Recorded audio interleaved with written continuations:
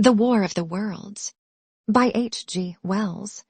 But who shall dwell in these worlds, if they be inhabited? Are we or they lords of the world? And how are all things made for man? Kepler, quoted in the Anatomy of Melancholy. Book 1. The Coming of the Martians. Chapter 1. The Eve of the War. No one would have believed in the last years of the 19th century that this world was being watched keenly and closely by intelligences greater than man's, and yet as mortal as his own. That as men busied themselves about their various concerns, they were scrutinized and studied, perhaps almost as narrowly as a man with a microscope might scrutinize the transient creatures that swarm and multiply in a drop of water. With infinite complacency, men went to and fro over this globe about their little affairs, serene in their assurance of their empire over matter. It is possible that the infusoria under the microscope do the same. No one gave a thought to the older worlds of space as sources of human danger, or thought of them only to dismiss the idea of life upon them as impossible or improbable. It is curious to recall some of the mental habits of those departed days. At most, terrestrial men fancied there might be other men upon Mars, perhaps inferior to themselves, and ready to welcome a missionary enterprise. Yet across the gulf of space, minds that are to our minds as ours are to those of the beasts that perish, intellects vast and cool and unsympathetic, regarded this earth with envious eyes, and slowly and surely drew their plans against us. And early in the 20th century came the great disillusionment. The planet Mars, I scarcely need remind the reader, revolves about the sun at a mean distance of 140,000,000 miles, and the light and heat it receives from the sun is barely half of that received by this world. It must be, if the nebular hypothesis has any truth, older than our world, and long before this earth ceased to be molten, life upon its surface must have begun its course. The fact that it is scarcely 1/7 of the volume of the earth must have accelerated its cooling to the temperature at which life could begin. It has air and water, and all that is necessary for the support of animated existence.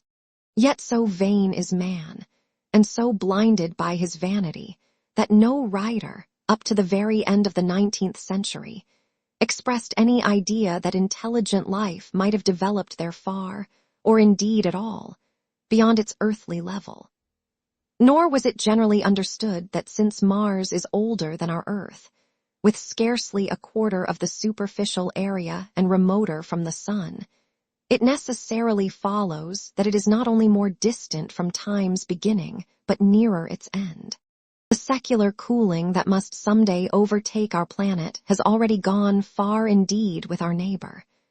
Its physical condition is still largely a mystery, but we know now that even in its equatorial region, the midday temperature barely approaches that of our coldest winter.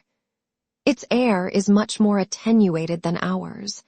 Its oceans have shrunk until they cover but 1/3 of its surface, and as its slow seasons change, huge snowcaps gather and melt about either pole, and periodically inundate its temperate zones.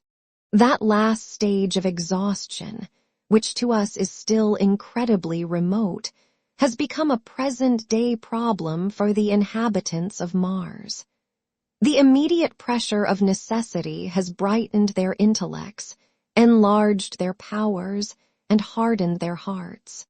And looking across space with instruments, and intelligences such as we have scarcely dreamed of, they see, at its nearest distance only 35,000,000 of miles sunward of them, a morning star of hope, our own warmer planet, green with vegetation and gray with water, with a cloudy atmosphere eloquent of fertility, with glimpses through its drifting cloud wisps of broad stretches of populous country and narrow, navy-crowded seas. And we men, the creatures who inhabit this earth, must be to them at least as alien and lowly as are the monkeys and lemurs to us. The intellectual side of man already admits that life is an incessant struggle for existence, and it would seem that this too is the belief of the minds upon Mars. Their world is far gone in its cooling, and this world is still crowded with life, but crowded only with what they regard as inferior animals. To carry warfare sunward is, indeed, their only escape from the destruction that, generation after generation, creeps upon them. And before we judge of them too harshly, we must remember what ruthless and utter destruction our own species has wrought, not only upon animals, such as the vanished bison and the dodo, but upon its inferior races. The Tasmanians, in spite of their human likeness, were entirely swept out of existence in a war of extermination waged by European immigrants in the space of 50 years. Are we such apostles of mercy as to complain if the Martians warred in the same spirit? The Martians seem to have calculated their descent with amazing subtlety. Their mathematical learning is evidently far in excess of ours, and to have carried out their preparations with a well-nigh perfect unanimity. Had our instruments permitted it, we might have seen the gathering trouble far back in the 19th century. Men like Schiaparelli watched the red planet. It is odd, by the by, that for countless centuries Mars has been the star of war, but failed to interpret the fluctuating appearances of the markings they mapped so well. All that time the Martians must have been getting ready. During the opposition of 1894, a great light was seen on the illuminated part of the disk, first at the Lick Observatory, then by Periton of Nice, and then by other observers. English readers heard of it first in the issue of Nature dated August 2. I am inclined to think that this blaze may have been the casting of the huge gun in the vast pit sunk into their planet, from which their shots were fired at us. Peculiar markings, as yet unexplained, were seen near the site of that outbreak during the next two oppositions. The storm burst upon us 6 years ago now. As Mars approached opposition, Lavelle of Java set the wires of the astronomical exchange palpitating with the amazing intelligence of a huge outbreak of incandescent gas upon the planet. It had occurred towards midnight of the 12th, and the spectroscope, to which he had at once resorted, indicated a mass of flaming gas, chiefly hydrogen, moving with an enormous velocity towards this earth. This jet of fire had become invisible about 12:15.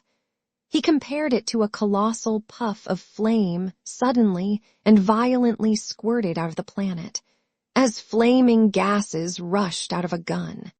A singularly appropriate phrase it proved. Yet the next day there was nothing of this in the papers except a little note in the Daily Telegraph, and the world went in ignorance of one of the gravest dangers that ever threatened the human race. I might not have heard of the eruption at all had I not met Ogilvy, the well-known astronomer, at Ottershaw. He was immensely excited at the news, and in the excess of his feelings, invited me up to take a turn with him that night in a scrutiny of the red planet. In spite of all that has happened since, I still remember that vigil very distinctly. The black and silent observatory, the shadowed lantern throwing a feeble glow upon the floor in the corner, the steady ticking of the clockwork of the telescope, the little slit in the roof, an oblong profundity with the stardust streaked across it. Ogilvy moved about, invisible but audible. Looking through the telescope, one saw a circle of deep blue and the little round planet swimming in the field. It seemed such a little thing, so bright and small and still, faintly marked with transverse stripes, and slightly flattened from the perfect round. But so little it was, so silvery warm, a pin's head of light. It was as if it quivered, but really this was the telescope vibrating with the activity of the clockwork that kept the planet in view. As I watched, the planet seemed to grow larger and smaller and to advance and recede, but that was simply that my eye was tired. 40 millions of miles it was from us, more than 40 millions of miles of void. Few people realize the immensity of vacancy in which the dust of the material universe swimmeth. Near it in the field, I remember, were 3 faint points of light, 3 telescopic stars infinitely remote, and all around it was the unfathomable darkness of empty space. You know how that blackness looks on a frosty starlight night. In a telescope it seems far profounder, and invisible to me because it was so remote and small, flying swiftly and steadily towards me across that incredible distance, drawing nearer every minute by so many thousands of miles, came the thing they were sending us, the thing that was to bring so much struggle and calamity and death to the earth. I never dreamed of it then as I watched. No one on earth dreamed of that unerring missile. That night, too, there was another jetting out of gas from the distant planet. I saw it. A reddish flash at the edge, the slightest projection of the outline just as the chronometer struck midnight. And at that I told Ogilvy and he took my place. The night was warm and I was thirsty, and I went stretching my legs clumsily and feeling my way in the darkness to the little table where the siphon stood, while Ogilvy exclaimed at the streamer of gas that came out towards us. That night, another invisible missile started on its way to the Earth from Mars, just a second or so under 24 hours after the first one. I remember how I sat on the table there in the blackness, with patches of green and crimson swimming before my eyes. I wished I had a light to smoke by, little suspecting the meaning of the minute gleam I had seen and all that it would presently bring me. Ogilvy watched till 1, and then gave it up, and we lit the lantern and walked over to his house. Down below in the darkness were Ottershaw and Chertsey and all their hundreds of people, sleeping in peace. He was full of speculation that night about the condition of Mars, and scoffed at the vulgar idea of its having inhabitants who were signaling us. His idea was that meteorites might be falling in a heavy shower upon the planet, or that a huge volcanic explosion was in progress. He pointed out to me how unlikely it was that organic evolution had taken the same direction in the 2 adjacent planets. The chances against anything manlike on Mars are 1,000,000 to 1, he said. Hundreds of observers saw the flame that night, and the night after about midnight, and again the night after, and so for 10 nights, a flame each night. Why the shots ceased after the 10th no one on Earth has attempted to explain. It may be the gases of the firing caused the Martians inconvenience. Dense clouds of smoke or dust, visible through a powerful telescope on Earth as little gray, fluctuating patches, spread through the clearness of the planet's atmosphere and obscured its more familiar features. Even the daily papers woke up to the disturbances at last, and popular notes appeared here, there, and everywhere concerning the volcanoes upon Mars. The Syria comic periodical Punch, I remember, made a happy use of it in the political cartoon. And all unsuspected, those missiles the Martians had fired at us drew earthward, rushing now at a pace of many miles a second through the empty gulf of space, hour by hour and day by day, nearer and nearer. It seems to me now almost incredibly wonderful that, with that swift fate hanging over us, men could go about their petty concerns as they did. I remember how jubilant Markham was at securing a new photograph of the planet for the illustrated paper he edited in those days. People in these latter times scarcely realize the abundance and enterprise of our 19th century papers. For my own part, I was much occupied in learning to ride the bicycle and busy upon a series of papers discussing the probable developments of moral ideas as civilization progressed. One night, the first missile then could scarcely have been 10,000,000 miles away. I went for a walk with my wife. It was starlight, and I explained the signs of the zodiac to her and pointed out Mars, a bright dot of light creeping zenithward, towards which so many telescopes were pointed. It was a warm night. Coming home, a party of excursionists from Chertsey or Isleworth passed us singing and playing music. There were lights in the upper windows of the houses as the people went to bed. From the railway station in the distance came the sound of shunting trains, ringing and rumbling, softened almost into melody by the distance. My wife pointed out to me the brightness of the red, green, and yellow signal lights hanging in a framework against the sky. It seemed so safe and tranquil. Chapter 2. The Falling Star. Then came the night of the first falling star. It was seen early in the morning, rushing over Winchester eastward, a line of flame high in the atmosphere. Hundreds must have seen it and taken it for an ordinary falling star.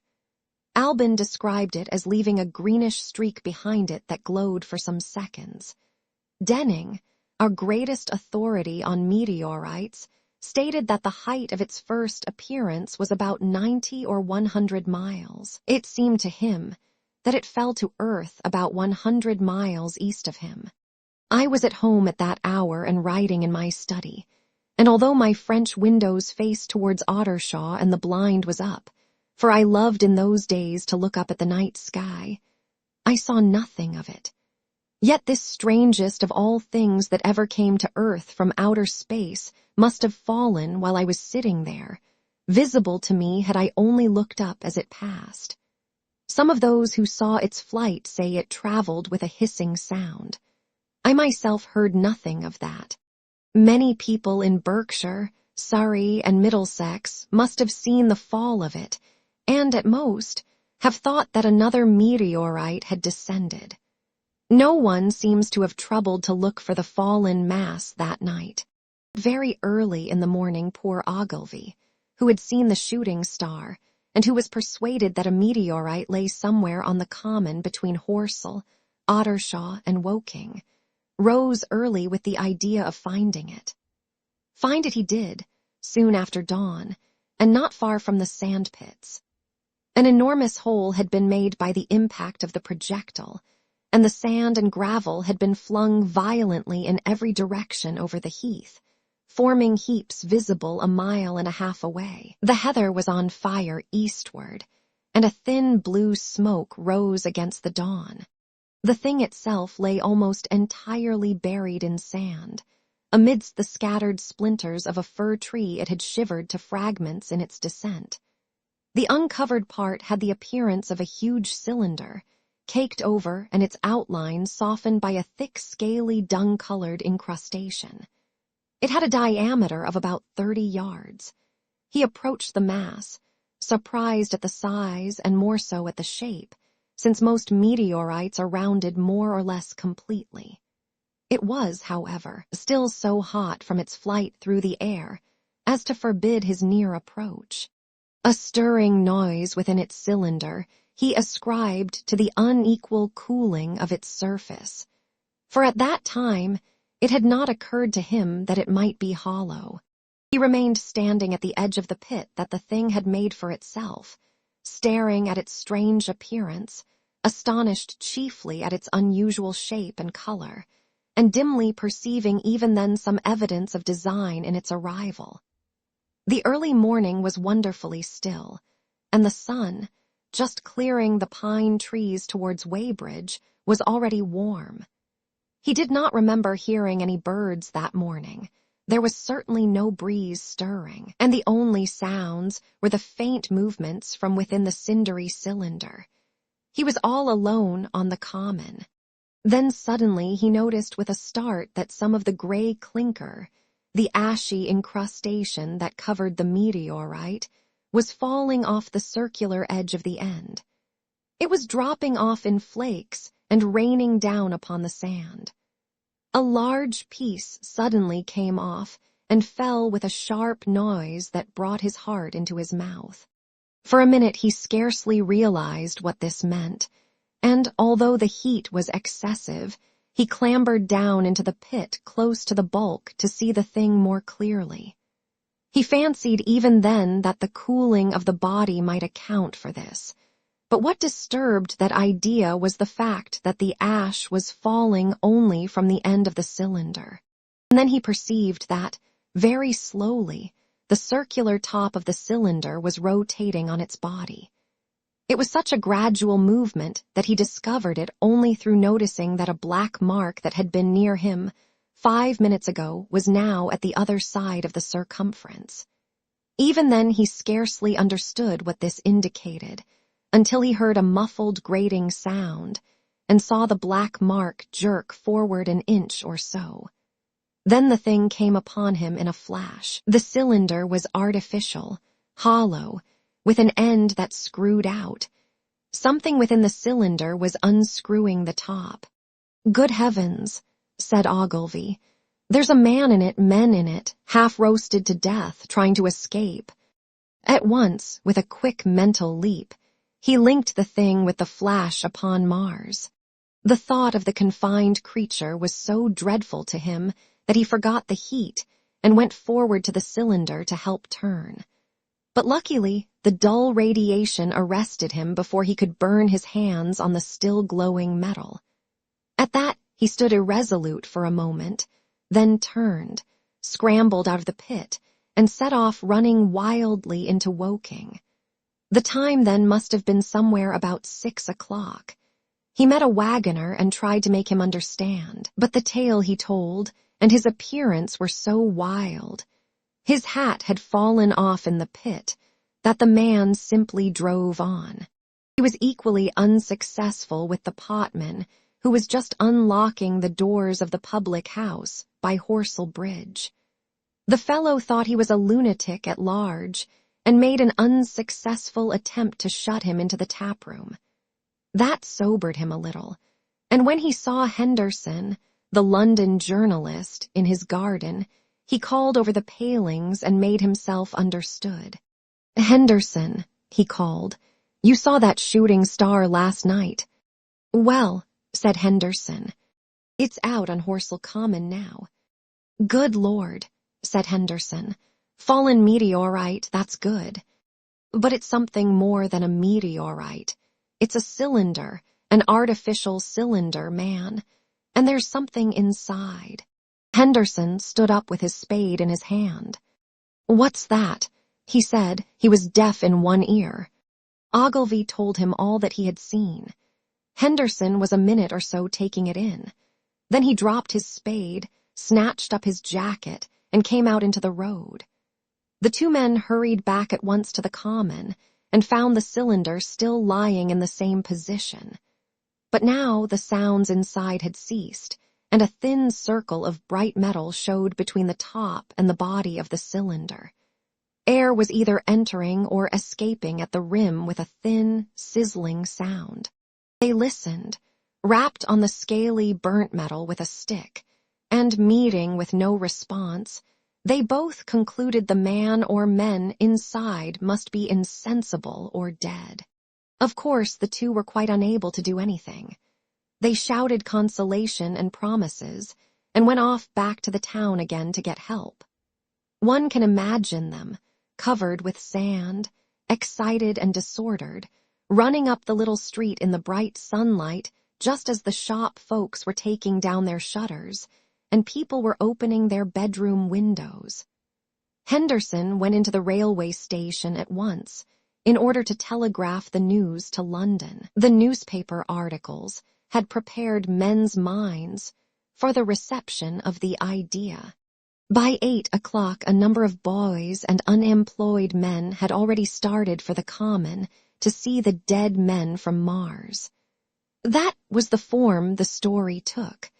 I heard of it first from my newspaper boy about 8:45 when I went out to get my daily chronicle. I was naturally startled and lost no time in going out and across the Ottershaw Bridge to the sand pits. Chapter 3. On Horsell Common. I found a little crowd of perhaps 20 people surrounding the huge hole in which the cylinder lay. I have already described the appearance of that colossal bulk, embedded in the ground. The turf and gravel about it seemed charred as if by a sudden explosion. No doubt its impact had caused a flash of fire. Henderson and Ogilvy were not there. I think they perceived that nothing was to be done for the present, and had gone away to breakfast at Henderson's house. There were 4 or 5 boys sitting on the edge of the pit, with their feet dangling and amusing themselves, until I stopped them by throwing stones at the giant mass. After I had spoken to them about it, they began playing at touch in and out of the group of bystanders. Among these were a couple of cyclists, a jobbing gardener I employed sometimes, a girl carrying a baby, Greg the butcher and his little boy, and 2 or 3 loafers and golf caddies who were accustomed to hang about the railway station. There was very little talking. Few of the common people in England had anything but the vaguest astronomical ideas in those days. Most of them were staring quietly at the big table-like end of the cylinder, which was still, as Ogilvy and Henderson had left it. I fancy the popular expectation of a heap of charred corpses was disappointed at this inanimate bulk. Some went away while I was there, and other people came. I clambered into the pit and fancied I heard a faint movement under my feet. The top had certainly ceased to rotate. It was only when I got thus close to it that the strangeness of this object was at all evident to me.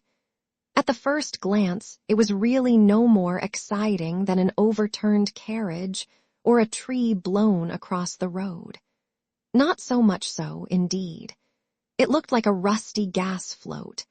It required a certain amount of scientific education to perceive that the gray scale of the thing was no common oxide, that the yellowish-white metal that gleamed in the crack between the lid and the cylinder had an unfamiliar hue. Extraterrestrial had no meaning for most of the onlookers. At that time it was quite clear in my own mind that the thing had come from the planet Mars, but I judged it improbable that it contained any living creature. I thought the unscrewing might be automatic. In spite of Ogilvy, I still believed that there were men in Mars. My mind ran fancifully on the possibilities of its containing manuscript, on the difficulties in translation that might arise, whether we should find coins and models in it, and so forth. Yet it was a little too large for assurance on this idea. I felt an impatience to see it opened. About 11, as nothing seemed happening, I walked back, full of such thought, to my home in Maybury. But I found it difficult to get to work upon my abstract investigations. In the afternoon, the appearance of the common had altered very much. The early editions of the evening papers had startled London with enormous headlines. A message received from Mars. Remarkable story from Woking. And so forth. In addition, Ogilvy's wire to the Astronomical Exchange had roused every observatory in the 3 kingdoms. There were 6 flies or more from the Woking station standing in the road by the sand pits, a basket chaise from Chobham, and a rather lordly carriage. Besides that, there was quite a heap of bicycles. In addition, a large number of people must have walked, in spite of the heat of the day, from Woking and Chertsey, so that there was altogether quite a considerable crowd, 1 or 2 gaily dressed ladies among the others. It was glaringly hot, not a cloud in the sky nor a breath of wind, and the only shadow was that of the few scattered pine trees. The burning heather had been extinguished, but the level ground towards Ottershaw was blackened as far as one could see, and still giving off vertical streamers of smoke. An enterprising sweetstuff dealer in the Chobham Road had sent up his son with a barrow load of green apples and ginger beer. Going to the edge of the pit, I found it occupied by a group of about half a dozen men.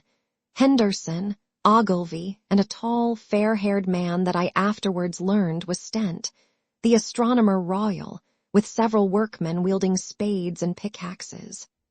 Stent was giving directions in a clear, high-pitched voice. He was standing on the cylinder, which was now evidently much cooler. His face was crimson and streaming with perspiration, and something seemed to have irritated him. A large portion of the cylinder had been uncovered, though its lower end was still embedded. As soon as Ogilvy saw me among the staring crowd on the edge of the pit, he called to me to come down, and asked me if I would mind going over to see Lord Hilton, the lord of the manor. The growing crowd, he said, was becoming a serious impediment to their excavations, especially the boys. They wanted a light railing put up, and help to keep the people back. He told me that a faint stirring was occasionally still audible within the case, but that the workmen had failed to unscrew the top, as it afforded no grip to them. The case appeared to be enormously thick, and it was possible that the faint sounds we heard represented a noisy tumult in the interior. I was very glad to do as he asked, and so become one of the privileged spectators within the contemplated enclosure. I failed to find Lord Hilton at his house, but I was told he was expected from London by the 6 o'clock train from Waterloo, and as it was then about 5:15, I went home, had some tea, and walked up to the station to waylay him. Chapter 4. The cylinder opens. When I returned to the common, the sun was setting. Scattered groups were hurrying from the direction of Woking, and 1 or 2 persons were returning. The crowd about the pit had increased, and stood out black against the lemon yellow of the sky, a couple of 100 people, perhaps. There were raised voices, and some sort of struggle appeared to be going on about the pit. Strange imaginings passed through my mind. As I drew nearer, I heard Stent's voice. "Keep back, keep back." A boy came running towards me. "It's a movin'," he said to me as he passed. "A screwin' and a screwin' out, I don't like it. I'm a goin' 'ome, I am." I went on to the crowd. There were really, I should think, 200 or 300 people elbowing and jostling one another, the 1 or 2 ladies there being by no means the least active. "He's fallen in the pit," cried someone. "Keep back," said several. The crowd swayed a little, and I elbowed my way through. Everyone seemed greatly excited. I heard a peculiar humming sound from the pit. "I say," said Ogilvy, "help keep these idiots back. We don't know what's in the confounded thing, you know." I saw a young man, a shop assistant in Woking, I believe he was, standing on the cylinder and trying to scramble out of the hole again. The crowd had pushed him in. The end of the cylinder was being screwed out from within. Nearly 2 feet of shining screw projected. Somebody blundered against me, and I narrowly missed being pitched onto the top of the screw.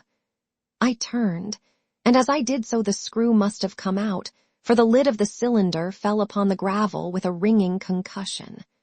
I stuck my elbow into the person behind me and turned my head towards the thing again. For a moment that circular cavity seemed perfectly black. I had the sunset in my eyes. I think everyone expected to see a man emerge, possibly something a little unlike us terrestrial men, but in all essentials a man.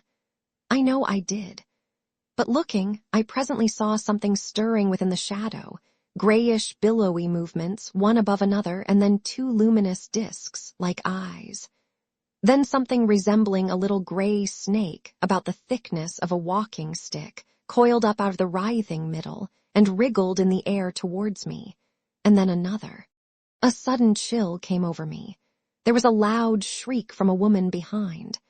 I half turned, keeping my eyes fixed upon the cylinder still, from which other tentacles were now projecting, and began pushing my way back from the edge of the pit. I saw astonishment giving place to horror on the faces of the people about me. I heard inarticulate exclamations on all sides. There was a general movement backwards. I saw the shopman struggling still on the edge of the pit. I found myself alone and saw the people on the other side of the pit running off, Stent among them. I looked again at the cylinder, and ungovernable terror gripped me. I stood petrified and staring. A big, grayish, rounded bulk, the size, perhaps, of a bear, was rising slowly and painfully out of the cylinder. As it bulged up and caught the light, it glistened like wet leather. 2 large, dark-colored eyes were regarding me steadfastly. The mass that framed them, the head of the thing, was rounded and had, one might say, a face. There was a mouth under the eyes, the lipless brim of which quivered and panted and dropped saliva. The whole creature heaved and pulsated convulsively. A lank tentacular appendage gripped the edge of the cylinder, another swayed in the air. Those who have never seen a living Martian can scarcely imagine the strange horror of its appearance.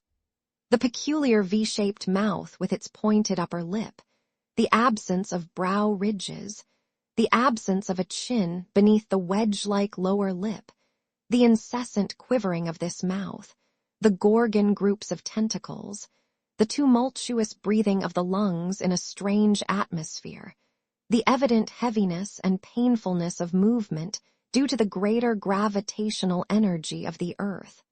Above all, the extraordinary intensity of the immense eyes were at once vital, intense, inhuman, crippled, and monstrous. There was something fungoid in the oily brown skin, something in the clumsy deliberation of the tedious movements unspeakably nasty. Even at this first encounter, this first glimpse, I was overcome with disgust and dread. Suddenly the monster vanished. It had toppled over the brim of the cylinder and fallen into the pit, with a thud like the fall of a great mass of leather. I heard it give a peculiar thick cry, and forthwith another of these creatures appeared darkly in the deep shadow of the aperture. I turned and, running madly, made for the first group of trees, perhaps 100 yards away. But I ran slantingly and stumbling, for I could not avert my face from these things. There, among some young pine trees and furze bushes, I stopped, panting, and waited further developments. The common round the sand pits was dotted with people, standing like myself in a half-fascinated terror, staring at these creatures, or rather at the heaped gravel at the edge of the pit in which they lay. And then, with a renewed horror, I saw a round, black object bobbing up and down on the edge of the pit. It was the head of the shopman who had fallen in, but showing as a little black object against the hot western sun. Now he got his shoulder and knee up, and again he seemed to slip back until only his head was visible. Suddenly he vanished, and I could have fancied a faint shriek had reached me. I had a momentary impulse to go back and help him that my fears overruled. Everything was then quite invisible, hidden by the deep pit and the heap of sand that the fall of the cylinder had made. Anyone coming along the road from Chobham or Woking would have been amazed at the sight. A dwindling multitude of perhaps 100 people or more standing in a great irregular circle, in ditches, behind bushes, behind gates and hedges, saying little to one another, and that in short, excited shouts, and staring hard at a few heaps of sand.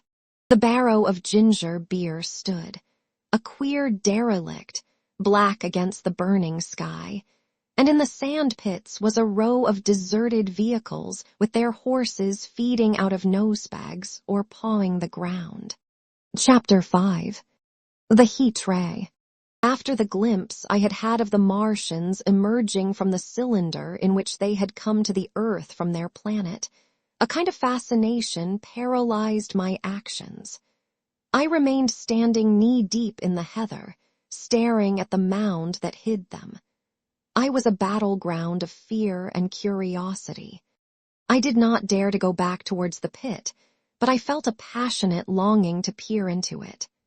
I began walking, therefore, in a big curve, seeking some point of vantage and continually looking at the sand heaps that hid these newcomers to our Earth.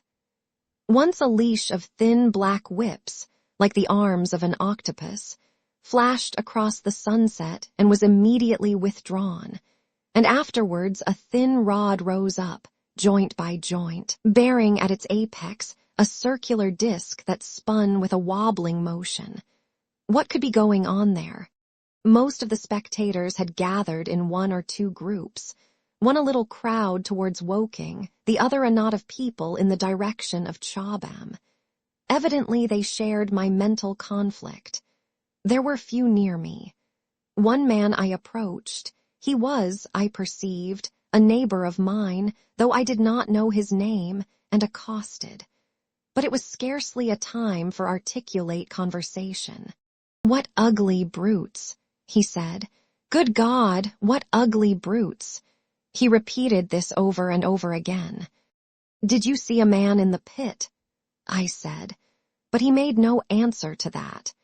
We became silent and stood watching for a time side by side, deriving, I fancy, a certain comfort in one another's company. Then I shifted my position to a little knoll that gave me the advantage of a yard or more of elevation, and when I looked for him presently he was walking towards Woking. The sunset faded to twilight before anything further happened. The crowd far away on the left, towards Woking, seemed to grow, and I heard now a faint murmur from it. The little knot of people towards Chobham dispersed. There was scarcely an intimation of movement from the pit. It was this, as much as anything, that gave people courage, and I suppose the new arrivals from Woking also helped to restore confidence. At any rate, as the dusk came on, a slow, intermittent movement upon the sandpits began, a movement that seemed to gather force as the stillness of the evening about the cylinder remained unbroken. Vertical black figures in twos and threes would advance, stop, watch, and advance again, spreading out as they did so in a thin, irregular crescent that promised to enclose the pit in its attenuated horns. I, too, on my side, began to move towards the pit. Then I saw some cabmen and others had walked boldly into the sand pits, and heard the clatter of hoofs and the gride of wheels. I saw a lad trundling off the barrow of apples, and then, within 30 yards of the pit, advancing from the direction of Horsell, I noted a little black knot of men, the foremost of whom was waving a white flag. This was the deputation. There had been a hasty consultation, and since the Martians were evidently, in spite of their repulsive forms, intelligent creatures, it had been resolved to show them, by approaching them with signals, that we too were intelligent. Flutter, flutter, went the flag, first to the right, then to the left. It was too far for me to recognize anyone there, but afterwards I learned that Ogilvy, Stent, and Henderson were with others in this attempt at communication. This little group had in its advance dragged inward, so to speak, the circumference of the now almost complete circle of people, and a number of dim black figures followed it at discreet distances. Suddenly there was a flash of light, and a quantity of luminous greenish smoke came out of the pit in 3 distinct puffs, which drove up, one after the other, straight into the still air. This smoke, or flame, perhaps, would be the better word for it, was so bright that the deep blue sky overhead and the hazy stretches of brown common towards Chertsey, set with black pine trees, seemed to darken abruptly as these puffs arose, and to remain the darker after their dispersal. At the same time, a faint hissing sound became audible. Beyond the pit stood the little wedge of people with the white flag at its apex, arrested by these phenomena, a little knot of small vertical black shapes upon the black ground. As the green smoke arose, their faces flashed out pallid green and faded again as it vanished. Then slowly the hissing passed into a humming, into a long, loud, droning noise. Slowly a humped shape rose out of the pit, and the ghost of a beam of light seemed to flicker out from it. Forthwith flashes of actual flame, a bright glare leaping from one to another, sprang from the scattered group of men. It was as if some invisible jet impinged upon them and flashed into white flame. It was as if each man were suddenly and momentarily turned to fire. Then, by the light of their own destruction, I saw them staggering and falling, and their supporters turning to run. I stood staring, not as yet realizing that this was death leaping from man to man in that little distant crowd. All I felt was that it was something very strange. An almost noiseless and blinding flash of light, and a man fell headlong and lay still. And as the unseen shaft of heat passed over them, pine trees burst into fire, and every dry furze bush became with one dull thud a mass of flames. And far away towards Nafil, I saw the flashes of trees and hedges and wooden buildings suddenly set alight. It was sweeping round swiftly and steadily, this flaming death, this invisible, inevitable sword of heat. I perceived it coming towards me by the flashing bushes it touched, and was too astounded and stupefied to stir. I heard the crackle of fire in the sand pits, and the sudden squeal of a horse that was as suddenly stilled. Then it was as if an invisible yet intensely heated finger were drawn through the heather between me and the Martians, and all along a curving line beyond the sand pits, the dark ground smoked and crackled. Something fell with a crash far away to the left, where the road from Woking Station opens out on the common. Forthwith the hissing and humming ceased, and the black, dome-like object sank slowly out of sight into the pit. All this had happened with such swiftness that I had stood motionless, dumbfounded and dazzled by the flashes of light. Had that death swept through a full circle, it must inevitably have slain me in my surprise. But it passed and spared me, and left the night about me suddenly dark and unfamiliar. The undulating common seemed now dark almost to blackness, except where its roadways lay gray and pale under the deep blue sky of the early night.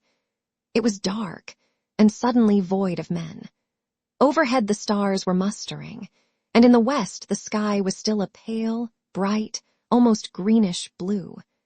The tops of the pine trees and the roofs of Horsell came out sharp and black against the western afterglow. The Martians and their appliances were altogether invisible, save for that thin mast upon which their restless mirror wobbled. Patches of bush and isolated trees here and there smoked and glowed still, and the houses towards Woking Station were sending up spires of flame into the stillness of the evening air. Nothing was changed save for that and a terrible astonishment. The little group of black specks with the flag of white had been swept out of existence, and the stillness of the evening, so it seemed to me, had scarcely been broken. It came to me that I was upon this dark common, helpless, unprotected, and alone. Suddenly, like a thing falling upon me from without, came fear. With an effort, I turned, and began a stumbling run through the heather. The fear I felt was no rational fear, but a panic terror not only of the Martians, but of the dusk and stillness all about me. Such an extraordinary effect in unmanning me it had that I ran weeping silently as a child might do. Once I had turned, I did not dare to look back.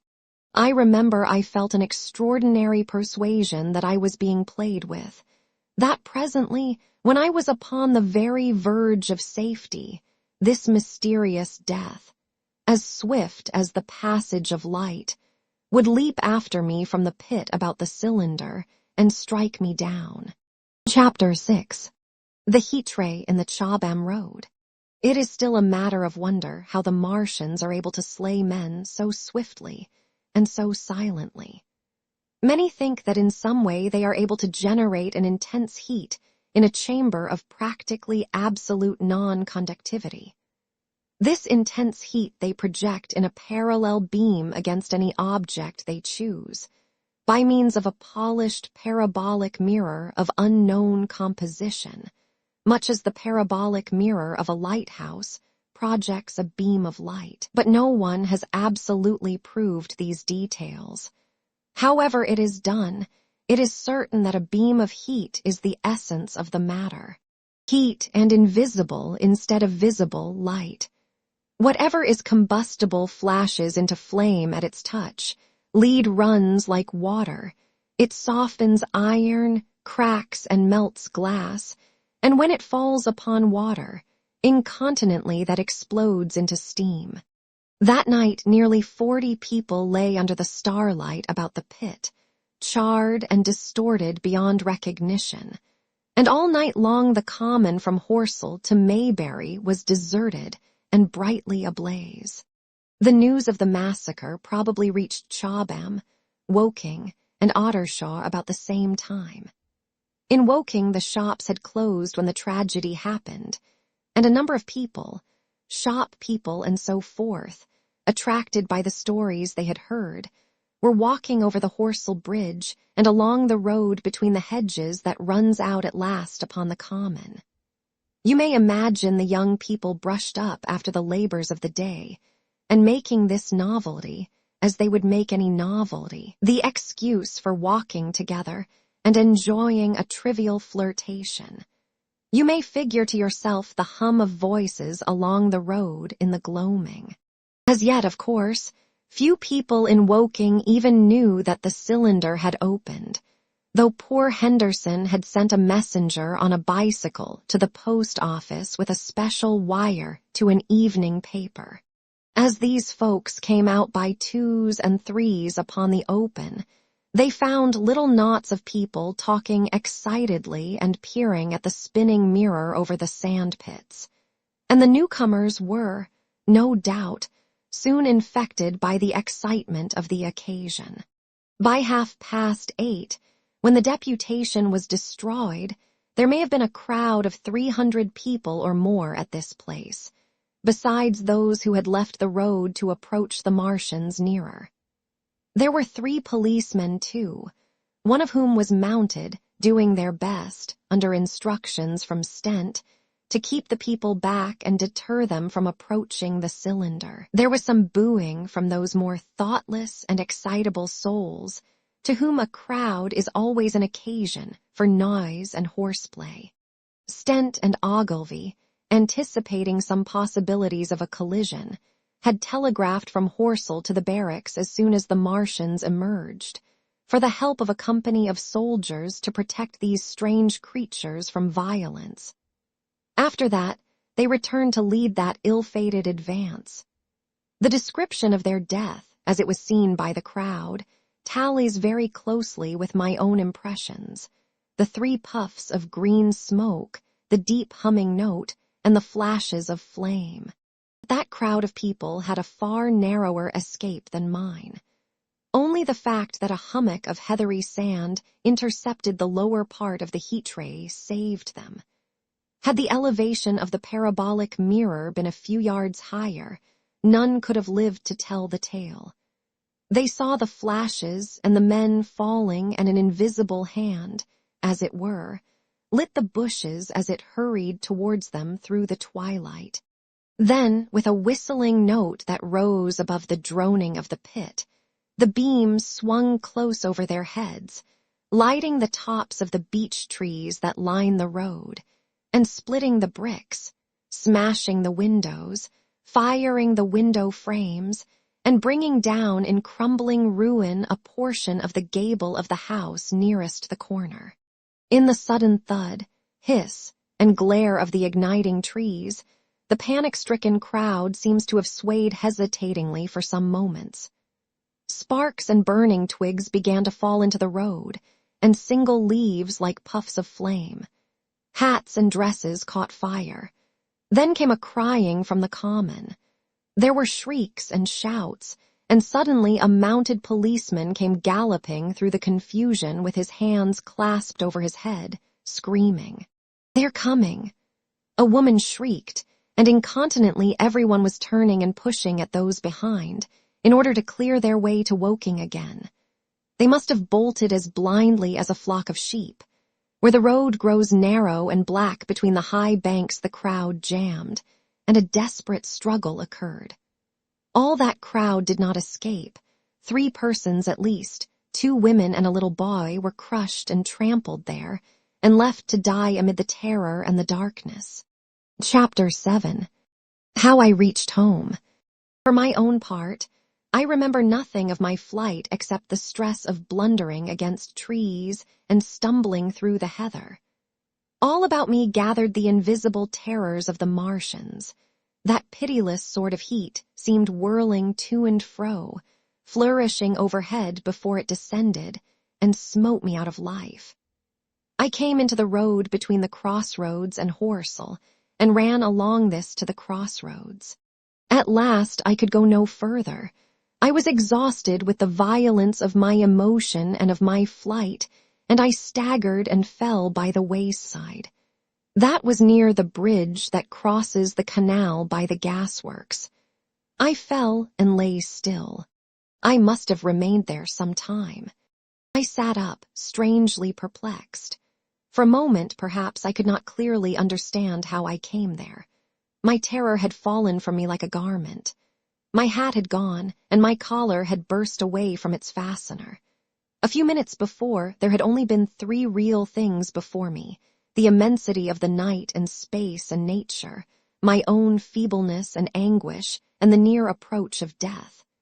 Now it was as if something turned over, and the point of view altered abruptly. There was no sensible transition from one state of mind to the other. I was immediately the self of every day again, a decent, ordinary citizen. The silent common, the impulse of my flight, the starting flames, were as if they had been in a dream. I asked myself, had these latter things indeed happened? I could not credit it. I rose and walked unsteadily up the steep incline of the bridge. My mind was blank wonder. My muscles and nerves seemed drained of their strength. I dare say I staggered drunkenly. A head rose over the arch, and the figure of a workman carrying a basket appeared. Beside him ran a little boy. He passed me, wishing me good night. I was minded to speak to him, but did not. I answered his greeting with a meaningless mumble and went on over the bridge. Over the Mayberry arch a train, a billowing tumult of white, firelit smoke, and a long caterpillar of lighted windows, went flying south, clatter, clatter, clap, rap, and it had gone. A dim group of people talked in the gate of one of the houses in the pretty little row of gables that was called Oriental Terrace. It was all so real and so familiar. And that behind me. It was frantic, fantastic. Such things, I told myself, could not be. Perhaps I am a man of exceptional moods. I do not know how far my experience is common. At times I suffer from the strangest sense of detachment from myself and the world about me. I seem to watch it all from the outside, from somewhere inconceivably remote, out of time, out of space, out of the stress and tragedy of it all. This feeling was very strong upon me that night. Here was another side to my dream. But the trouble was the blank incongruity of this serenity and the swift death flying yonder, not 2 miles away. There was a noise of business from the gasworks, and the electric lamps were all alight. I stopped at the group of people. "What news from the common?" said I. There were 2 men, and a woman at the gate. "Eh," said one of the men, turning. "What news from the common?" I said. "Ain't you just been there?" asked the men. "People seem fair silly about the common," said the woman over the gate. "What's it all about?" "Haven't you heard of the men from Mars?" said I.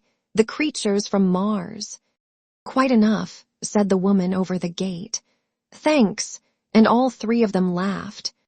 I felt foolish and angry. I tried and found I could not tell them what I had seen. They laughed again at my broken sentences.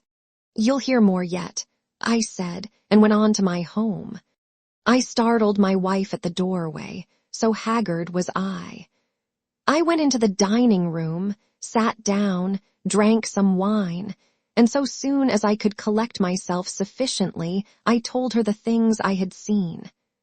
The dinner, which was a cold one, had already been served, and remained neglected on the table while I told my story. "There is one thing," I said, to allay the fears I had aroused. "They are the most sluggish things I ever saw crawl. They may keep the pit and kill people who come near them, but they cannot get out of it. But the horror of them." "Don't, dear," said my wife, knitting her brows and putting her hand on mine. "Poor Ogilvy," I said, "to think he may be lying dead there." My wife, at least, did not find my experience incredible. When I saw how deadly white her face was, I ceased abruptly. "They may come here," she said again and again. I pressed her to take wine and tried to reassure her. "They can scarcely move," I said. I began to comfort her and myself by repeating all that Ogilvy had told me of the impossibility of the Martians establishing themselves on the Earth. In particular, I laid stress on the gravitational difficulty. On the surface of the Earth, the force of gravity is 3 times what it is on the surface of Mars.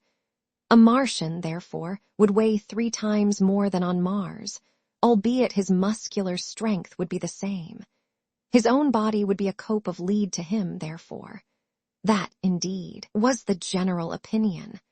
Both the Times and the Daily Telegraph, for instance, insisted on it the next morning, and both overlooked, just as I did, 2 obvious modifying influences. The atmosphere of the Earth, we now know, contains far more oxygen or far less argon, whichever way one likes to put it, than does Mars. The invigorating influences of this excess of oxygen upon the Martians, indisputably, did much to counterbalance the increased weight of their bodies. And in the second place, we all overlooked the fact that such mechanical intelligence as the Martian possessed was quite able to dispense with muscular exertion at a pinch. But I did not consider these points at the time, and so my reasoning was dead against the chances of the invaders. With wine and food, the confidence of my own table, and the necessity of reassuring my wife, I grew by insensible degrees courageous and secure. "They have done a foolish thing," said I, fingering my wineglass. "They are dangerous because no doubt they are mad with terror.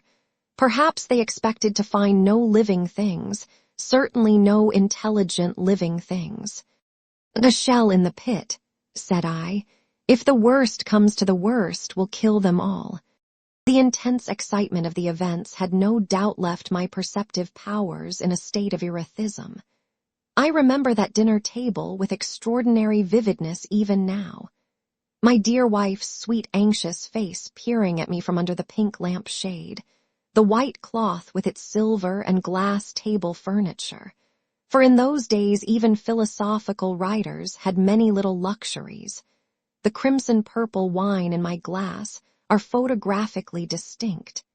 At the end of it I sat, tempering nuts with a cigarette, regretting Ogilvy's rashness, and denouncing the short-sighted timidity of the Martians.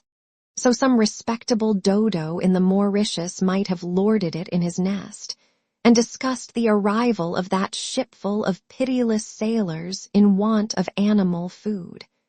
"We will peck them to death tomorrow, my dear." I did not know it, but that was the last civilized dinner I was to eat for very many strange and terrible days. Chapter 8. Friday night. The most extraordinary thing to my mind, of all the strange and wonderful things that happened upon that Friday, was the dovetailing of the commonplace habits of our social order with the first beginnings of the series of events that was to topple that social order headlong. If on Friday night you had taken a pair of compasses and drawn a circle with a radius of 5 miles round the Woking sandpits, I doubt if you would have had one human being outside it, unless it were some relation of Stent, or of the 3 or 4 cyclists or London people lying dead on the common, whose emotions or habits were at all affected by the newcomers. Many people had heard of the cylinder, of course, and talked about it in their leisure, but it certainly did not make the sensation that an ultimatum to Germany would have done. In London that night, poor Henderson's telegram describing the gradual unscrewing of the shot was judged to be a canard, and his evening paper, after wiring for authentication from him and receiving no reply, "The man was killed," decided not to print a special edition. Even within the 5-mile circle, the great majority of people were inert. I have already described the behavior of the men and women to whom I spoke. All over the district people were dining and supping. Working men were gardening after the labors of the day. Children were being put to bed. Young people were wandering through the lanes love-making. Students sat over their books. Maybe there was a murmur in the village streets, a novel and dominant topic in the public houses, and here and there a messenger, or even an eyewitness of the later occurrences, caused a whirl of excitement, a shouting, and a running to and fro. But for the most part the daily routine of working, eating, drinking, sleeping, went on as it had done for countless years, as though no planet Mars existed in the sky. Even at Woking Station and Horsell and Chobham that was the case. In Woking Junction, until a late hour, trains were stopping and going on. Others were shunting on the sidings. Passengers were alighting and waiting, and everything was proceeding in the most ordinary way. A boy from the town, trenching on Smith's monopoly, was selling papers with the afternoon's news. The ringing impact of trucks, the sharp whistle of the engines from the junction, mingled with their shouts of men from Mars. Excited men came into the station about 9 o'clock with incredible tidings, and caused no more disturbance than drunkards might have done. People rattling Londonwards peered into the darkness outside the carriage windows, and saw only a rare, flickering, vanishing spark dance up from the direction of Horsell, a red glow and a thin veil of smoke driving across the stars, and thought that nothing more serious than a heath fire was happening. It was only round the edge of the common that any disturbance was perceptible. There were 6 villas burning on the Woking border. There were lights in all the houses on the common side of the 3 villages, and the people there kept awake till dawn. A curious crowd lingered restlessly, people coming and going but the crowd remaining, both on the Chobham and Horsell bridges. 1 or 2 adventurous souls, it was afterwards found, went into the darkness and crawled quite near the Martians, but they never returned, for now and again a light ray, like the beam of a warship's searchlight, swept the common, and the heat ray was ready to follow. Save for such, that big area of common was silent and desolate, and the charred bodies lay about on it all night under the stars, and all the next day. A noise of hammering from the pit was heard by many people. So you have the state of things on Friday night. In the center, sticking into the skin of our old planet Earth like a poisoned dart, was this cylinder. But the poison was scarcely working yet. Around it was a patch of silent common, smoldering in places, and with a few dark, dimly seen objects lying in contorted attitudes here and there. Here and there was a burning bush or tree. Beyond was a fringe of excitement, and farther than that fringe, the inflammation had not crept as yet. In the rest of the world, the stream of life still flowed as it had flowed for immemorial years. The fever of war that would presently clog vein and artery, deaden nerve and destroy brain, had still to develop. All night long the Martians were hammering and stirring, sleepless, indefatigable, at work upon the machines they were making ready, and ever and again a puff of greenish-white smoke whirled up to the starlit sky. About 11, a company of soldiers came through Horsell and deployed along the edge of the common to form a cordon. Later, a second company marched through Chobham to deploy on the north side of the common. Several officers from the Inkerman barracks had been on the common earlier in the day, and one, Major Eden, was reported to be missing. The colonel of the regiment came to the Chobham Bridge and was busy questioning the crowd at midnight. The military authorities were certainly alive to the seriousness of the business. About 11, the next morning's papers were able to say, a squadron of hussars, 2 Maxims, and about 400 men of the Cardigan Regiment started from Aldershot.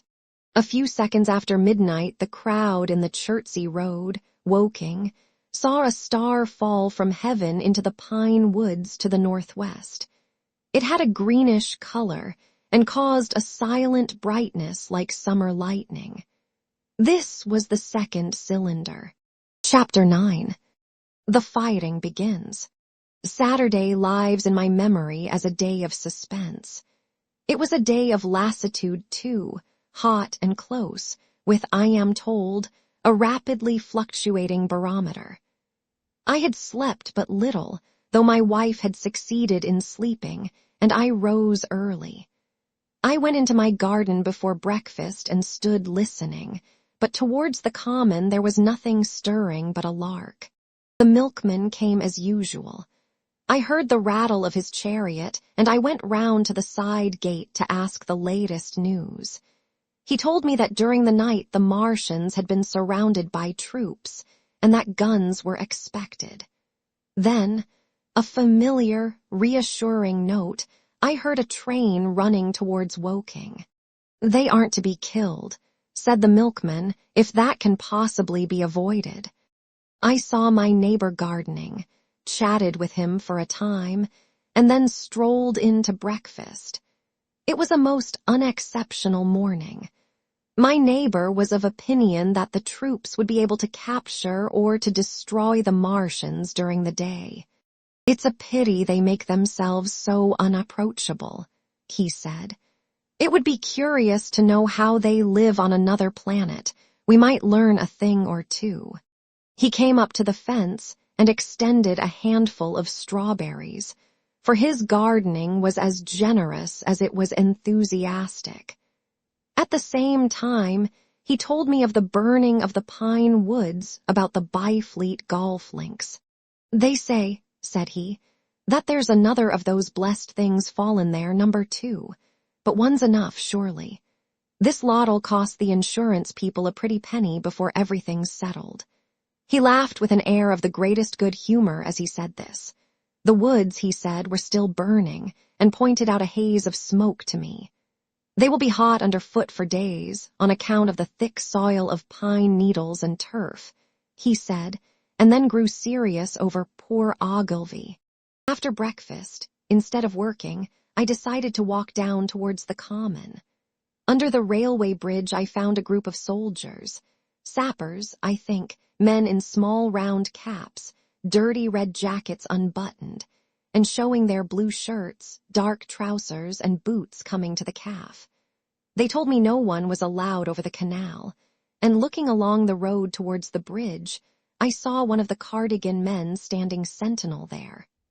I talked with these soldiers for a time. I told them of my sight of the Martians on the previous evening. None of them had seen the Martians, and they had but the vaguest ideas of them, so that they plied me with questions. They said that they did not know who had authorized the movements of the troops. Their idea was that a dispute had arisen at the Horse Guards.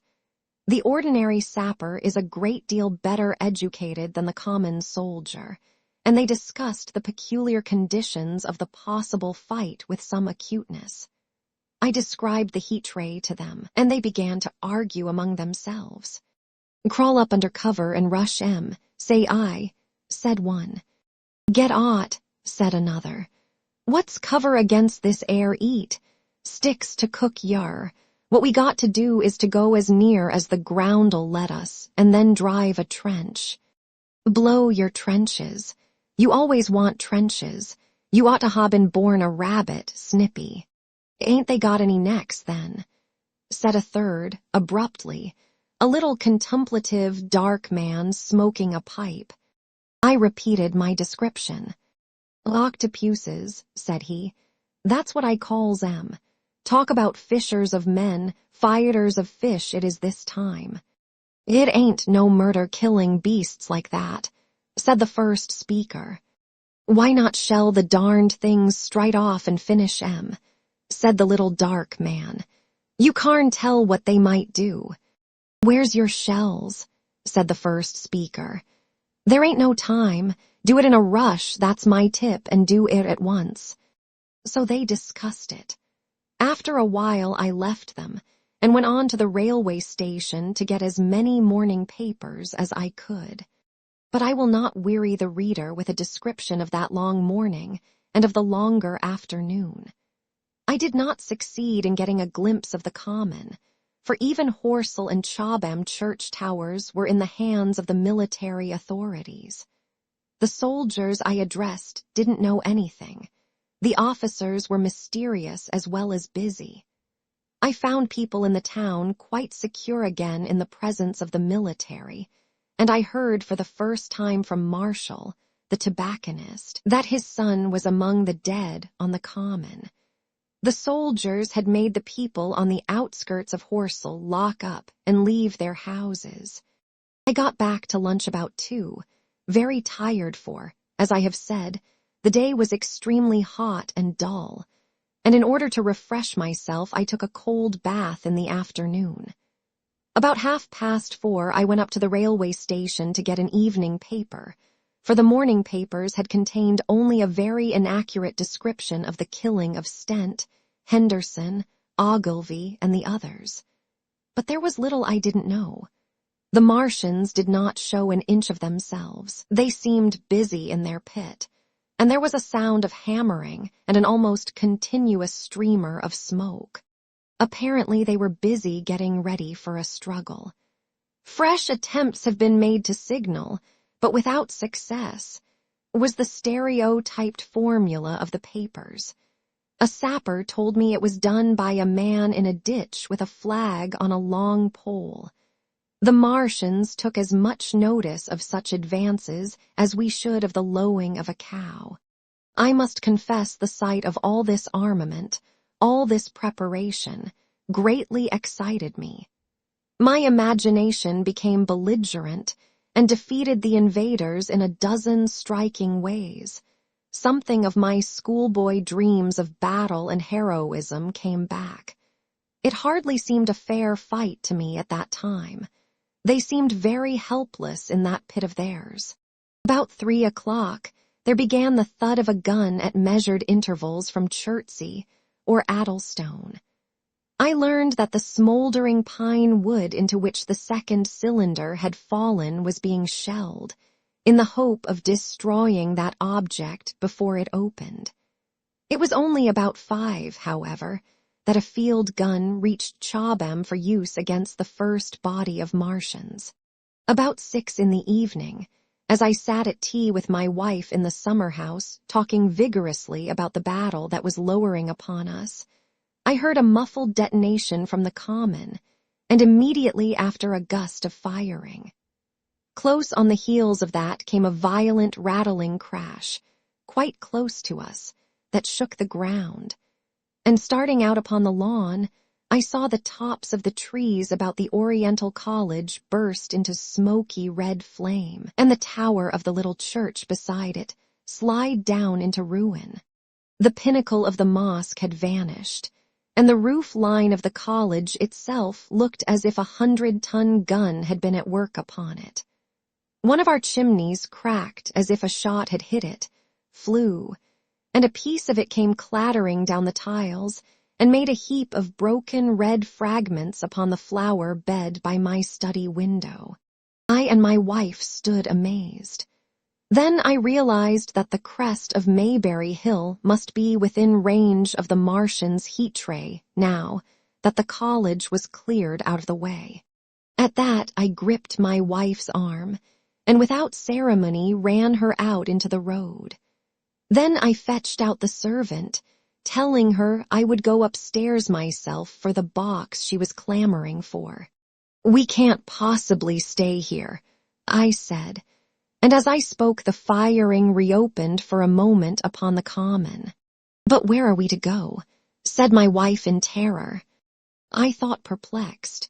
Then I remembered her cousins at Leatherhead. "Leatherhead," I shouted above the sudden noise. She looked away from me downhill. The people were coming out of their houses, astonished. "How are we to get to Leatherhead?" she said. Down the hill I saw a bevy of hussars ride under the railway bridge. 3 galloped through the open gates of the Oriental College. 2 others dismounted and began running from house to house.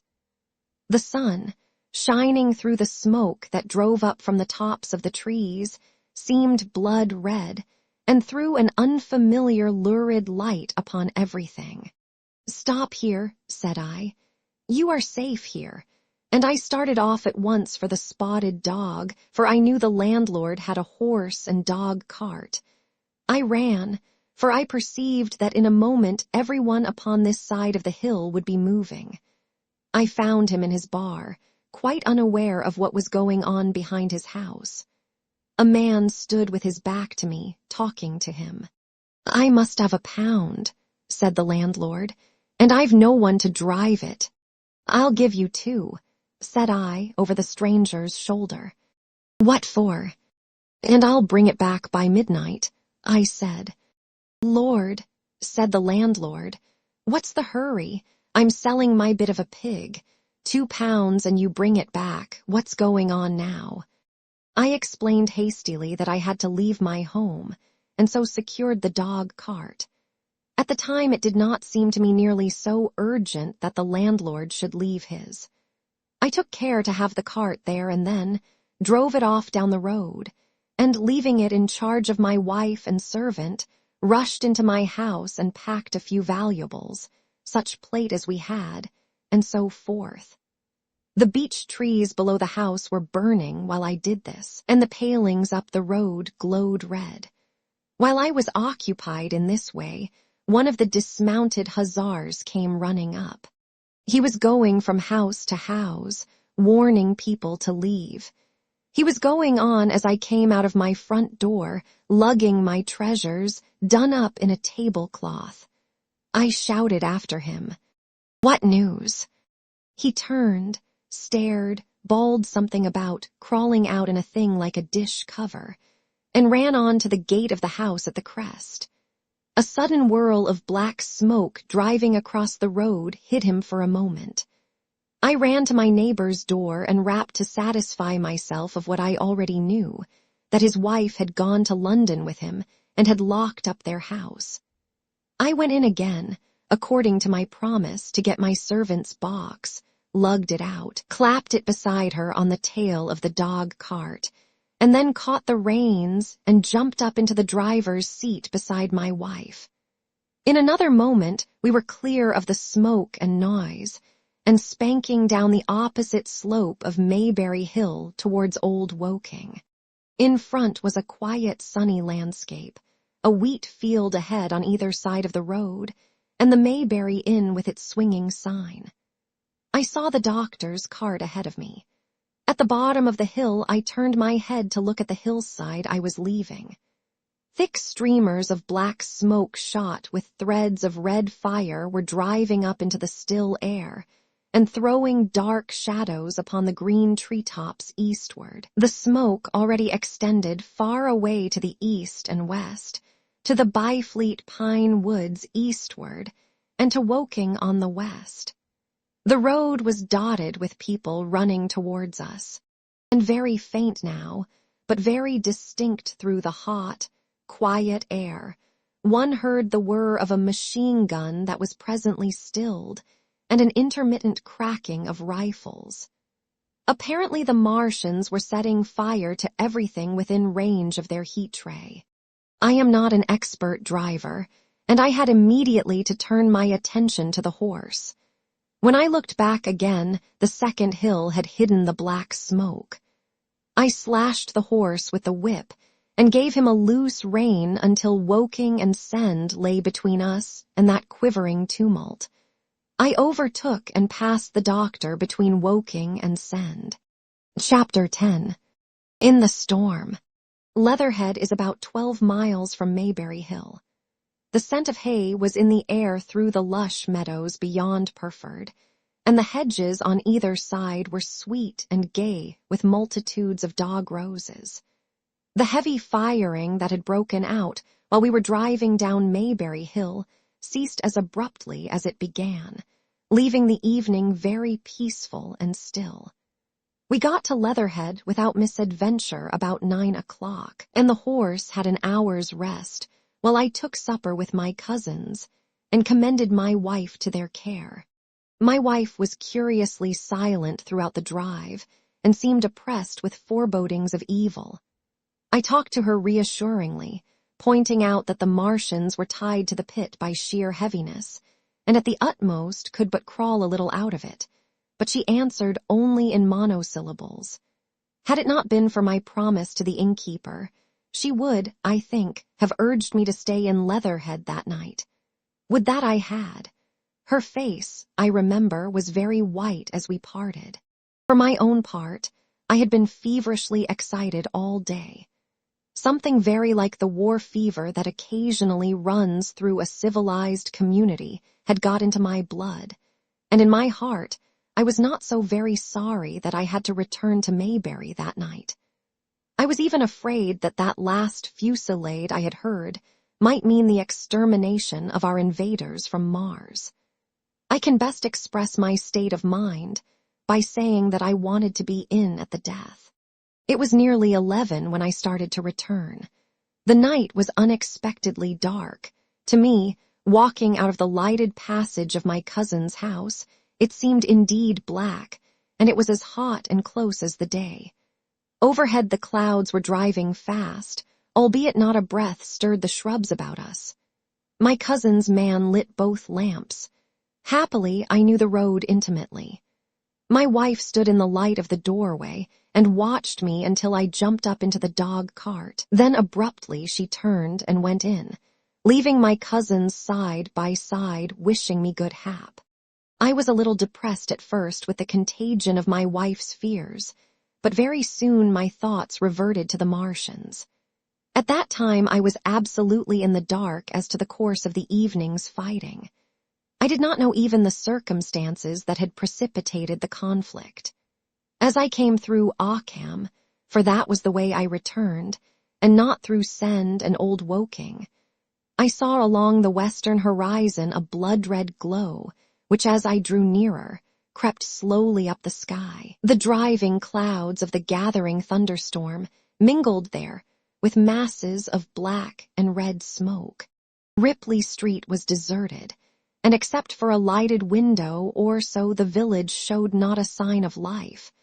but I narrowly escaped an accident at the corner of the road to Purford, where a knot of people stood with their backs to me. They said nothing to me as I passed. I do not know what they knew of the things happening beyond the hill, nor do I know if the silent houses I passed on my way were sleeping securely, or deserted and empty, or harassed and watching against the terror of the night. From Ripley until I came through Purford I was in the valley of the Way, and the red glare was hidden from me. As I ascended the little hill beyond Purford Church, the glare came into view again, and the trees about me shivered with the first intimation of the storm that was upon me.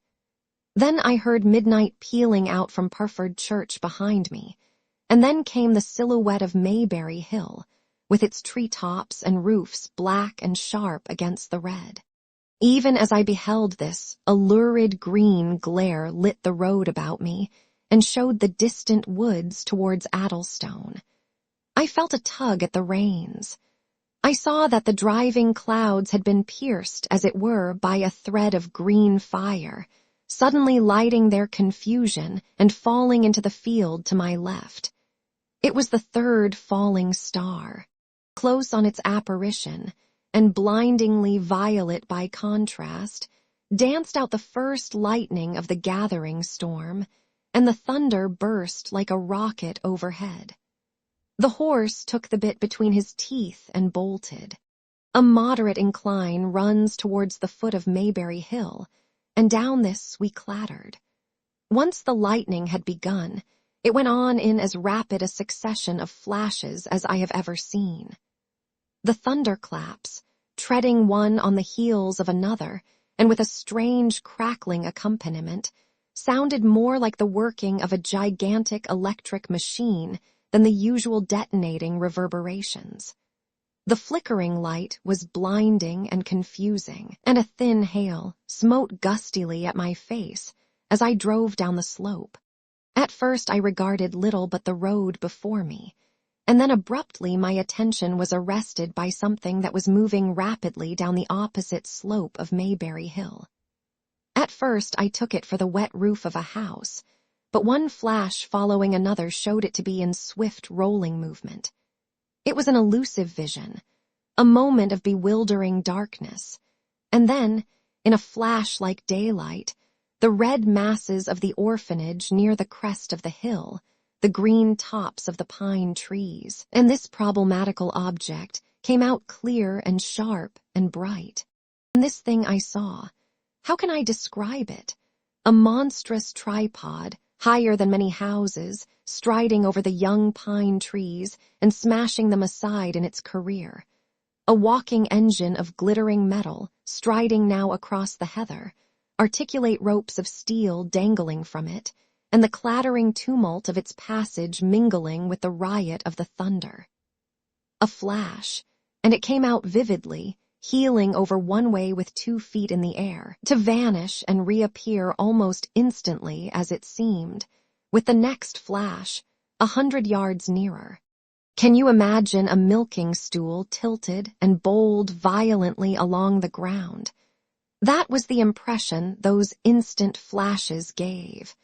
But instead of a milking stool, imagine it a great body of machinery on a tripod stand. Then suddenly the trees in the pine wood ahead of me were parted, as brittle reeds are parted by a man thrusting through them.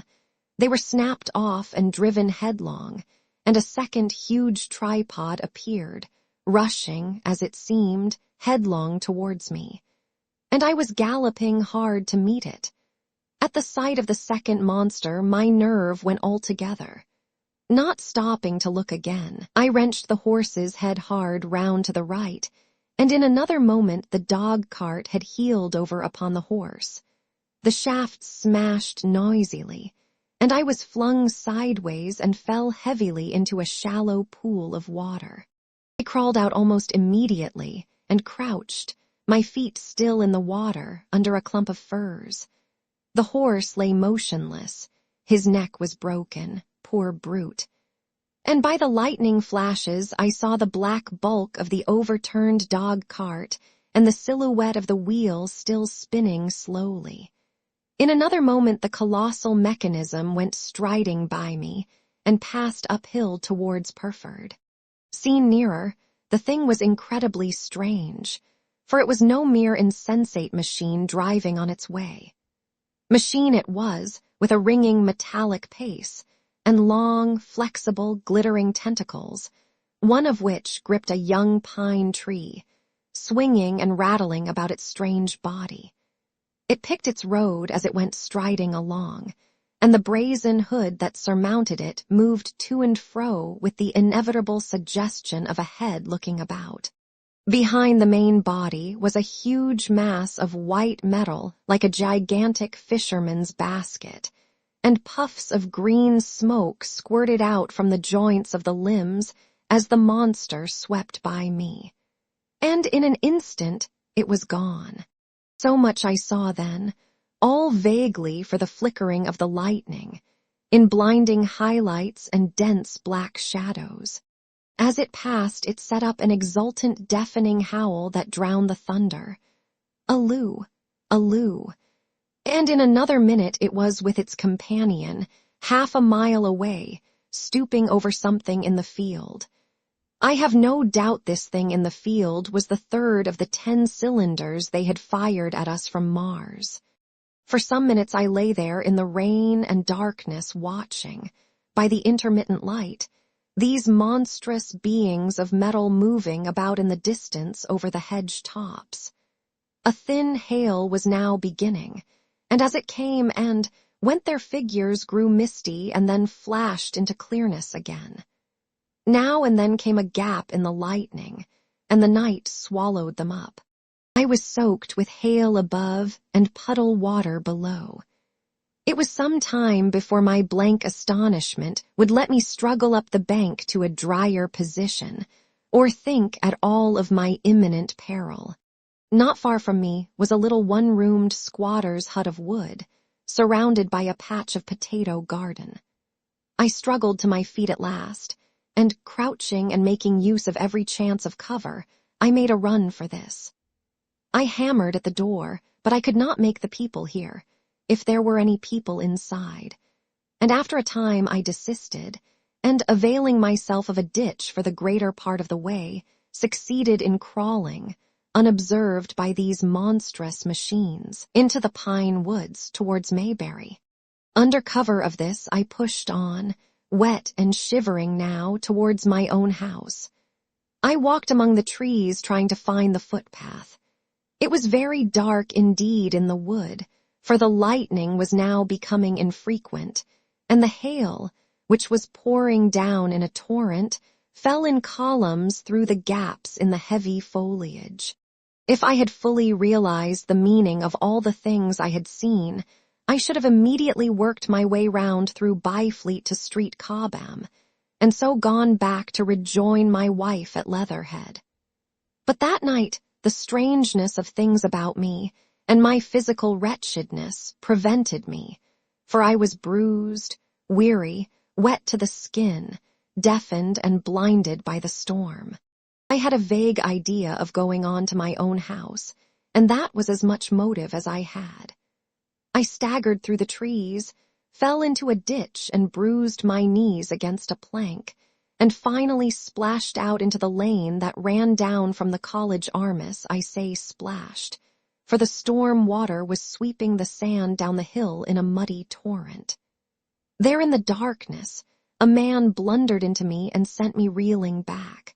He gave a cry of terror, sprang sideways, and rushed on before I could gather my wits sufficiently to speak to him. So heavy was the stress of the storm just at this place that I had the hardest task to win my way up the hill. I went close up to the fence on the left and worked my way along its palings. Near the top I stumbled upon something soft, and by a flash of lightning saw between my feet a heap of black broadcloth and a pair of boots. Before I could distinguish clearly how the man lay, the flicker of light had passed. I stood over him waiting for the next flash. When it came, I saw that he was a sturdy man, cheaply but not shabbily dressed. His head was bent under his body, and he lay crumpled up close to the fence, as though he had been flung violently against it. Overcoming the repugnance natural to one who had never before touched a dead body, I stooped and turned him over to feel for his heart. He was quite dead. Apparently his neck had been broken. The lightning flashed for a third time, and his face leaped upon me. I sprang to my feet. It was the landlord of the Spotted Dog, whose conveyance I had taken. I stepped over him gingerly and pushed on up the hill. I made my way by the police station and the College Arms towards my own house. Nothing was burning on the hillside, though from the common there still came a red glare and a rolling tumult of ruddy smoke beating up against the drenching hail. So far as I could see by the flashes, the houses about me were mostly uninjured. By the College Arms, a dark heap lay in the road. Down the road towards Mayberry Bridge, there were voices and the sound of feet, but I had not the courage to shout or to go to them. I let myself in with my latchkey, closed, locked, and bolted the door, staggered to the foot of the staircase, and sat down. My imagination was full of those striding metallic monsters, and of the dead body smashed against the fence. I crouched at the foot of the staircase with my back to the wall, shivering violently. Chapter 11. At the window. I have already said that my storms of emotion have a trick of exhausting themselves. After a time, I discovered that I was cold and wet, and with little pools of water about me on the stair carpet. I got up almost mechanically, went into the dining room and drank some whiskey, and then I was moved to change my clothes. After I had done that, I went upstairs to my study, but why I did so I do not know. The window of my study looks over the trees and the railway towards Horsell Common. In the hurry of our departure, this window had been left open. The passage was dark, and by contrast with the picture the window frame enclosed, the side of the room seemed impenetrably dark. I stopped short in the doorway. The thunderstorm had passed. The towers of the Oriental College and the pine trees about it had gone, and very far away, lit by a vivid red glare, the common about the sandpits was visible. Across the light, huge black shapes, grotesque and strange, moved busily to and fro. It seemed indeed as if the whole country in that direction was on fire. A broad hillside set with minute tongues of flame, swaying and writhing with the gusts of the dying storm, and throwing a red reflection upon the clouds scud above. Every now and then a haze of smoke from some nearer conflagration drove across the window and hid the Martian shapes. I could not see what they were doing, nor the clear form of them, nor recognize the black objects they were busied upon. Neither could I see the nearer fire, though the reflections of it danced on the wall and ceiling of the study. A sharp, resinous tang of burning was in the air. I closed the door noiselessly and crept towards the window. As I did so, the view opened out until, on the one hand, it reached to the houses about Woking Station, and on the other to the charred and blackened pine woods of Byfleet. There was a light down below the hill, on the railway, near the arch, and several of the houses along the Mayberry Road and the streets near the station were glowing ruins. The light upon the railway puzzled me at first. There were a black heap and a vivid glare, and to the right of that a row of yellow oblongs.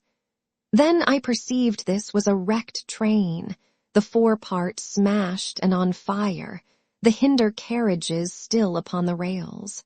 Between these three main centers of light, the houses, the train, and the burning county towards Chobham, stretched irregular patches of dark country, broken here and there by intervals of dimly glowing and smoking ground. It was the strangest spectacle, that black expanse set with fire. It reminded me, more than anything else, of the potteries at night. At first, I could distinguish no people at all, though I peered intently for them. Later, I saw against the light of Woking Station a number of black figures hurrying one after the other across the line. And this was the little world in which I had been living securely for years, this fiery chaos. What had happened in the last 7 hours I still did not know, nor did I know, though I was beginning to guess, the relation between these mechanical colossi and the sluggish lumps I had seen disgorged from the cylinder. With a queer feeling of impersonal interest, I turned my desk chair to the window, sat down, and stared at the blackened country, and particularly at the 3 gigantic black things that were going to and fro in the glare about the sand pits. They seemed amazingly busy. I began to ask myself what they could be. Were they intelligent mechanisms? Such a thing I felt was impossible. Or did a Martian sit within each, ruling, directing, using, much as a man's brain sits and rules in his body? I began to compare the things to human machines, to ask myself for the first time in my life how an ironclad or a steam engine would seem to an intelligent lower animal. The storm had left the sky clear, and over the smoke of the burning land the little fading pinpoint of Mars was dropping into the west, when a soldier came into my garden. I heard a slight scraping at the fence, and rousing myself from the lethargy that had fallen upon me, I looked down and saw him dimly, clambering over the palings. At the sight of another human being my torpor passed, and I leaned out of the window eagerly. "Hist," said I in a whisper. He stopped astride of the fence in doubt. Then he came over and across the lawn to the corner of the house. He bent down and stepped softly. "Who's there?"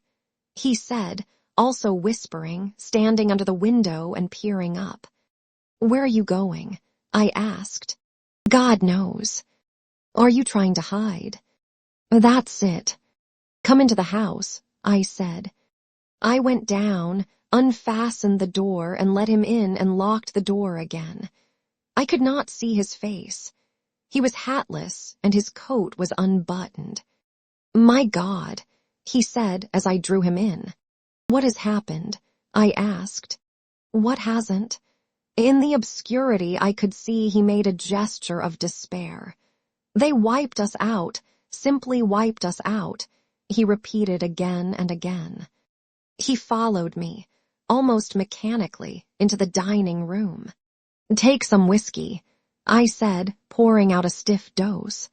He drank it. Then abruptly he sat down before the table, put his head on his arms, and began to sob and weep like a little boy, in a perfect passion of emotion, while I, with a curious forgetfulness of my own recent despair, stood beside him, wondering. It was a long time before he could steady his nerves to answer my questions, and then he answered perplexingly and brokenly. He was a driver in the artillery, and had only come into action about 7. At that time, firing was going on across the common, and it was said the first party of Martians were crawling slowly towards their second cylinder under cover of a metal shield. Later this shield staggered up on tripod legs and became the first of the fighting machines I had seen. The gun he drove had been unlimbered near Horsell in order to command the sand pits, and its arrival it was that had precipitated the action. As the limber gunners went to the rear, his horse trod in a rabbit hole and came down, throwing him into a depression of the ground. At the same moment the gun exploded behind him.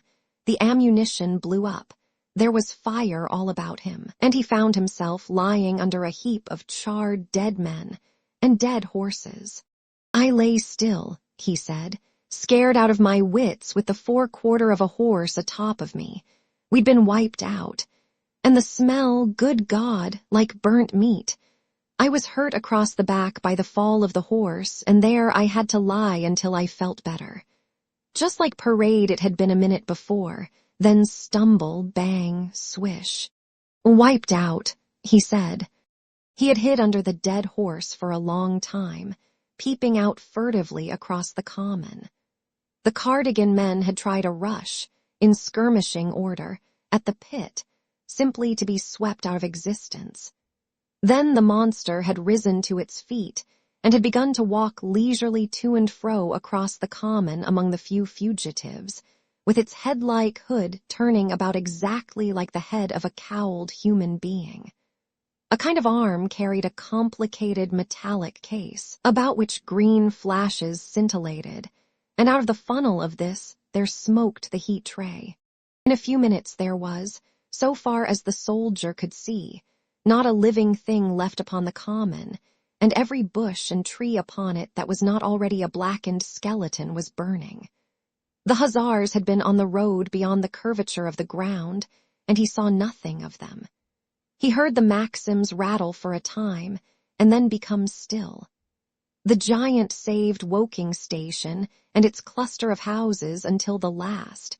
Then in a moment the heat tray was brought to bear, and the town became a heap of fiery ruins.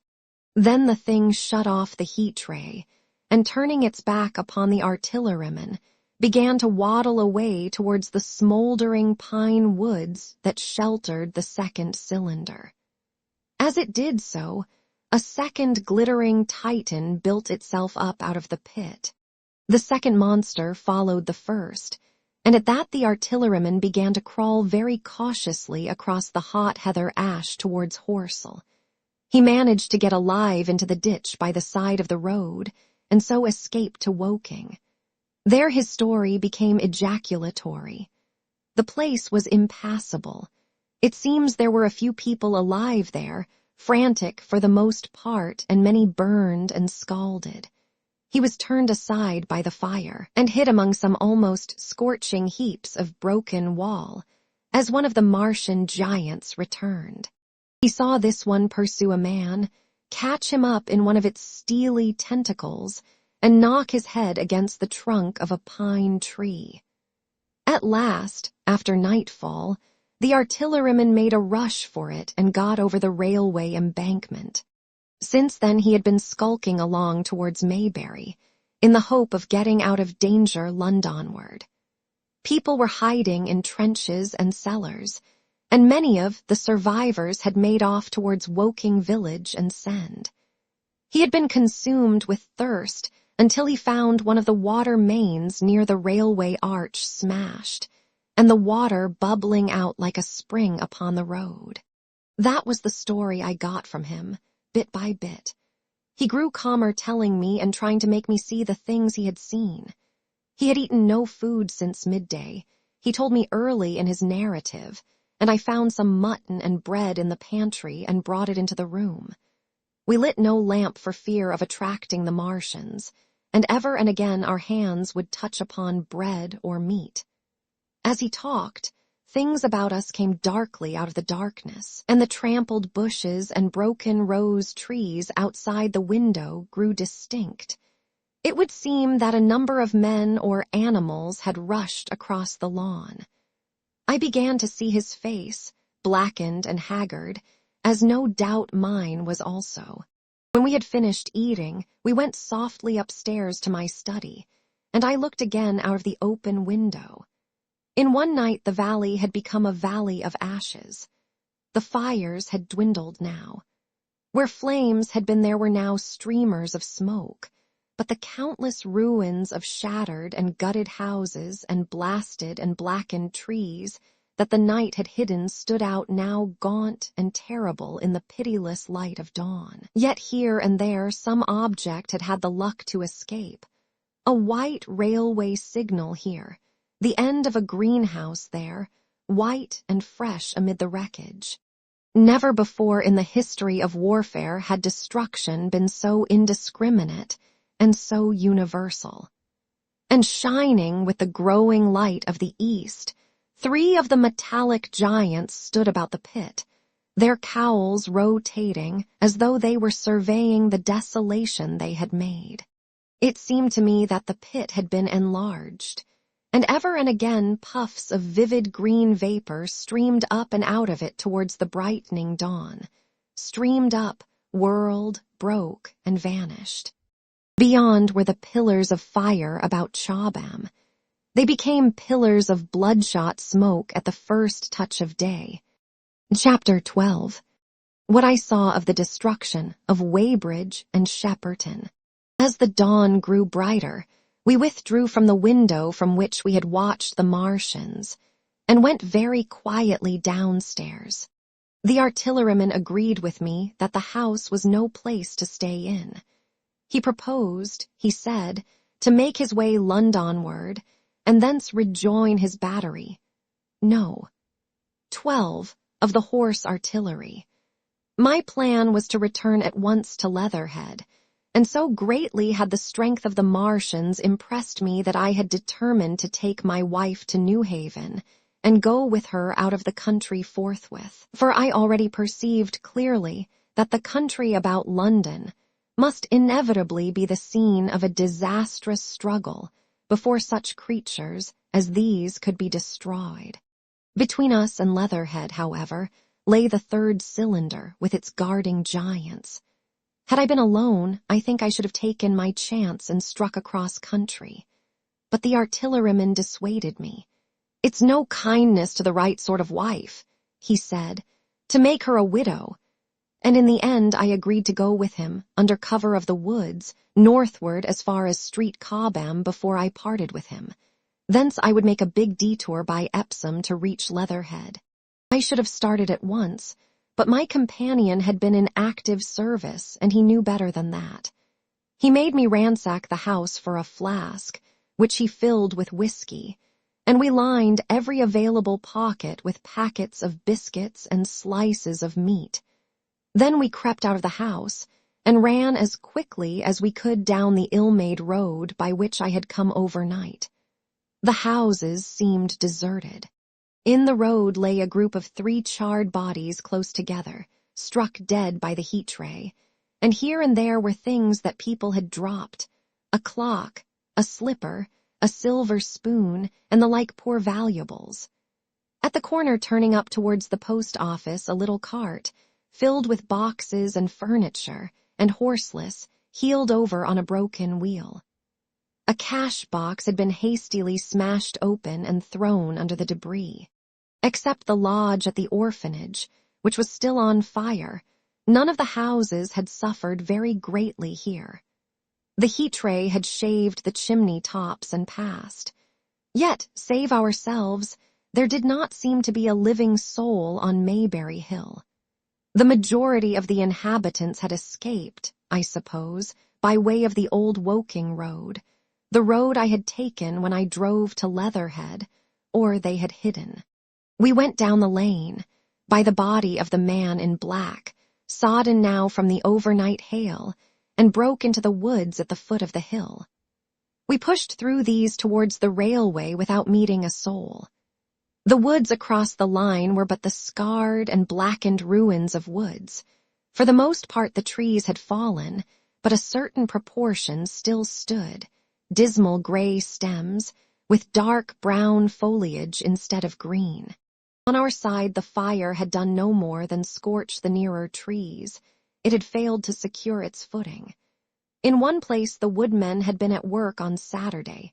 Trees, felled and freshly trimmed, lay in a clearing, with heaps of sawdust by the sawing machine and its engine.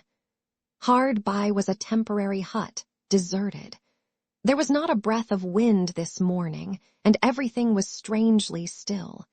Even the birds were hushed, and as we hurried along I and the artilleryman talked in whispers, and looked now and again over our shoulders. Once or twice we stopped to listen. After a time we drew near the road, and as we did so we heard the clatter of hoofs, and saw through the tree stems 3 cavalry soldiers riding slowly towards Woking. We hailed them, and they halted while we hurried towards them. It was a lieutenant and a couple of privates of the 8th Hussars, with a stand like a theodolite, which the artilleryman told me was a heliograph. "You are the first men I've seen coming this way this morning," said the lieutenant. "What's brewing?" His voice and face were eager. The men behind him stared curiously. The artilleryman jumped down the bank into the road and saluted. "Gun destroyed last night, sir. Have been hiding. Trying to rejoin battery, sir. You'll come in sight of the Martians, I expect, about half a mile along this road." "What the dickens are they like?" asked the lieutenant. "Giants in armor, sir. 100 feet high. 3 legs and a body like luminium, with a mighty great head and a hood, sir." "Get out," said the lieutenant. "What confounded nonsense." "You'll see, sir. They carry a kind of box, sir, that shoots fire and strikes you dead." "What do you mean, a gun?" "No, sir," and the artilleryman began a vivid account of the heat ray. Halfway through, the lieutenant interrupted him and looked up at me. I was still standing on the bank by the side of the road. "It's perfectly true," I said. "Well," said the lieutenant, "I suppose it's my business to see it too. Look here," to the artilleryman. "We're detailed here clearing people out of their houses. You'd better go along and report yourself to Brigadier General Marvin and tell him all you know. He's at Weybridge. Know the way." "I do," I said, and he turned his horse southward again. "Half a mile, you say?" said he. "At most," I answered, and pointed over the treetops southward. He thanked me and rode on, and we saw them no more. Farther along, we came upon a group of 3 women and 2 children in the road, busy clearing out a laborer's cottage. They had got hold of a little hand truck and were piling it up with unclean-looking bundles and shabby furniture. They were all too assiduously engaged to talk to us as we passed. By Byfleet Station, we emerged from the pine trees and found the country calm and peaceful under the morning sunlight. We were far beyond the range of the heat ray there, and had it not been for the silent desertion of some of the houses, the stirring movement of packing in others, and the knot of soldiers standing on the bridge over the railway and staring down the line towards Woking, the day would have seemed very like any other Sunday. Several farm wagons and carts were moving creakily along the road to Addlestone, and suddenly through the gate of a field we saw, across a stretch of flat meadow, 6 12-pounders standing neatly at equal distances pointing towards Woking. The gunners stood by the guns waiting, and the ammunition wagons were at a businesslike distance. The men stood almost as if under inspection. "That's good," said I. "They will get one fair shot at any rate." The artilleryman hesitated at the gate. "I shall go on," he said. Farther on towards Weybridge, just over the bridge, there were a number of men in white fatigue jackets throwing up a long rampart, and more guns behind. "It's bows and arrows against the lightning, anyhow," said the artilleryman. "They haven't seen that fire beam yet." The officers, who were not actively engaged, stood and stared over the treetops southwestward, and the men digging would stop every now and again to stare in the same direction. Byfleet was in a tumult, people packing, and a score of hussars, some of them dismounted, some on horseback, were hunting them about. 3 or 4 black government wagons, with crosses in white circles, and an old omnibus, among other vehicles, were being loaded in the village street. There were scores of people, most of them sufficiently sabbatical to have assumed their best clothes. The soldiers were having the greatest difficulty in making them realize the gravity of their position. We saw one shriveled old fellow with a huge box and a score or more of flower pots containing orchids, angrily expostulating with the corporal who would leave them behind. I stopped and gripped his arm. "Do you know what's over there?" I said, pointing at the pine tops that hid the Martians. Said he, turning. "I was explainin' these is valuable." "Death," I shouted. "Death is coming, death." And leaving him to digest that if he could, I hurried on after the artilleryman. At the corner, I looked back. The soldier had left him, and he was still standing by his box with the pots of orchids on the lid of it and staring vaguely over the trees. No one in Weybridge could tell us where the headquarters were established. The whole place was in such confusion as I had never seen in any town before. Carts, carriages everywhere, the most astonishing miscellany of conveyances and horseflesh.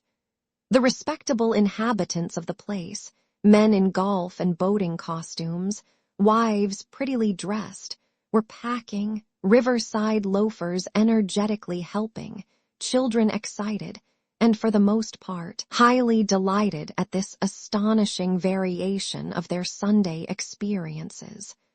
In the midst of it all, the worthy vicar was very pluckily holding an early celebration, and his bell was jangling out above the excitement.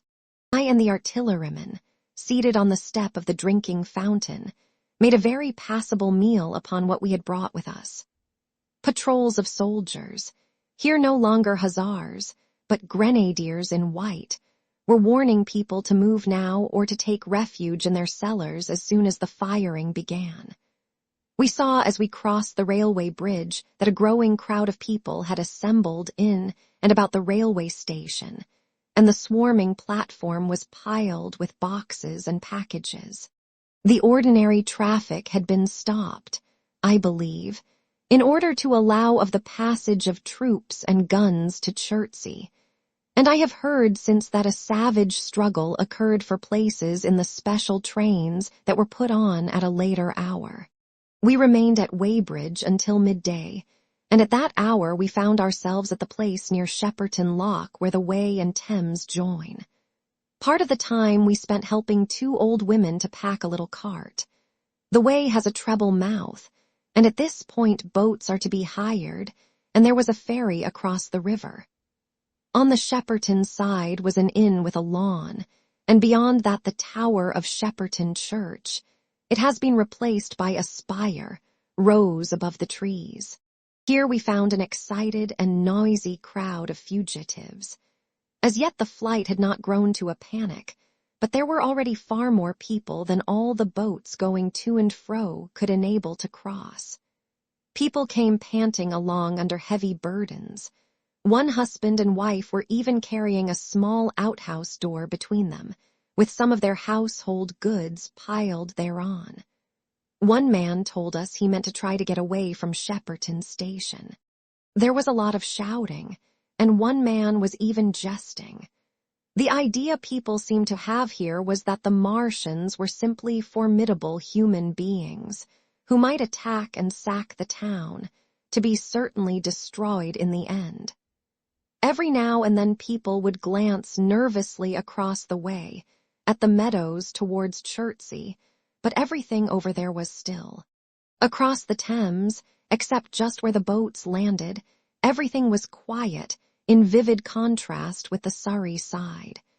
The people who landed there from the boats went tramping off down the lane. The big ferry boat had just made a journey. 3 or 4 soldiers stood on the lawn of the inn, staring and jesting at the fugitives without offering to help. The inn was closed, as it was now within prohibited hours. "What's that? Cried a boatman, and shut up, you fool," said a man near me to a yelping dog. Then the sound came again, this time from the direction of Chertsey, a muffled thud, the sound of a gun. The fighting was beginning. Almost immediately unseen batteries across the river to our right, unseen because of the trees, took up the chorus, firing heavily one after the other.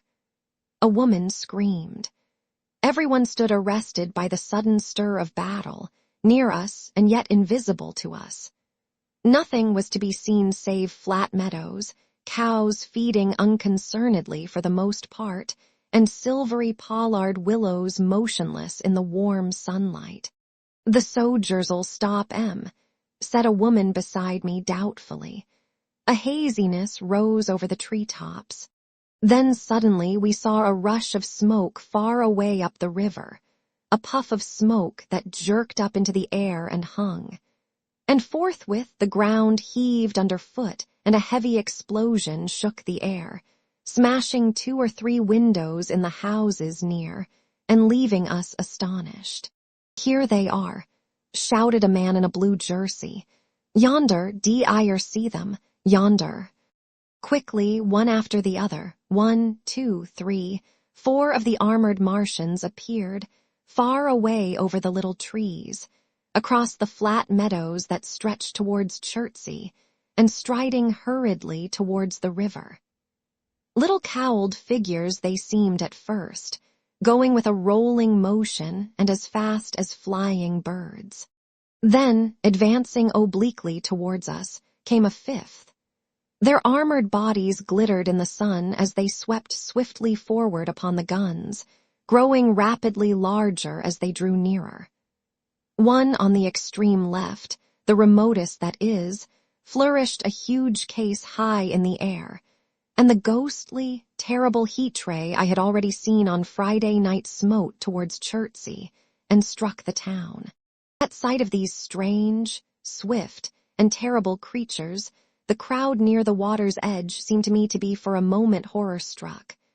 There was no screaming or shouting, but a silence. Then a hoarse murmur and a movement of feet, a splashing from the water. A man, too frightened to drop the portmanteau he carried on his shoulder, swung round and sent me staggering with a blow from the corner of his burden. A woman thrust at me with her hand and rushed past me. I turned with the rush of the people, but I was not too terrified for thought. The terrible heat ray was in my mind. To get under water, that was it. "Get under water," I shouted, unheeded. I faced about again, and rushed towards the approaching Martian, rushed right down the gravelly beach and headlong into the water. Others did the same. A boatload of people putting back came leaping out as I rushed past. The stones under my feet were muddy and slippery, and the river was so low that I ran perhaps 20 feet scarcely waist deep. Then, as the Martian towered overhead scarcely a couple of 100 yards away, I flung myself forward under the surface. The splashes of the people in the boats, leaping into the river, sounded like thunderclaps in my ears. People were landing hastily on both sides of the river. But the Martian machine took no more notice for the moment of the people running this way, and that than a man would of the confusion of ants in a nest against which his foot has kicked. When, half suffocated, I raised my head above water, the Martian's hood pointed at the batteries that were still firing across the river, and as it advanced it swung loose what must have been the generator of the heat ray. In another moment it was on the bank, and in a stride wading halfway across. The knees of its foremost legs bent at the farther bank, and in another moment it had raised itself to its full height again, close to the village of Shepperton. Forthwith the 6 guns which, unknown to anyone on the right bank, had been hidden behind the outskirts of that village, fired simultaneously. The sudden near concussion, the last close upon the first, made my heart jump. The monster was already raising the case, generating the heat ray, as the first shell burst 6 yards above the hood. I gave a cry of astonishment. I saw and thought nothing of the other 4 Martian monsters. My attention was riveted upon the nearer incident. Simultaneously, 2 other shells burst in the air near the body as the hood twisted round in time to receive, but not in time to dodge, the 4th shell. The shell burst clean in the face of the thing. The hood bulged, flashed, was whirled off in a dozen tattered fragments of red flesh and glittering metal. "Hit!" shouted I, with something between a scream and a cheer. I heard answering shouts from the people in the water about me. I could have leaped out of the water with that momentary exultation. The decapitated colossus reeled like a drunken giant, but it did not fall over. It recovered its balance by a miracle, and no longer heeding its steps, and with the camera that fired the heat ray now rigidly upheld, it reeled swiftly upon Shepperton. The living intelligence, the Martian within the hood, was slain and splashed to the four winds of heaven, and the thing was now but a mere intricate device of metal whirling to destruction. It drove along in a straight line, incapable of guidance. It struck the tower of Shepperton Church, smashing it down as the impact of a battering ram might have done, swerved aside, blundered on and collapsed with tremendous force into the river out of my sight. A violent explosion shook the air, and a spout of water, steam, mud, and shattered metal shot far up into the sky. As the camera of the heat ray hit the water, the latter had immediately flashed into steam. In another moment a huge wave, like a muddy tidal bore but almost scaldingly hot, came sweeping round the bend upstream. I saw people struggling shorewards, and heard their screaming and shouting faintly above the seething and roar of the Martian's collapse. For a moment I heeded nothing of the heat, forgot the patent need of self-preservation. I splashed through the tumultuous water, pushing aside a man in black to do so, until I could see round the bend. Half a dozen deserted boats pitched aimlessly upon the confusion of the waves. The fallen Martian came into sight downstream, lying across the river, and for the most part submerged. Thick clouds of steam were pouring off the wreckage, and through the tumultuously whirling wisps I could see, intermittently and vaguely, the gigantic limbs churning the water and flinging a splash and spray of mud and froth into the air. The tentacles swayed and struck like living arms, and save for the helpless purposelessness of these movements, it was as if some wounded thing were struggling for its life amid the waves. Enormous quantities of a ruddy brown fluid were spurting up in noisy jets out of the machine. My attention was diverted from this death flurry by a furious yelling, like that of the thing called a siren in our manufacturing towns. A man, knee-deep near the towing path, shouted inaudibly to me and pointed. Looking back, I saw the other Martians advancing with gigantic strides down the riverbank from the direction of Chertsey. The Shepperton guns spoke this time unavailingly. At that I ducked at once under water, and, holding my breath until movement was an agony, blundered painfully ahead under the surface as long as I could. The water was in a tumult about me, and rapidly growing hotter. When for a moment I raised my head to take breath and throw the hair and water from my eyes, the steam was rising in a whirling white fog that at first hid the Martians altogether. The noise was deafening. Then I saw them dimly, colossal figures of gray, magnified by the mist. They had passed by me, and two were stooping over the frothing, tumultuous ruins of their comrade.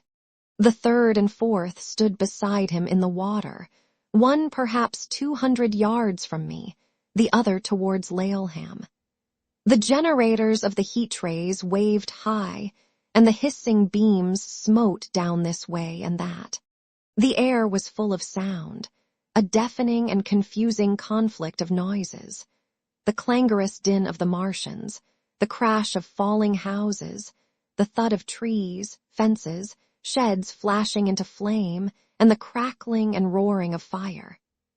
Dense black smoke was leaping up to mingle with the steam from the river, and as the heat ray went to and fro over Weybridge, its impact was marked by flashes of incandescent white that gave place at once to a smoky dance of lurid flames. The nearer houses still stood intact, awaiting their fate, shadowy, faint and pallid in the steam, with the fire behind them going to and fro.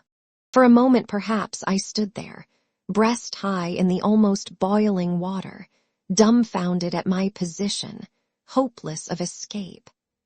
Through the reek I could see the people who had been with me in the river scrambling out of the water through the reeds, like little frogs hurrying through grass from the advance of a man, or running to and fro in utter dismay on the towing path.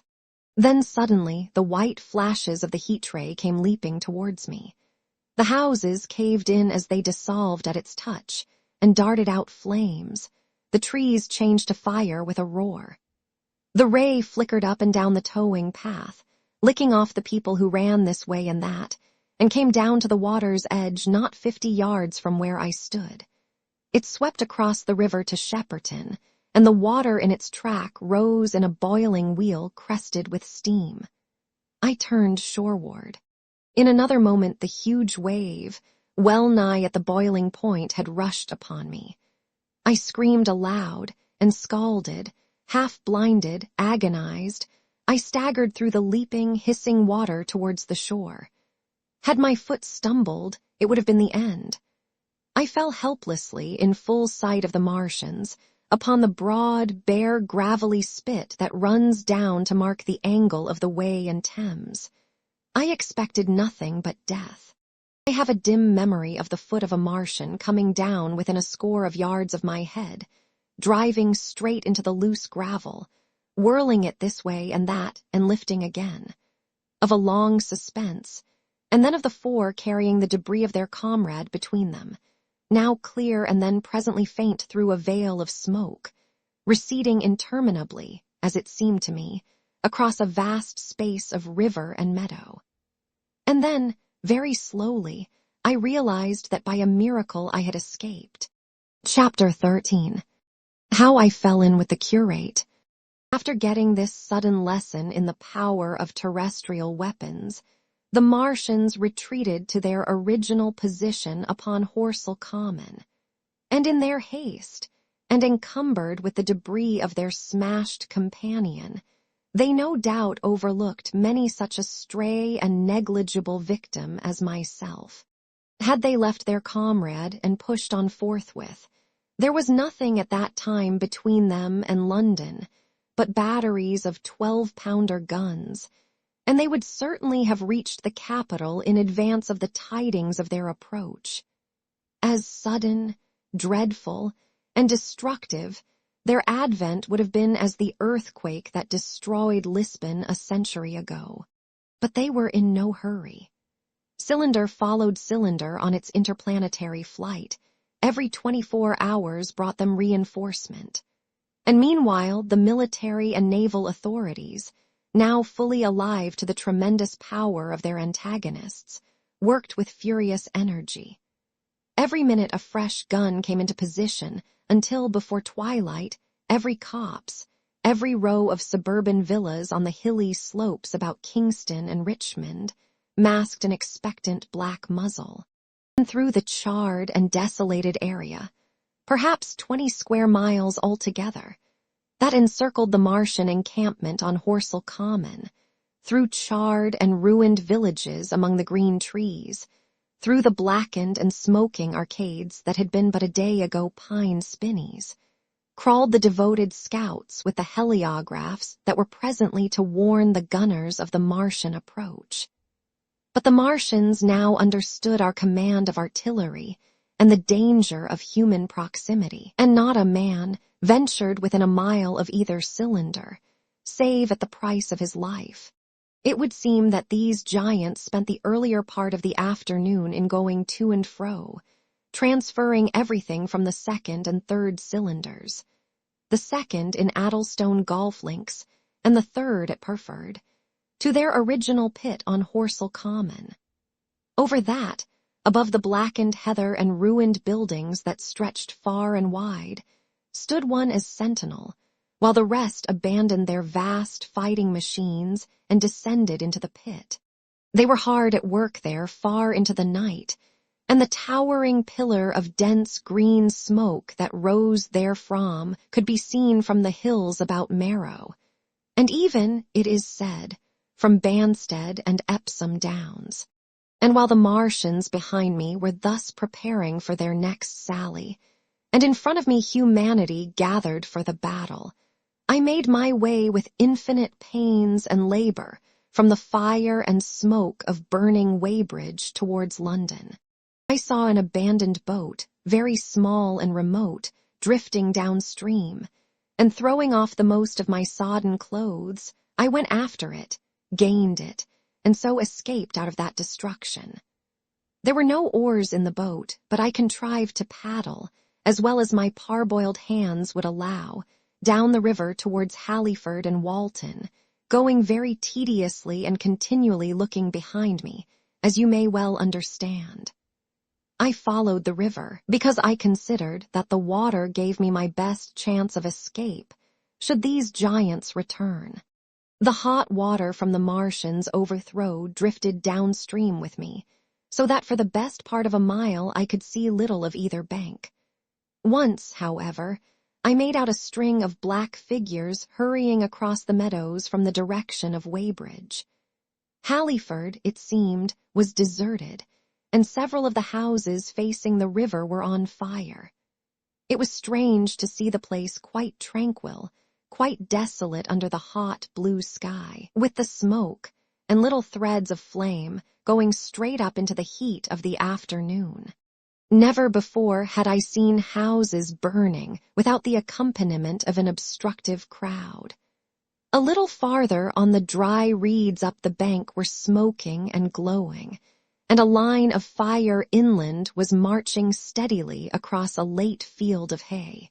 For a long time I drifted, so painful and weary was I after the violence I had been through, and so intense the heat upon the water. Then my fears got the better of me again, and I resumed my paddling. The sun scorched my bare back. At last, as the bridge at Walton was coming into sight round the bend, my fever and faintness overcame my fears, and I landed on the Middlesex bank and lay down, deadly sick, amid the long grass. I suppose the time was then about 4 or 5 o'clock. I got up presently, walked perhaps half a mile without meeting a soul, and then lay down again in the shadow of a hedge. I seem to remember talking, wanderingly, to myself during that last spurt. I was also very thirsty, and bitterly regretful I had drunk no more water. It is a curious thing that I felt angry with my wife. I cannot account for it, but my impotent desire to reach Leatherhead worried me excessively. I do not clearly remember the arrival of the curate, so that probably I dozed. I became aware of him as a seated figure in soot-smudged shirt sleeves, and with his upturned, clean-shaven face staring at a faint flickering that danced over the sky. The sky was what is called a mackerel sky, rows and rows of faint down plumes of cloud, just tinted with the midsummer sunset. I sat up, and at the rustle of my motion, he looked at me quickly. "Have you any water?" I asked abruptly. He shook his head. "You have been asking for water for the last hour," he said. For a moment we were silent, taking stock of each other. I dare say he found me a strange enough figure, naked, save for my water-soaked trousers and socks, scalded, and my face and shoulders blackened by the smoke. His face was a fair weakness, his chin retreated, and his hair lay in crisp, almost flaxen curls on his low forehead. His eyes were rather large, pale blue, and blankly staring. He spoke abruptly, looking vacantly away from me. "What does it mean?" he said. "What do these things mean?" I stared at him and made no answer. He extended a thin, white hand and spoke in almost a complaining tone. "Why are these things permitted? What sins have we done?" The morning service was over. I was walking through the roads to clear my brain for the afternoon, and then fire, earthquake, death. As if it were Sodom and Gomorrah, all our work undone, all the work. What are these Martians? What are we? I answered, clearing my throat. He gripped his knees and turned to look at me again. For half a minute, perhaps, he stared silently. "I was walking through the roads to clear my brain," he said. And suddenly, fire, earthquake, death. He relapsed into silence, with his chin now sunken almost to his knees. Presently, he began waving his hand. All the work, all the Sunday schools. What have we done? What has Weybridge done? Everything gone, everything destroyed. The church. We rebuilt it only 3 years ago. Gone, swept out of existence. Why? Another pause, and he broke out again like one demented. The smoke of her burning goeth up for ever and ever. He shouted. His eyes flamed, and he pointed a lean finger in the direction of Weybridge. By this time, I was beginning to take his measure. The tremendous tragedy in which he had been involved, it was evident he was a fugitive from Weybridge, had driven him to the very verge of his reason. Are we far from Sunbury? I said, in a matter-of-fact tone. What are we to do? He asked. Are these creatures everywhere? Has the earth been given over to them? Are we far from Sunbury? Only this morning, I officiated at early celebration. Things have changed, I said quietly. You must keep your head. There is still hope. Hope. Yes, plentiful hope for all this destruction. I began to explain my view of our position. He listened at first, but as I went on, the interest dawning in his eyes gave place to their former stare, and his regard wandered from me. This must be the beginning of the end, he said, interrupting me. The end, the great and terrible day of the Lord, when men shall call upon the mountains and the rocks to fall upon them and hide them from the face of him that sitteth upon the throne. I began to understand the position. I ceased my labored reasoning, struggled to my feet, and standing over him, laid my hand on his shoulder. Be a man, said I. You are scared out of your wits. What good is religion if it collapses under calamity? Think of what earthquakes and floods, wars and volcanoes have done before to men. Did you think God had exempted Weybridge? He is not an insurance agent. For a time he sat in blank silence. But how can we escape? He asked suddenly. They are invulnerable, they are pitiless. Neither the one nor, perhaps, the other, I answered. And the mightier they are, the more sane and wary should we be. One of them was killed yonder not 3 hours ago. Killed, he said, staring about him. How can God's ministers be killed? I saw it happen. I proceeded to tell him. We have chanced to come in for the thick of it, said I, and that is all. What is that flicker in the sky? He asked abruptly. I told him it was the heliograph signaling, that it was the sign of human help and effort in the sky. We are in the midst of it, I said. Quiet as it is. That flicker in the sky tells of the gathering storm. Yonder, I take it, are the Martians, and Londonward, where those hills rise about Richmond and Kingston and the trees give cover, earthworks are being thrown up and guns are being placed. Presently the Martians will be coming this way again. And even as I spoke, he sprang to his feet and stopped me by a gesture. Listen, he said. From beyond the low hills across the water came the dull resonance of distant guns and a remote weird crying. Then everything was still. A cockchafer came droning over the hedge and past us. High in the west, the crescent moon hung faint and pale above the smoke of Weybridge and Shepperton and the hot, still splendor of the sunset. We had better follow this path, I said, northward. Chapter 14. In London. My younger brother was in London when the Martians fell at Woking. He was a medical student working for an imminent examination, and he heard nothing of the arrival until Saturday morning. The morning papers on Saturday contained, in addition to lengthy special articles on the planet Mars, on life in the planets, and so forth, a brief and vaguely worded telegram, all the more striking for its brevity. The Martians, alarmed by the approach of a crowd, had killed a number of people with a quick-firing gun, so the story ran. The telegram concluded with the words, "Formidable as they seem to be, the Martians have not moved from the pit into which they have fallen, and, indeed, seem incapable of doing so. Probably this is due to the relative strength of the Earth's gravitational energy." On that last text, their leader writer expanded very comfortingly. Of course, all the students in the crammer's biology class, to which my brother went that day, were intensely interested, but there were no signs of any unusual excitement in the streets.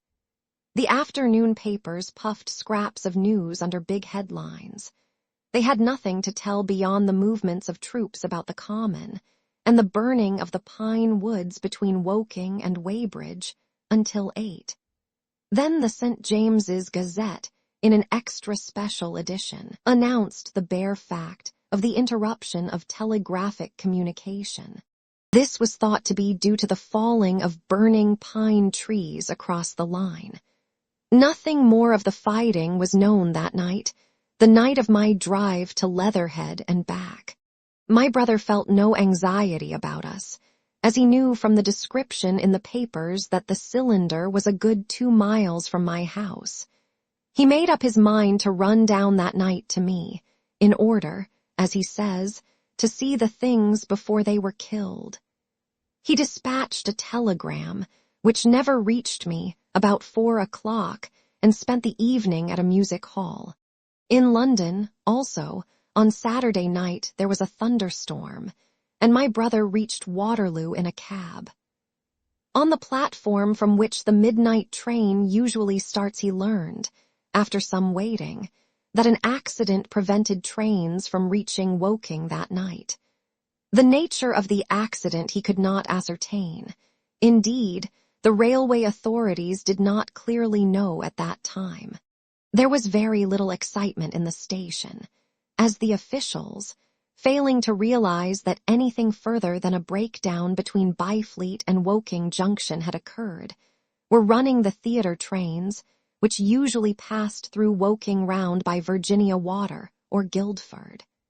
They were busy making the necessary arrangements to alter the route of the Southampton and Portsmouth Sunday League excursions. A nocturnal newspaper reporter, mistaking my brother for the traffic manager, to whom he bears a slight resemblance, waylaid and tried to interview him. Few people, excepting the railway officials, connected the breakdown with the Martians. I have read, in another account of these events, that on Sunday morning, all London was electrified by the news from Woking. As a matter of fact, there was nothing to justify that very extravagant phrase. Plenty of Londoners did not hear of the Martians until the panic of Monday morning. Those who did took some time to realize all that the hastily worded telegrams in the Sunday papers conveyed. The majority of people in London do not read Sunday papers. The habit of personal security, moreover, is so deeply fixed in the Londoner's mind, and startling intelligence so much a matter of course in the papers, that they could read without any personal tremors. About 7 o'clock last night the Martians came out of the cylinder, and, moving about under an armor of metallic shields, have completely wrecked Woking Station with the adjacent houses, and massacred an entire battalion of the Cardigan Regiment. No details are known. Maxims have been absolutely useless against their armor. The field guns have been disabled by them. Flying hussars have been galloping into Chertsey. The Martians appear to be moving slowly towards Chertsey or Windsor. Great anxiety prevails in West Surrey, and earthworks are being thrown up to check the advance Londonward. That was how the Sunday Sun put it, and a clever and remarkably prompt handbook article in the Referee compared the affair to a menagerie suddenly let loose in a village. No one in London knew positively of the nature of the armored Martians, and there was still a fixed idea that these monsters must be sluggish. Crawling, creeping painfully, such expressions occurred in almost all the earlier reports. None of the telegrams could have been written by an eyewitness of their advance. The Sunday papers printed separate editions as further news came to hand, some even in default of it. But there was practically nothing more to tell people until late in the afternoon, when the authorities gave the press agencies the news in their possession. It was stated that the people of Walton and Weybridge and all the district were pouring along the roads Londonward, and that was all. My brother went to church at the Foundling Hospital in the morning, still in ignorance of what had happened on the previous night. There he heard allusions made to the invasion and a special prayer for peace. Coming out, he bought a referee. He became alarmed at the news in this and went again to Waterloo Station to find out if communication were restored. The omnibuses, carriages, cyclists, and innumerable people walking in their best clothes seemed scarcely affected by the strange intelligence that the news vendors were disseminating. People were interested, or, if alarmed only on account of the local residents. At the station, he heard for the first time that the Windsor and Chertsey lines were now interrupted. The porters told him that several remarkable telegrams had been received in the morning from Byfleet and Chertsey stations, but that these had abruptly ceased. My brother could get very little precise detail out of them.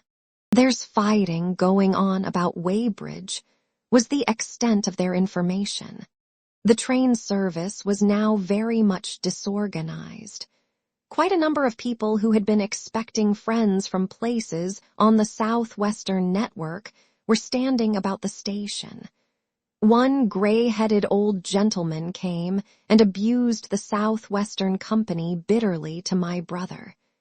"It wants showing up," he said. 1 or 2 trains came in from Richmond, Putney, and Kingston, containing people who had gone out for a day's boating and found the locks closed and a feeling of panic in the air. A man in a blue and white blazer addressed my brother, full of strange tidings. "There's hosts of people driving into Kingston in traps and carts and things, with boxes of valuables and all that," he said. "They come from Molesey and Weybridge and Walton, and they say there's been guns heard at Chertsey, heavy firing, and that mounted soldiers have told them to get off at once because the Martians are coming. We heard guns firing at Hampton Court Station, but we thought it was thunder. What the dickens does it all mean? The Martians can't get out of their pit, can they?" My brother could not tell him. Afterwards, he found that the vague feeling of alarm had spread to the clients of the Underground Railway, and that the Sunday excursionists began to return from all over the Southwestern, Lung, Barnes, Wimbledon, Richmond Park, Kew, and so forth, at unnaturally early hours, but not a soul had anything more than vague hearsay to tell of. Everyone connected with the terminus seemed ill-tempered. About 5 o'clock, the gathering crowd in the station was immensely excited by the opening of the line of communication, which is almost invariably closed, between the southeastern and the southwestern stations, and the passage of carriage trucks bearing huge guns and carriages crammed with soldiers. These were the guns that were brought up from Woolwich and Chatham to cover Kingston. There was an exchange of pleasantries. "You'll get eaten," "We're the beast tamers," and so forth. A little while after that a squad of police came into the station and began to clear the public off the platforms, and my brother went out into the street again. The church bells were ringing for evensong, and a squad of Salvation Army lasses came singing down Waterloo Road. On the bridge, a number of loafers were watching a curious brown scum that came drifting down the stream in patches. The sun was just setting, and the clock tower and the Houses of Parliament rose against one of the most peaceful skies it is possible to imagine, a sky of gold, barred with long transverse stripes of reddish-purple cloud. There was talk of a floating body. One of the men there, A reservist, he said he was, told my brother he had seen the heliograph flickering in the west. In Wellington Street, my brother met a couple of sturdy roughs who had just been rushed out of Fleet Street with still-wet newspapers and staring placards. Dreadful catastrophe. They bawled one to the other down Wellington Street. Fighting at Weybridge, full description, repulse of the Martians, London in danger. He had to give 3p for a copy of that paper. Then it was, and then only, that he realized something of the full power and terror of these monsters. He learned that they were not merely a handful of small, sluggish creatures, but that they were minds swaying vast mechanical bodies, and that they could move swiftly and smite with such power that even the mightiest guns could not stand against them. They were described as vast spider-like machines, nearly 100 feet high, capable of the speed of an express train, and able to shoot out a beam of intense heat. Masked batteries, chiefly of field guns, had been planted in the country about Horsell Common, and especially between the Woking district and London. 5 of the machines had been seen moving towards the Thames, and one, by a happy chance, had been destroyed. In the other cases, the shells had missed, and the batteries had been at once annihilated by the heat rays. Heavy losses of soldiers were mentioned, but the tone of the dispatch was optimistic. The Martians had been repulsed. They were not invulnerable. They had retreated to their triangle of cylinders again, in the circle about Woking. Signalers with heliographs were pushing forward upon them from all sides. Guns were in rapid transit from Windsor, Portsmouth, Aldershot, Woolwich, even from the north, among others, long wire guns of 95 tons from Woolwich. Altogether 116 were in position or being hastily placed, chiefly covering London. Never before in England had there been such a vast or rapid concentration of military material. Any further cylinders that fell, it was hoped, could be destroyed at once by high explosives, which were being rapidly manufactured and distributed. No doubt, ran the report, the situation was of the strangest and gravest description, but the public was exhorted to avoid and discourage panic. No doubt the Martians were strange and terrible in the extreme, but at the outside there could not be more than 20 of them against our millions. The authorities had reason to suppose, from the size of the cylinders, that at the outside there could not be more than 5 in each cylinder, 15 altogether, and one at least was disposed of, perhaps more. The public would be fairly warned of the approach of danger, and elaborate measures were being taken for the protection of the people in the threatened southwestern suburbs. And so, with reiterated assurances of the safety of London and the ability of the authorities to cope with the difficulty, this quasi-proclamation closed. This was printed in enormous type on paper so fresh that it was still wet, and there had been no time to add a word of comment. It was curious, my brother said, to see how ruthlessly the usual contents of the paper had been hacked and taken out to give this place. All down Wellington Street people could be seen fluttering out the pink sheets and reading, and the Strand was suddenly noisy with the voices of an army of hawkers following these pioneers. Men came scrambling off buses to secure copies. Certainly, this news excited people intensely, whatever their previous apathy.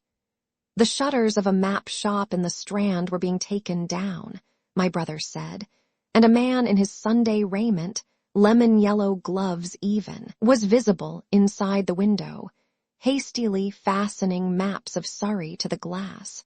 Going on along the Strand to Trafalgar Square, the paper in his hand, my brother saw some of the fugitives from West Surrey. There was a man with his wife and 2 boys, and some articles of furniture in a cart such as greengrocers use. He was driving from the direction of Westminster Bridge, and close behind him came a hay wagon with 5 or 6 respectable-looking people in it, and some boxes and bundles. The faces of these people were haggard, and their entire appearance contrasted conspicuously with the Sabbath-best appearance of the people on the omnibuses. People in fashionable clothing peeped at them out of cabs. They stopped at the square as if undecided which way to take, and finally turned eastward along the Strand. Some way behind these came a man in workday clothes, riding one of those old-fashioned tricycles with a small front wheel. He was dirty and white in the face. My brother turned down towards Victoria and met a number of such people. He had a vague idea that he might see something of me. He noticed an unusual number of police regulating the traffic. Some of the refugees were exchanging news with the people on the omnibuses. One was professing to have seen the Martians. Boilers on stilts, I tell you, striding along like men. Most of them were excited and animated by their strange experience. Beyond Victoria, the public houses were doing a lively trade with these arrivals. At all the street corners, groups of people were reading papers, talking excitedly, or staring at these unusual Sunday visitors. They seemed to increase as night drew on, until at last the roads, my brother said, were like Epsom High Street on a Derby day. My brother addressed several of these fugitives and got unsatisfactory answers from most. None of them could tell him any news of Woking except one man, who assured him that Woking had been entirely destroyed on the previous night. "I come from Byfleet," he said. "A man on a bicycle came through the place in the early morning and ran from door to door warning us to come away. Then came soldiers. We went out to look, and there were clouds of smoke to the south, nothing but smoke, and not a soul coming that way. Then we heard the guns at Chertsey and folks coming from Weybridge, so I've locked up my house and come on." At that time, there was a strong feeling in the streets that the authorities were to blame for their incapacity to dispose of the invaders without all this inconvenience. About 8 o'clock, a noise of heavy firing was distinctly audible all over the south of London. My brother could not hear it for the traffic in the main thoroughfares, but by striking through the quiet back streets to the river, he was able to distinguish it quite plainly. He walked from Westminster to his apartments near Regent's Park, about 2. He was now very anxious on my account, and disturbed at the evident magnitude of the trouble. His mind was inclined to run, even as mine had run on Saturday, on military details. He thought of all those silent, expectant guns, of the suddenly nomadic countryside. He tried to imagine boilers on stilts, 100 feet high.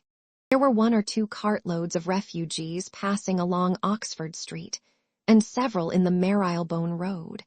But so slowly was the news spreading that Regent Street and Portland Place were full of their usual Sunday night promenaders, albeit they talked in groups, and along the edge of Regent's Park there were as many silent couples walking out together under the scattered gas lamps as ever there had been.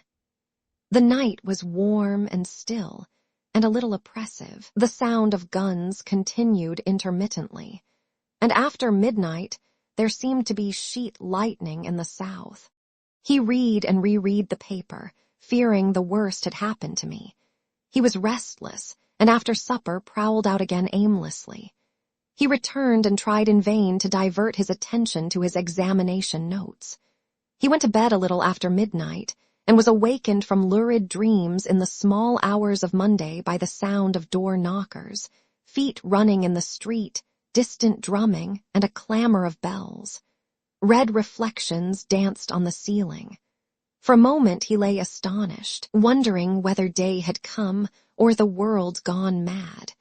Then he jumped out of bed and ran to the window. His room was an attic, and as he thrust his head out, Up and down the street there were a dozen echoes to the noise of his window sash, and heads in every kind of night disarray appeared. Inquiries were being shouted. "They are coming!" bawled a policeman, hammering at the door. "The Martians are coming!" and hurried to the next door. The sound of drumming and trumpeting came from the Albany Street barracks, and every church within earshot was hard at work killing sleep with a vehement, disorderly tocsin. There was a noise of doors opening, and window after window in the houses opposite flashed from darkness into yellow illumination. Up the street came galloping a closed carriage, bursting abruptly into noise at the corner, rising to a clattering climax under the window, and dying away slowly in the distance. Close on the rear of this came a couple of cabs, the forerunners of a long procession of flying vehicles, going for the most part to Chalk Farm Station, where the Northwestern special trains were loading up, instead of coming down the gradient into Euston. For a long time, my brother stared out of the window in blank astonishment, watching the policemen hammering at door after door, and delivering their incomprehensible message. Then the door behind him opened, and the man who lodged across the landing came in, dressed only in shirt, trousers, and slippers, his braces loose about his waist, his hair disordered from his pillow. "What the devil is it?" he asked. "A fire, what a devil of a row." They both craned their heads out of the window, straining to hear what the policemen were shouting. People were coming out of the side streets and standing in groups at the corners talking. "What the devil is it all about?" said my brother's fellow lodger. My brother answered him vaguely and began to dress, running with each garment to the window in order to miss nothing of the growing excitement. And presently men selling unnaturally early newspapers came bawling into the street. London in danger of suffocation. The Kingston and Richmond defences forced. Fearful massacres in the Thames Valley. And all about him, in the rooms below, in the houses on each side and across the road, and behind in the park terraces and in the 100 other streets of that part of Marylebone, and the Westbourne Park district and St. Pancras, and westward and northward in Kilburn and St. John's Wood and Hampstead, and eastward in Shoreditch and Highbury and Haggerston and Hoxton, and indeed, through all the vastness of London from Ealing to East Ham, people were rubbing their eyes and opening windows to stare out and ask aimless questions, dressing hastily as the first breath of the coming storm of fear blew through the streets. It was the dawn of the Great Panic. London, which had gone to bed on Sunday night oblivious and inert, was awakened in the small hours of Monday morning to a vivid sense of danger. Unable from his window to learn what was happening, my brother went down and out into the street, just as the sky between the parapets of the houses grew pink with the early dawn. The flying people on foot and in vehicles grew more numerous every moment. Black smoke. He heard people crying, and again, black smoke. The contagion of such a unanimous fear was inevitable. As my brother hesitated on the doorstep, he saw another news vendor approaching, and got a paper forthwith. The man was running away with the rest, and selling his papers for $1 each as he ran, a grotesque mingling of profit and panic. And from this paper, my brother read that catastrophic dispatch of the commander-in-chief. The Martians are able to discharge enormous clouds of a black and poisonous vapor by means of rockets. They have smothered our batteries, destroyed Richmond, Kingston, and Wimbledon, and are advancing slowly towards London, destroying everything on the way. It is impossible to stop them. There is no safety from the black smoke but an instant flight. That was all, but it was enough. The whole population of the great 6 million city was stirring, slipping, running. Presently it would be pouring en masse northward. Black smoke, the voices cried, "Fire!" The bells of the neighboring church made a jangling tumult. A cart carelessly driven smashed, amid shrieks and curses, against the water trough up the street. Sickly yellow lights went to and fro in the houses, and some of the passing cabs flaunted unextinguished lamps. And overhead the dawn was growing brighter, clear and steady and calm. He heard footsteps running to and fro in the rooms, and up and down stairs behind him. His landlady came to the door, loosely wrapped in dressing gown and shawl. Her husband followed, ejaculating. As my brother began to realize the import of all these things, he turned hastily to his own room, put all his available money, some £10 altogether, into his pockets, and went out again into the streets. Chapter 15. What had happened in Surrey? It was while the curate had sat and talked so wildly to me under the hedge in the flat meadows near Halliford, and while my brother was watching the fugitive stream over Westminster Bridge, that the Martians had resumed the offensive. So far as one can ascertain from the conflicting accounts that have been put forth, the majority of them remained busied with preparations in the Horsell pit until 9 that night, hurrying on some operation that disengaged huge volumes of green smoke.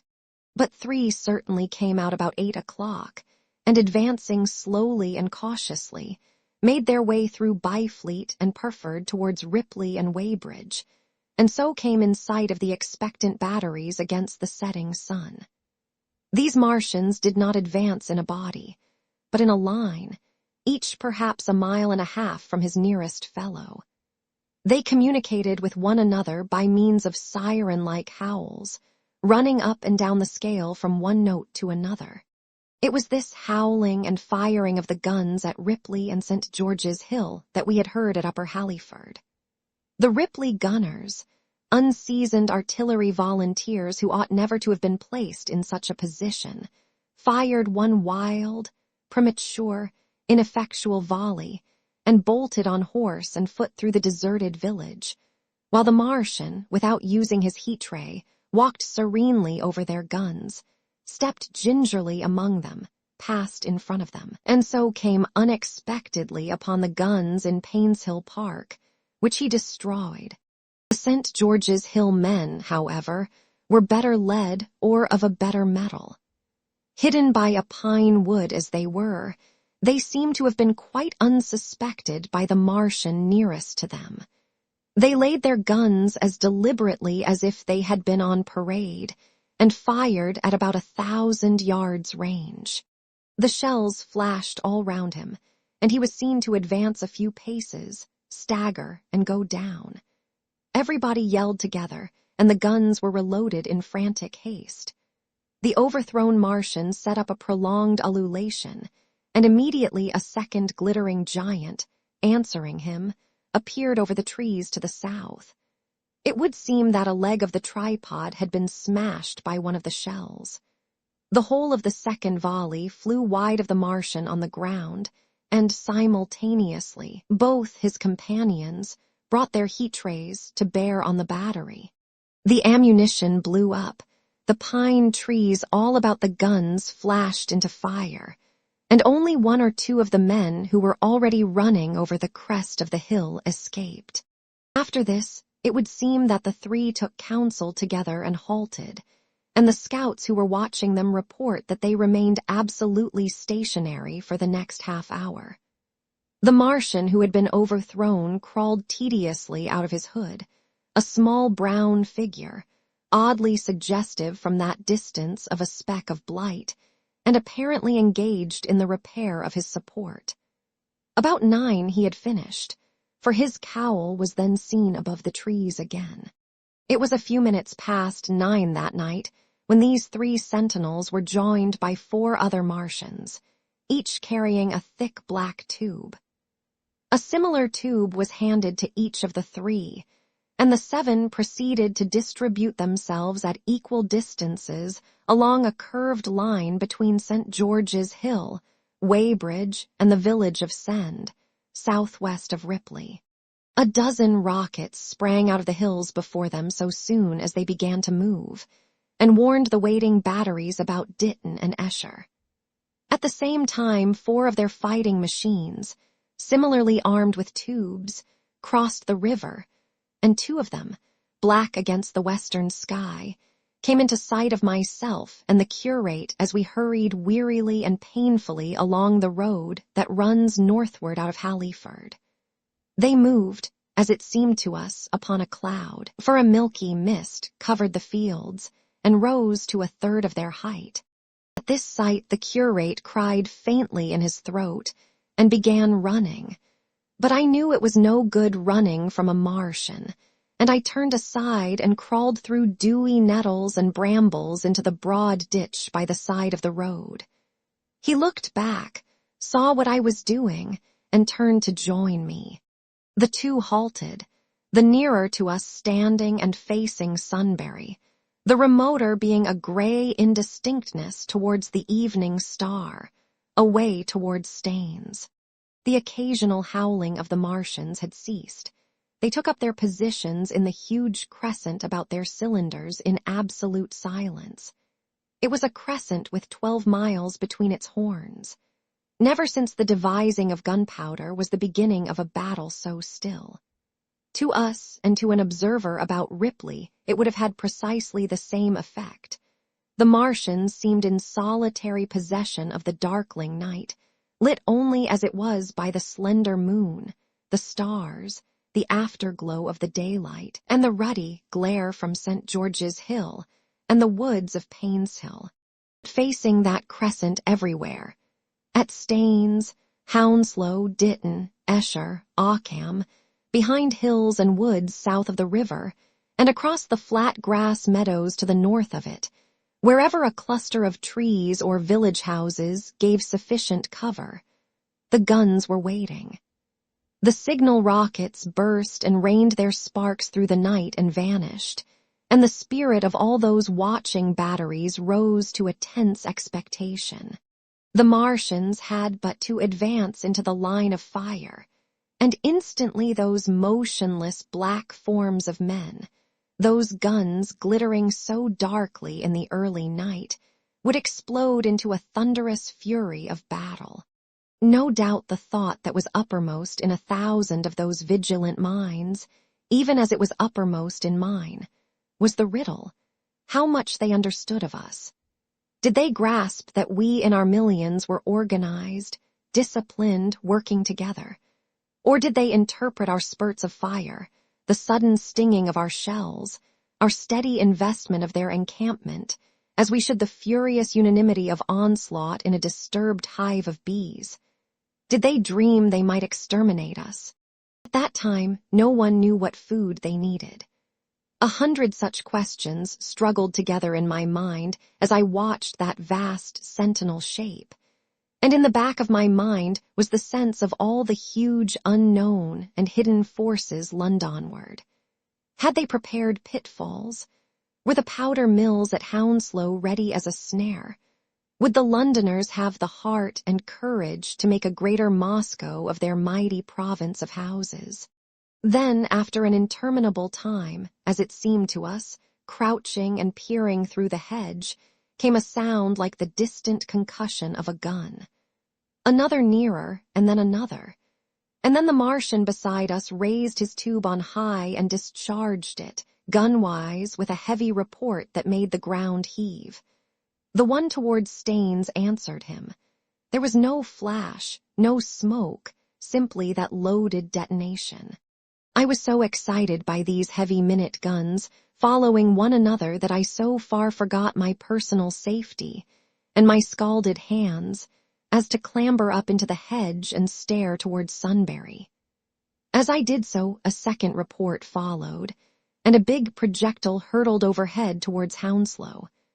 I expected at least to see smoke or fire, or some such evidence of its work. But all I saw was the deep blue sky above, with one solitary star, and the white mist spreading wide and low beneath. And there had been no crash, no answering explosion. The silence was restored, the minute lengthened to 3. "What has happened?" said the curate, standing up beside me. "Heaven knows," said I. A bat flickered by and vanished. A distant tumult of shouting began and ceased. I looked again at the Martian and saw he was now moving eastward along the river bank with a swift, rolling motion. Every moment I expected the fire of some hidden battery to spring upon him, but the evening calm was unbroken. The figure of the Martian grew smaller as he receded, and presently the mist and the gathering night had swallowed him up. By a common impulse we clambered higher. Toward Sunbury was a dark appearance, as though a conical hill had suddenly come into being there, hiding our view of the farther country. And then, remoter across the river, over Walton, we saw another such summit. These hill-like forms grew lower and broader even as we stared. Moved by a sudden thought, I looked northward, and there I perceived a third of these cloudy black copies had risen. Everything had suddenly become very still. Far away to the southeast, marking the quiet, we heard the Martians hooting to one another, and then the air quivered again with the distant thud of their guns. But the earthly artillery made no reply. Now at the time we could not understand these things, but later I was to learn the meaning of these ominous copies that gathered in the twilight. Each of the Martians, standing in the great crescent I have described, had discharged, by means of the gun-like tube he carried, a huge canister over whatever hill, copse, cluster of houses, or other possible cover for guns chanced to be in front of him. Some fired only one of these, some 2, as in the case of the one we had seen. The one at Ripley is said to have discharged no fewer than 5 at that time. These canisters smashed on striking the ground. They did not explode, and incontinently disengaged an enormous volume of heavy, inky vapor, coiling and pouring upward in a huge and ebony cumulus cloud, a gaseous hill that sank and spread itself slowly over the surrounding country. And the touch of that vapor, the inhaling of its pungent wisps, was death to all that breathes. It was heavy, this vapor, heavier than the densest smoke, so that, after the first tumultuous uprush and outflow of its impact, it sank down through the air and poured over the ground in a manner rather liquid than gaseous, abandoning the hills, and streaming into the valleys and ditches and watercourses, even as I have heard the carbonic acid gas that pours from volcanic clefts is wont to do. And where it came upon water, some chemical action occurred, and the surface would be instantly covered with a powdery scum that sank slowly and made way for more. The scum was absolutely insoluble, and it is a strange thing, seeing the instant effect of the gas, that one could drink without hurt the water from which it had been strained. The vapor did not diffuse as a true gas would do.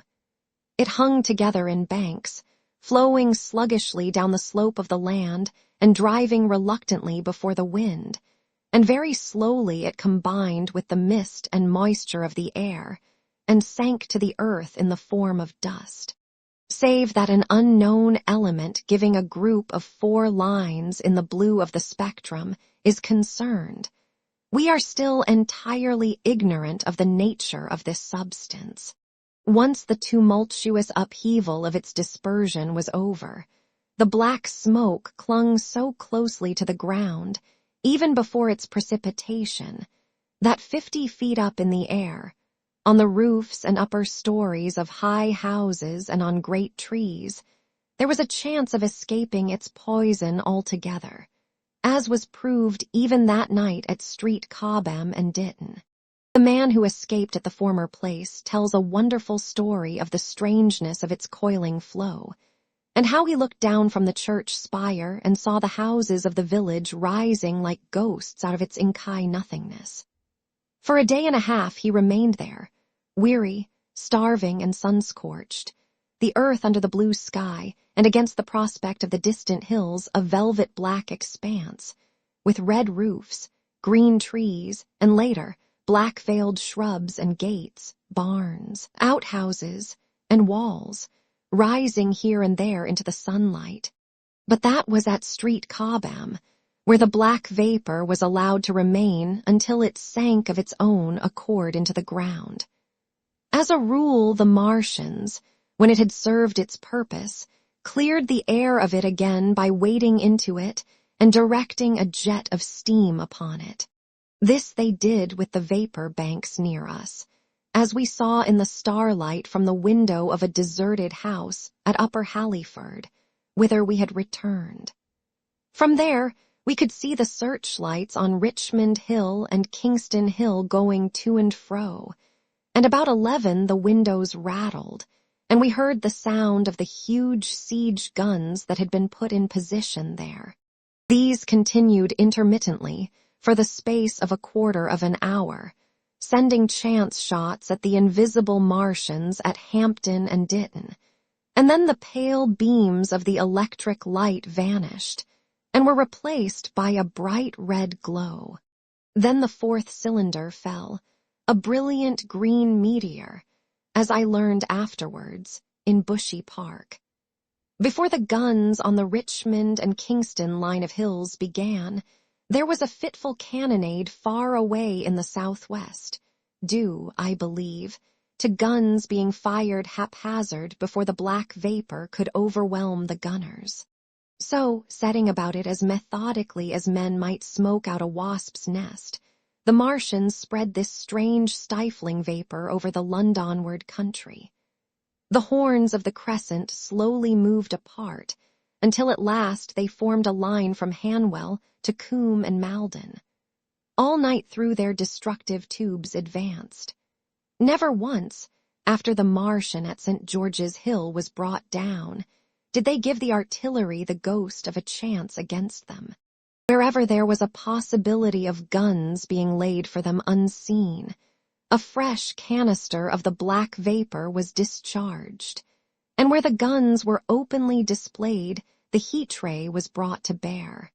By midnight, the blazing trees along the slopes of Richmond Park and the glare of Kingston Hill threw their light upon a network of black smoke, blotting out the whole valley of the Thames and extending as far as the eye could reach. And through this 2 Martians slowly waded and turned their hissing steam jets this way and that. They were sparing of the heat ray that night, either because they had but a limited supply of material for its production, or because they did not wish to destroy the country, but only to crush and overawe the opposition they had aroused. In the latter aim they certainly succeeded. Sunday night was the end of the organized opposition to their movements. After that, no body of men would stand against them, so hopeless was the enterprise. Even the crews of the torpedo boats and destroyers that had brought their quick firers up the Thames refused to stop, mutinied, and went down again. The only offensive operation men ventured upon after that night was the preparation of mines and pitfalls, and even in that their energies were frantic and spasmodic. One has to imagine, as well as one may, the fate of those batteries towards Esher, waiting so tensely in the twilight. Survivors there were none.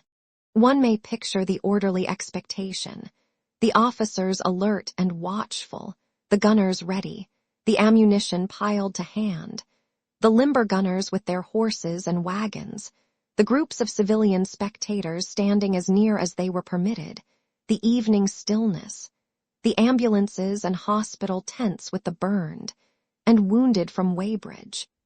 Then the dull resonance of the shots the Martians fired, and the clumsy projectile whirling over the trees and houses and smashing amid the neighboring fields.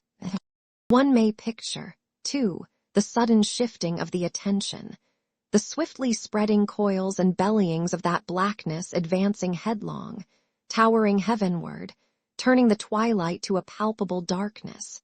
A strange and horrible antagonist of vapor striding upon its victims, men and horses near it seen dimly, running, shrieking, falling headlong, shouts of dismay, the guns suddenly abandoned, men choking and writhing on the ground, and the swift broadening out of the opaque cone of smoke, and then night and extinction, nothing but a silent mass of impenetrable vapor hiding its dead.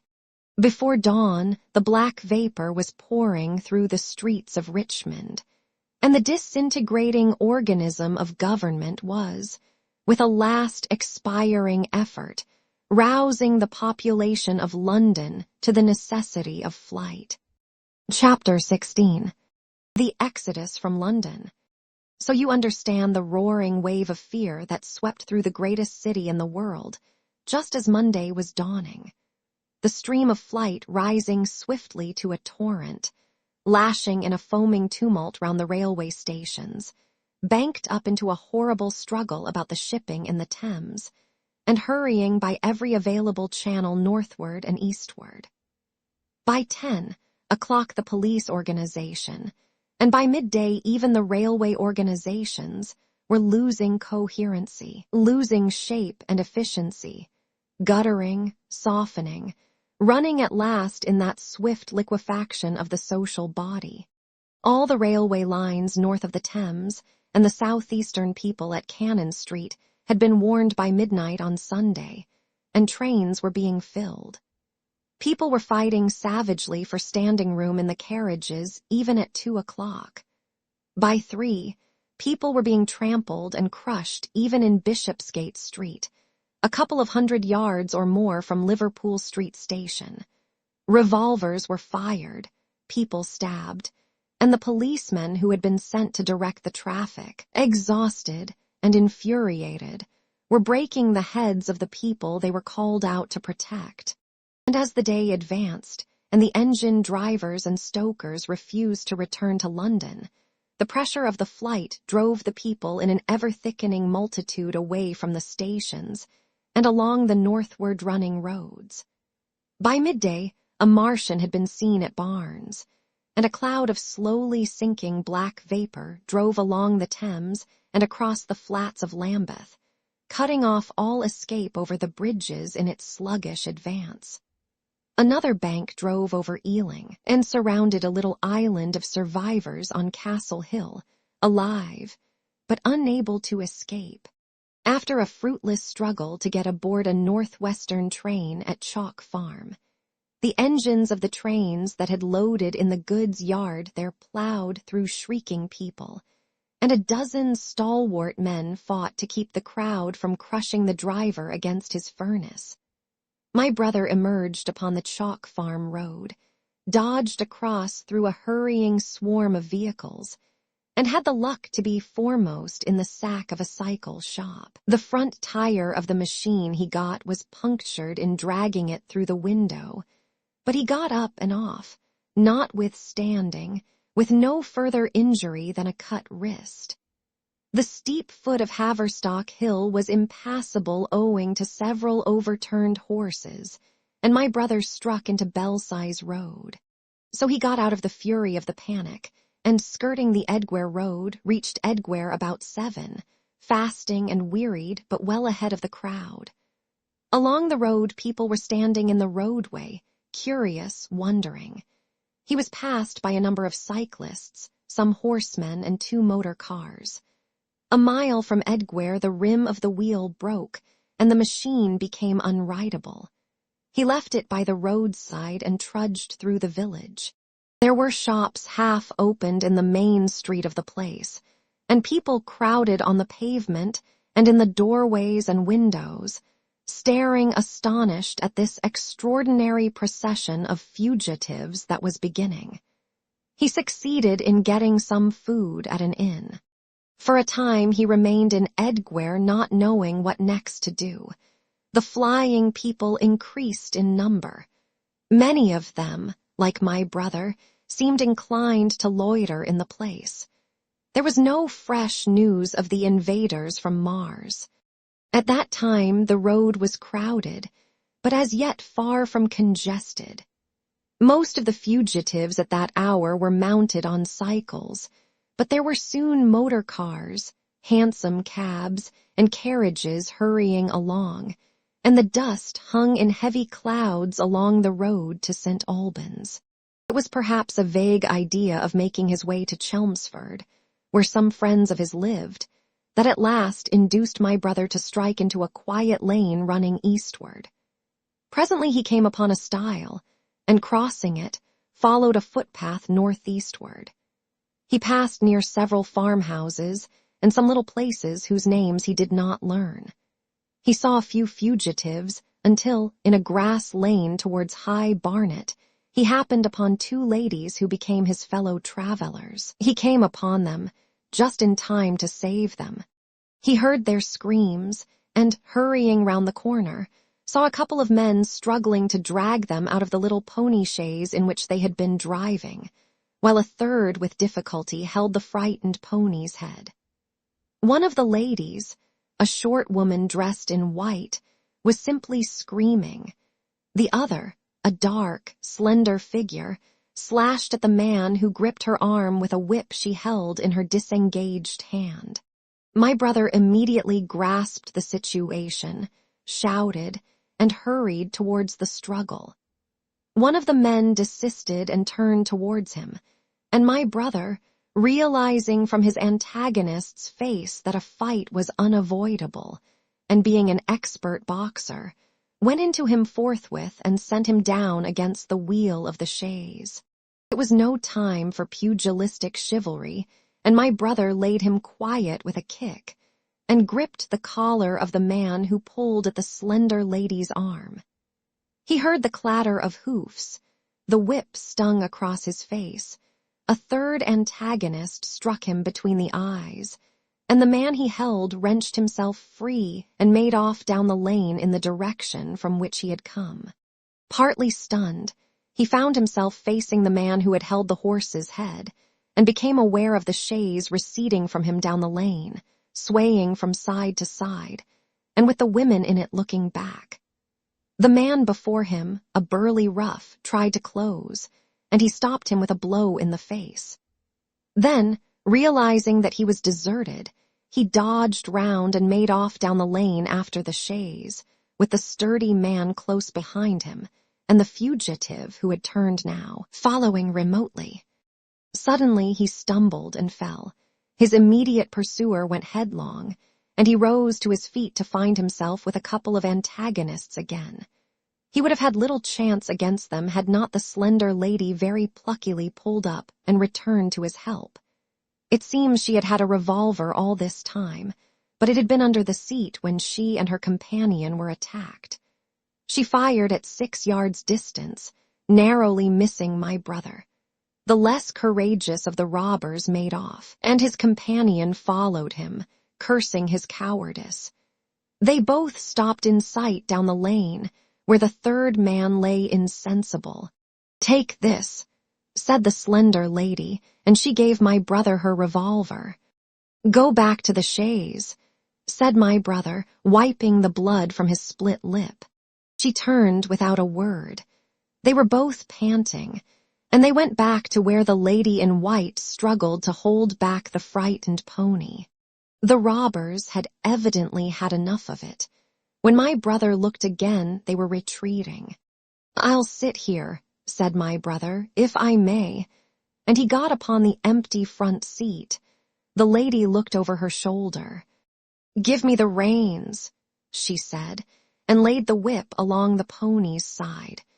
In another moment, a bend in the road hid the 3 men from my brother's eyes. So, quite unexpectedly, my brother found himself, panting, with a cut mouth, a bruised jaw, and blood-stained knuckles, driving along an unknown lane with these 2 women. He learned they were the wife and the younger sister of a surgeon living at Stanmore, who had come in the small hours from a dangerous case at Pinner, and heard at some railway station on his way of the Martian advance. He had hurried home, roused the women. Their servant had left them 2 days before, packed some provisions, put his revolver under the seat, luckily for my brother, and told them to drive on to Edgware with the idea of getting a train there. He stopped behind to tell the neighbors. He would overtake them, he said, at about 4:30 in the morning, and now it was nearly 9 and they had seen nothing of him. They could not stop in Edgware because of the growing traffic through the place, and so they had come into this side lane. That was the story they told my brother in fragments when presently they stopped again, nearer to New Barnet. He promised to stay with them, at least until they could determine what to do, or until the missing man arrived, and professed to be an expert shot with the revolver, a weapon strange to him, in order to give them confidence. They made a sort of encampment by the wayside, and the pony became happy in the hedge. He told them of his own escape out of London, and all that he knew of these Martians and their ways. The sun crept higher in the sky, and after a time their talk died out and gave place to an uneasy state of anticipation. Several wayfarers came along the lane, and of these my brother gathered such news as he could. Every broken answer he had deepened his impression of the great disaster that had come on humanity, deepened his persuasion of the immediate necessity for prosecuting this flight. He urged the matter upon them. "We have money," said the slender woman, and hesitated. Her eyes met my brother's, and her hesitation ended. "So have I," said my brother.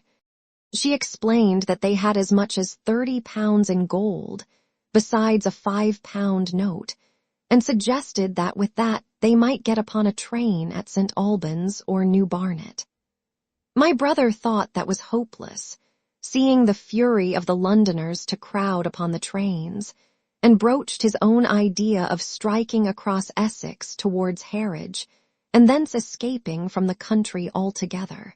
Mrs. Elphinstone, that was the name of the woman in white, would listen to no reasoning, and kept calling upon George.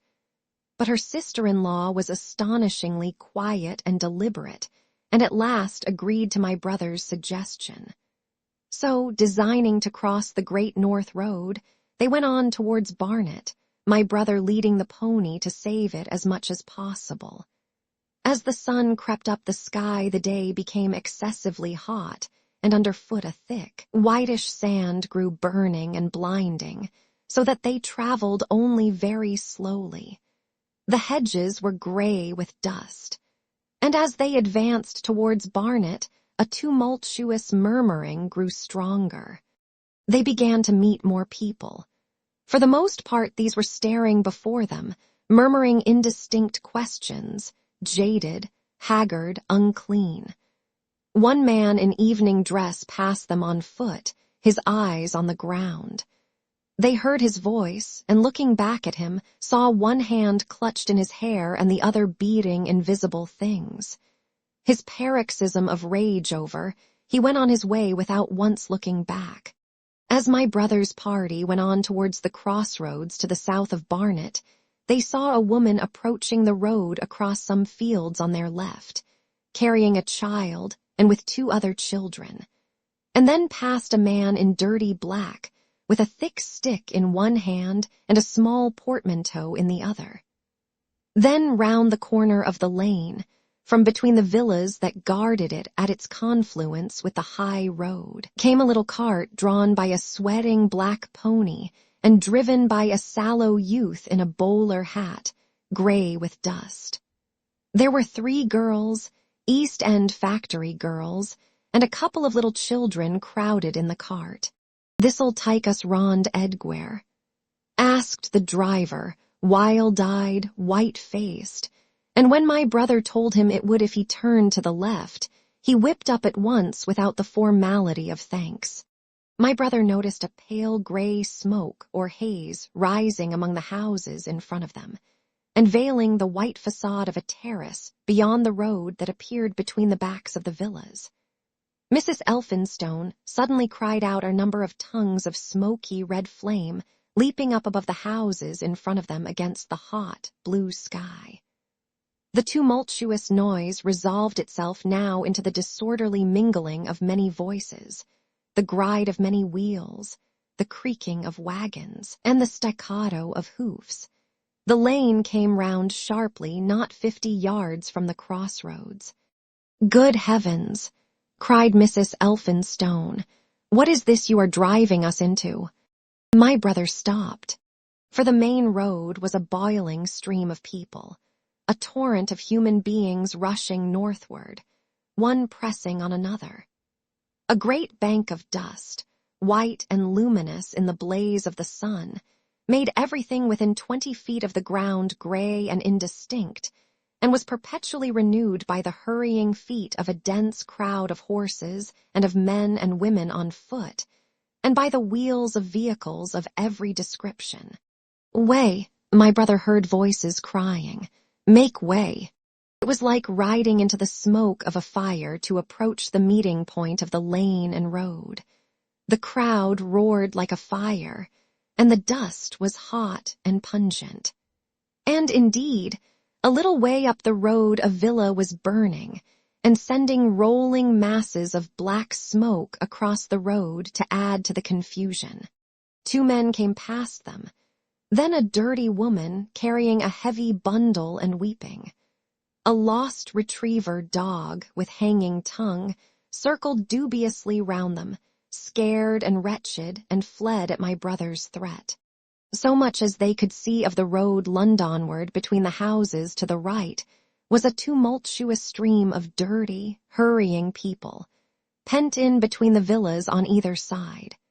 The black heads, the crowded forms, grew into distinctness as they rushed towards the corner, hurried past, and merged their individuality again in a receding multitude that was swallowed up at last in a cloud of dust. Go on," cried the voices. "Way, way." One man's hands pressed on the back of another. My brother stood at the pony's head. Irresistibly attracted, he advanced slowly, pace by pace, down the lane.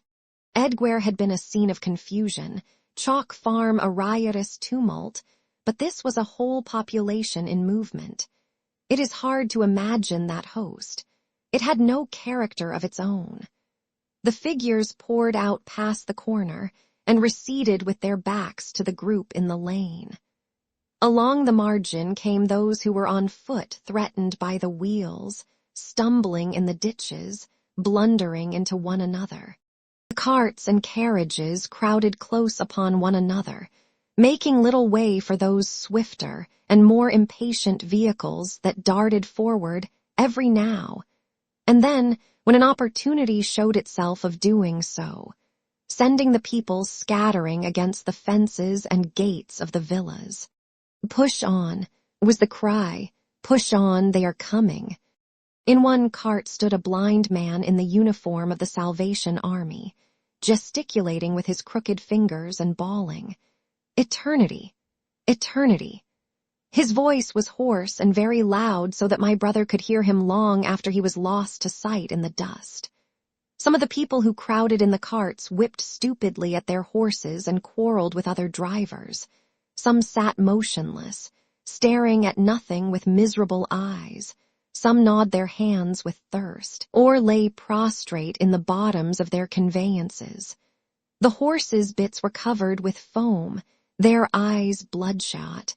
There were cabs, carriages, shop carts, wagons, beyond counting.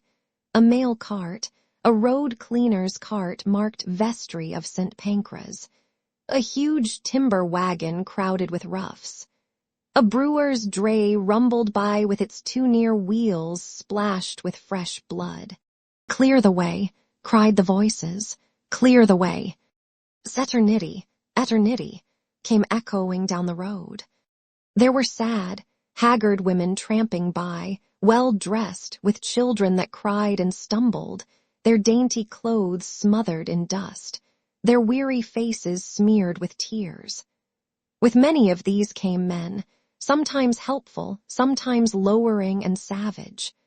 Fighting side by side with them pushed some weary street outcast in faded black rags, wide-eyed, loud-voiced, and foul-mouthed. There were sturdy workmen thrusting their way along, wretched, unkempt men, clothed like clerks or shopmen, struggling spasmodically.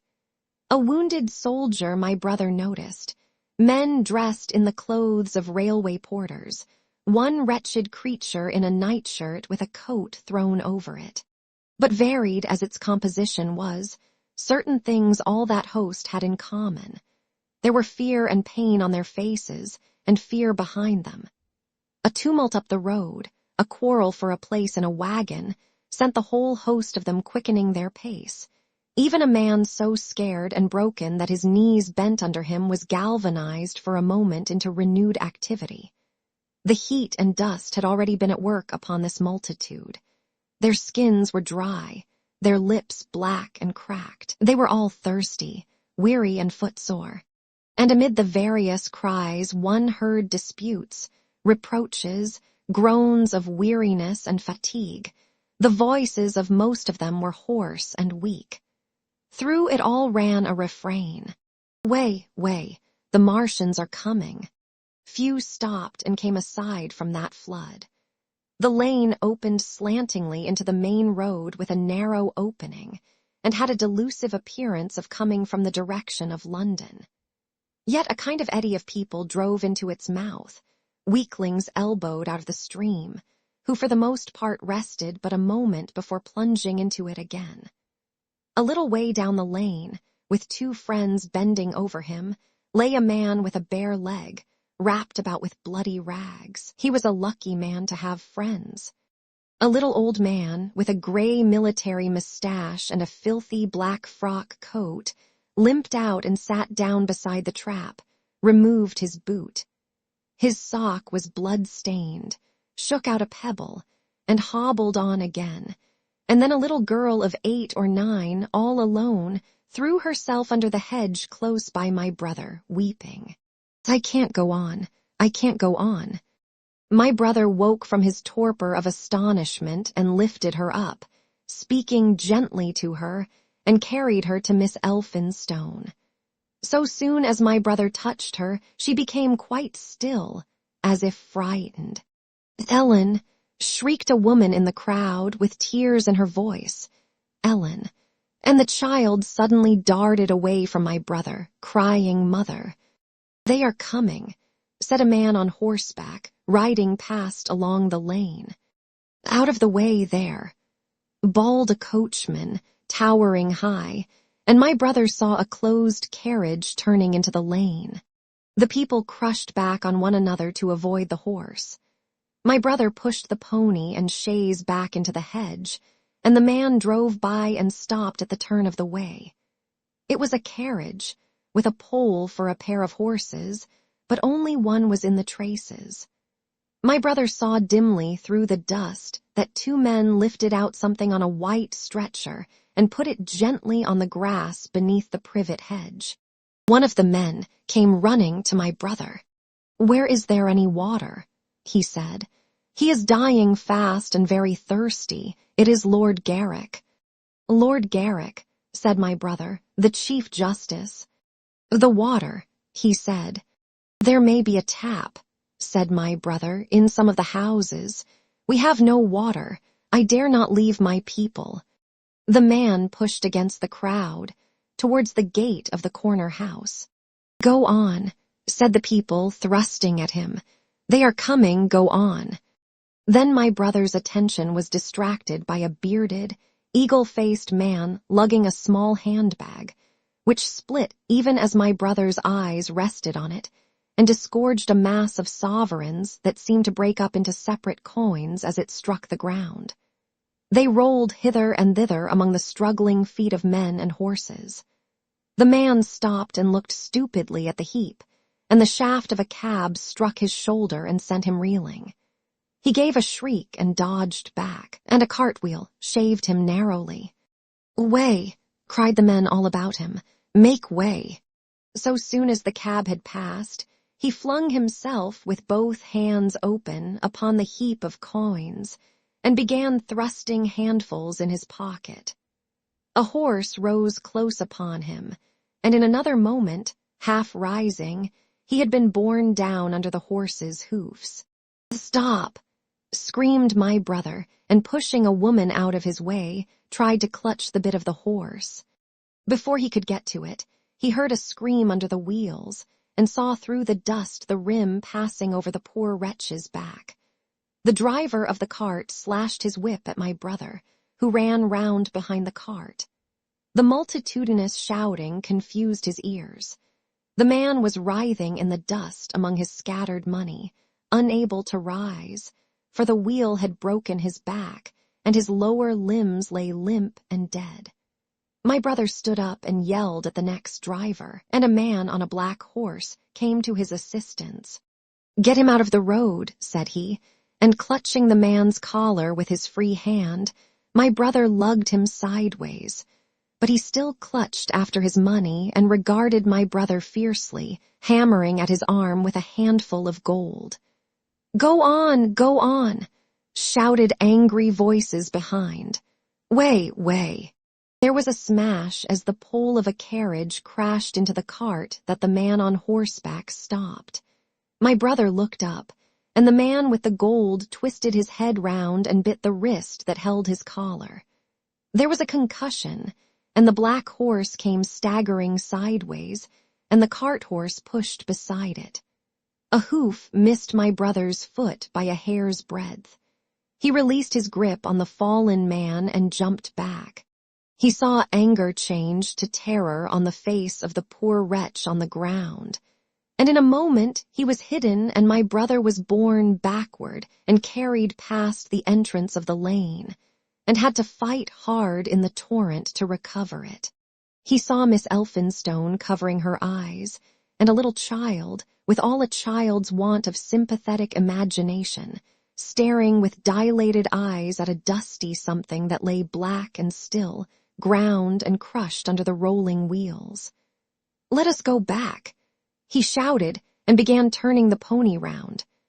"We cannot cross this. Hell," he said, and they went back 100 yards the way they had come, until the fighting crowd was hidden. As they passed the bend in the lane, my brother saw the face of the dying man in the ditch under the privet, deadly white and drawn, and shining with perspiration. The two women sat silent, crouching in their seat and shivering. Then beyond the bend, my brother stopped again. Miss Elphinstone was white and pale, and her sister-in-law sat weeping, too wretched even to call upon George. My brother was horrified and perplexed. So soon as they had retreated, he realized how urgent and unavoidable it was to attempt this crossing. He turned to Miss Elphinstone, suddenly resolute. "We must go that way," he said, and led the pony round again. For the second time that day this girl proved her quality. To force their way into the torrent of people, my brother plunged into the traffic and held back a cab horse, while she drove the pony across its head. A wagon locked wheels for a moment and ripped a long splinter from the chaise. In another moment they were caught and swept forward by the stream. My brother, with the cabman's whip marks red across his face and hands, scrambled into the chaise and took the reins from her. "Point the revolver at the man behind," he said, giving it to her, "if he presses us too hard. No, point it at his horse." Then he began to look out for a chance of edging to the right across the road. But once in the stream he seemed to lose volition, to become a part of that dusty route. They swept through Chipping Barnet with the torrent. They were nearly a mile beyond the center of the town before they had fought across to the opposite side of the way. It was din and confusion indescribable, but in and beyond the town the road forks repeatedly, and this to some extent relieved the stress. They struck eastward through Hadley, and there on either side of the road, and at another place farther on they came upon a great multitude of people drinking at the stream. some fighting to come at the water. And farther on, from a lull near East Barnet, they saw 2 trains running slowly one after the other without signal or order. Trains swarming with people, with men even among the coals behind the engines, going northward along the Great Northern Railway. My brother supposes they must have filled outside London, for at that time the furious terror of the people had rendered the central termini impossible. Near this place they halted for the rest of the afternoon, for the violence of the day had already utterly exhausted all 3 of them. They began to suffer the beginnings of hunger. The night was cold, and none of them dared to sleep. And in the evening many people came hurrying along the road nearby their stopping place, fleeing from unknown dangers before them, and going in the direction from which my brother had come. Chapter 17.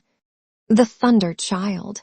Had the Martians aimed only at destruction, they might on Monday have annihilated the entire population of London, as it spread itself slowly through the home counties. Not only along the road through Barnet, but also through Edgware and Waltham Abbey, and along the roads eastward to Southend and Shoeburyness, and south of the Thames to Deal and Broadstairs, poured the same frantic rout. If one could have hung that June morning in a balloon in the blazing blue above London, every northward and eastward road, running out of the tangled maze of streets, would have seemed stippled black with the streaming fugitives, each dot a human agony of terror and physical distress. I have set forth at length in the last chapter my brother's account of the road through Chipping Barnet, in order that my readers may realize how that swarming of black dots appeared to one of those concerned. Never before in the history of the world had such a mass of human beings moved and suffered together. The legendary hosts of Goths and Huns, the hugest armies Asia has ever seen, would have been but a drop in that current. And this was no disciplined march. It was a stampede gigantic and terrible. Without order and without a goal, 6 million people unarmed and unprovisioned, driving headlong. It was the beginning of the rout of civilization, of the massacre of mankind. Directly below him, the balloonist would have seen the network of streets far and wide, houses, churches, squares, crescents, gardens, already derelict, spread out like a huge map, and in the southward blotted. Over Ealing, Richmond, Wimbledon, it would have seemed as if some monstrous pen had flung ink upon the chart. Steadily, incessantly, each black splash grew and spread, shooting out ramifications this way and that, now banking itself against rising ground, now pouring swiftly over a crest into a new-found valley, exactly as a gout of ink would spread itself upon blotting paper. And beyond, over the blue hills that rise southward of the river, the glittering Martians went to and fro, calmly and methodically spreading their poison cloud over this patch of country, and then over that, laying it again with their steam jets when it had served its purpose, and taking possession of the conquered country.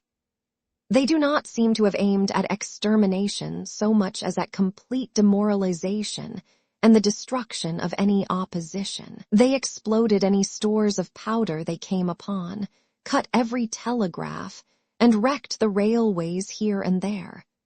They were hamstringing mankind. They seemed in no hurry to extend the field of their operations, and did not come beyond the central part of London all that day. It is possible that a very considerable number of people in London stuck to their houses through Monday morning. Certain it is that many died at home, suffocated by the black smoke. Until about midday the Pool of London was an astonishing scene.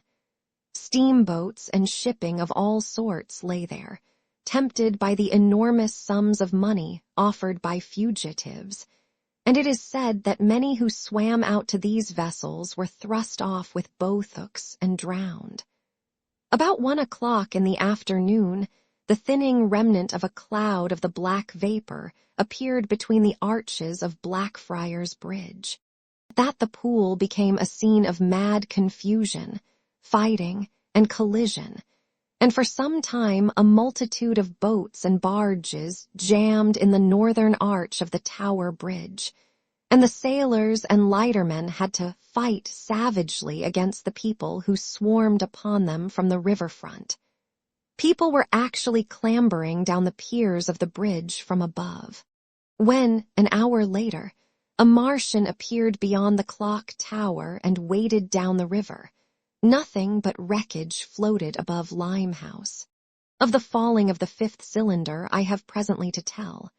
The sixth star fell at Wimbledon. My brother, keeping watch beside the women in the chaise in a meadow, saw the green flash of it far beyond the hills.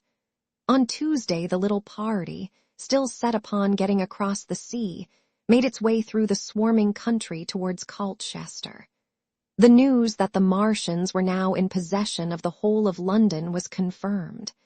They had been seen at Highgate, and even, it was said, at Neaston, but they did not come into my brother's view until the morrow. That day the scattered multitudes began to realize the urgent need of provisions. As they grew hungry, the rights of property ceased to be regarded.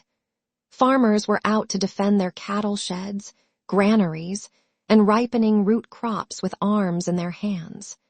A number of people now, like my brother, had their faces eastward, and there were some desperate souls even going back towards London to get food. These were chiefly people from the northern suburbs, whose knowledge of the black smoke came by hearsay. He heard that about half the members of the government had gathered at Birmingham, and that enormous quantities of high explosives were being prepared to be used in automatic mines across the Midland counties. He was also told that the Midland Railway Company had replaced the desertions of the first day's panic, had resumed traffic, and was running northward trains from St. Albans to relieve the congestion of the home counties. There was also a placard in Chipping Ongar announcing that large stores of flour were available in the northern towns, and that within 24 hours bread would be distributed among the starving people in the neighborhood. But this intelligence did not deter him from the plan of escape he had formed, and the three pressed eastward all day and heard no more of the bread distribution than this promise. Nor, as a matter of fact, did anyone else hear more of it. That night fell the seventh star, falling upon Primrose Hill. It fell while Miss Elphinstone was watching, for she took that duty alternately with my brother. She saw it. On Wednesday, the three fugitives. They had passed the night in a field of unripe wheat, reached Chelmsford, and there a body of the inhabitants, calling itself the Committee of Public Supply, seized the pony as provisions, and would give nothing in exchange for it but the promise of a share in it the next day. Here there were rumors of Martians at Epping, and news of the destruction of Waltham Abbey powder mills in a vain attempt to blow up one of the invaders. People were watching for Martians here from the church towers. My brother, very luckily for him as it chanced, preferred to push on at once to the coast rather than wait for food, although all three of them were very hungry. By midday they passed through Tillingham, which, strangely enough, seemed to be quite silent and deserted, save for a few furtive plunderers hunting for food. Near Tillingham they suddenly came in sight of the sea, and the most amazing crowd of shipping of all sorts that it is possible to imagine. For after the sailors could no longer come up the Thames, they came on to the Essex coast, to Harwich and Walton and Clacton, and afterwards to Foulness and Shoebury, to bring off the people. They lay in a huge sickle-shaped curve that vanished into mist at last towards the Naze. Close inshore was a multitude of fishing smacks, English, Scotch, French, Dutch, and Swedish. Steam launches from the Thames, yachts, electric boats, and beyond were ships of larger burden, A multitude of filthy colliers, trim merchantmen, cattle ships, passenger boats, petroleum tanks, ocean tramps, an old white transport even, neat white and gray liners from Southampton and Hamburg, and along the blue coast across the Blackwater, my brother could make out dimly a dense swarm of boats chaffering with the people on the beach, a swarm which also extended up the Blackwater almost to Malden. About a couple of miles out lay an ironclad, very low in the water almost, to my brother's perception, like a waterlogged ship. This was the Ram Thunder Child. It was the only warship in sight, but far away to the right over the smooth surface of the sea. For that day there was a dead calm. Lay a serpent of black smoke to mark the next ironclads of the Channel Fleet, which hovered in an extended line, steam up and ready for action, across the Thames estuary during the course of the Martian conquest, vigilant and yet powerless to prevent it. At the sight of the sea, Mrs. Elphinstone, in spite of the assurances of her sister-in-law, gave way to panic. She had never been out of England before. She would rather die than trust herself friendless in a foreign country, and so forth. She seemed, poor woman, to imagine that the French and the Martians might prove very similar. She had been growing increasingly hysterical, fearful, and depressed during the 2 days' journeyings. Her great idea was to return to Stanmore. Things had been always well and safe at Stanmore. They would find George at Stanmore. It was with the greatest difficulty they could get her down to the beach, where presently my brother succeeded in attracting the attention of some men on a paddle steamer from the Thames. They sent a boat and drove a bargain for £36 for the three. The steamer was going, these men said, to Ostend. It was about 2 o'clock when my brother, having paid their fares at the gangway, found himself safely aboard the steamboat with his charges. There was food aboard, albeit at exorbitant prices, and the three of them contrived to eat a meal on one of the seats forward. There were already a couple of score of passengers aboard, some of whom had expended their last money in securing a passage, but the captain lay off the Blackwater until 5 in the afternoon, picking up passengers until the seated decks were even dangerously crowded. He would probably have remained longer had it not been for the sound of guns that began about that hour in the south. As if in answer, the ironclad seaward fired a small gun and hoisted a string of flags. A jet of smoke sprang out of her funnels. Some of the passengers were of opinion that this firing came from Shoeburyness, until it was noticed that it was growing louder. At the same time, far away in the southeast, the masts and upperworks of 3 ironclads rose one after the other out of the sea, beneath clouds of black smoke. But my brother's attention speedily reverted to the distant firing in the south. He fancied he saw a column of smoke rising out of the distant gray haze. The little steamer was already flapping her way eastward of the big crescent of shipping, and the low Essex coast was growing blue and hazy, when a Martian appeared, small and faint in the remote distance, advancing along the muddy coast from the direction of Foulness. At that the captain on the bridge swore at the top of his voice with fear and anger at his own delay, and the paddles seemed infected with his terror. Every soul aboard stood at the bulwarks or on the seats of the steamer and stared at that distant shape, higher than the trees or church towers inland, and advancing with a leisurely parody of a human stride. It was the first Martian my brother had seen, and he stood, more amazed than terrified, watching this Titan advancing deliberately towards the shipping, wading farther and farther into the water as the coast fell away. Then, far away beyond the crouch, came another, striding over some stunted trees, and then yet another, still farther off, wading deeply through a shiny mud flat that seemed to hang halfway up between sea and sky. They were all stalking seaward, as if to intercept the escape of the multitudinous vessels that were crowded between foulness and the nays.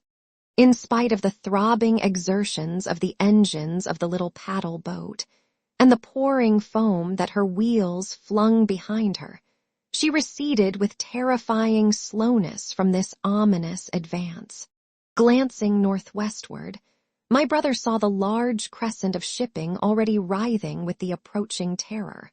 One ship passing behind another coming round from broadside to end on, steamships whistling and giving off volumes of steam, sails being let out, launches rushing hither and thither.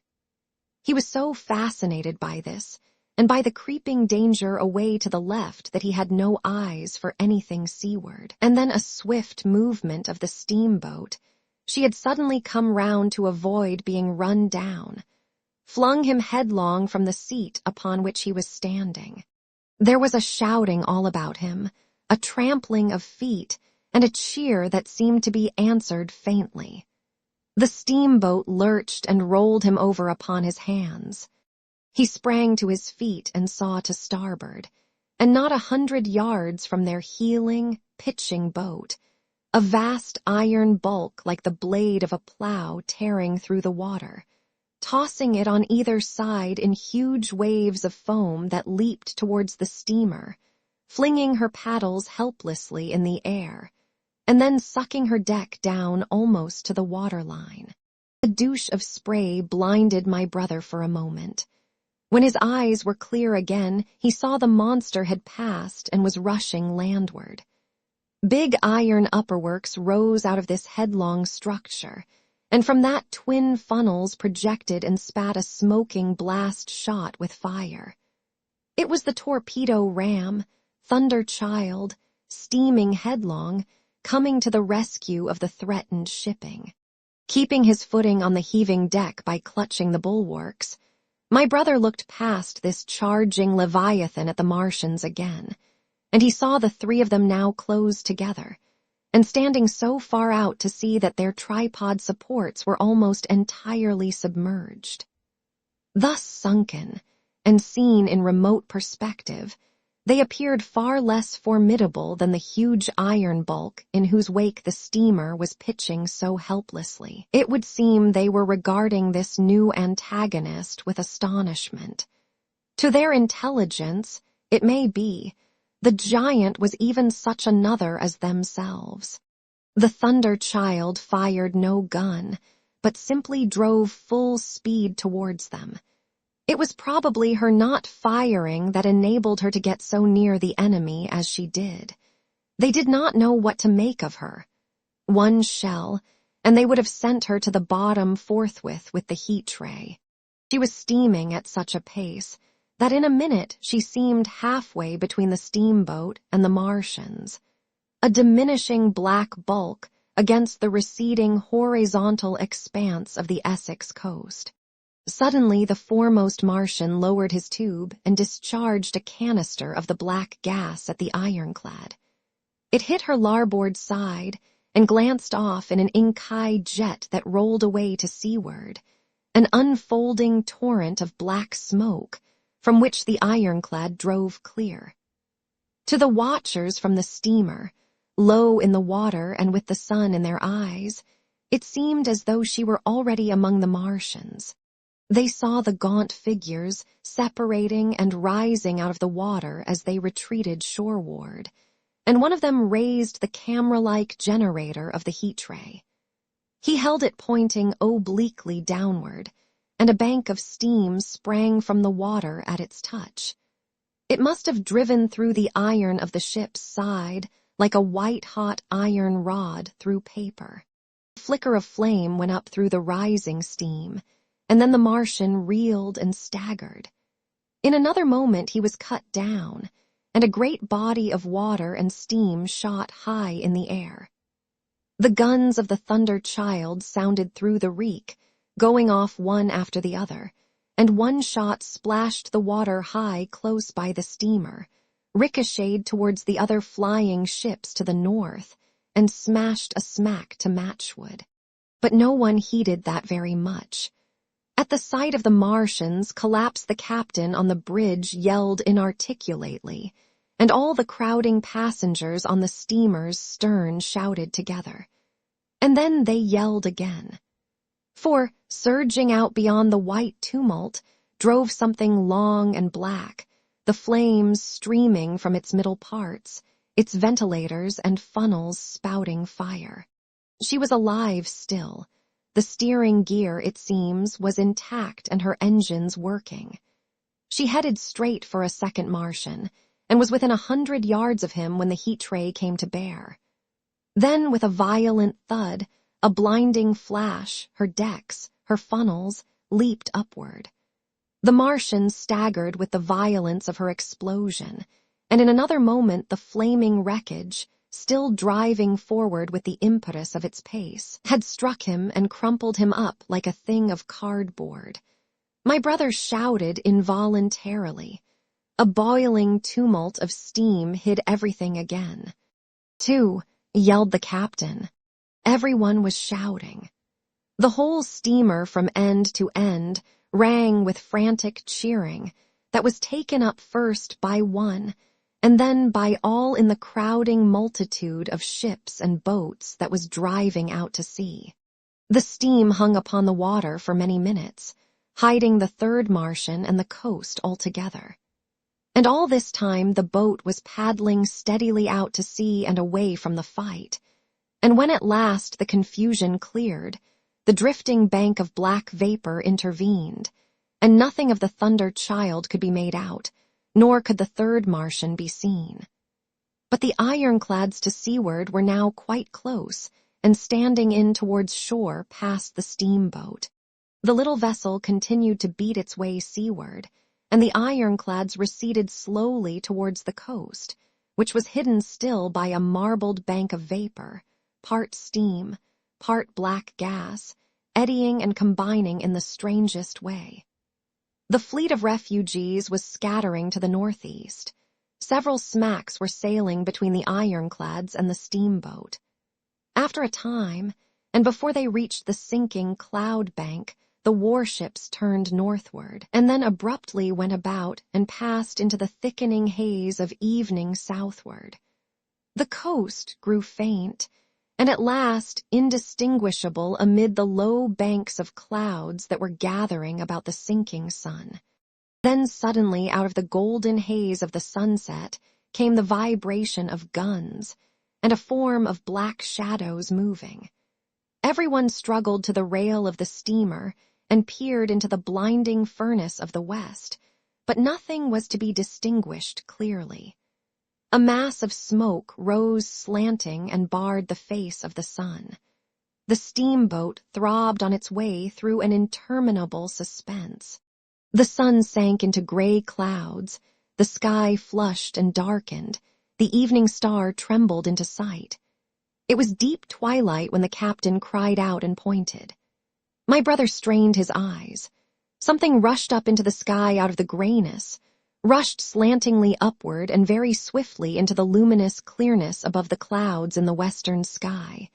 Something flat and broad and very large that swept round in a vast curve, grew smaller, sank slowly, and vanished again into the gray mystery of the night. And as it flew, it rained down darkness upon the land. Book 2. The Earth Under the Martians. Chapter 1. Underfoot.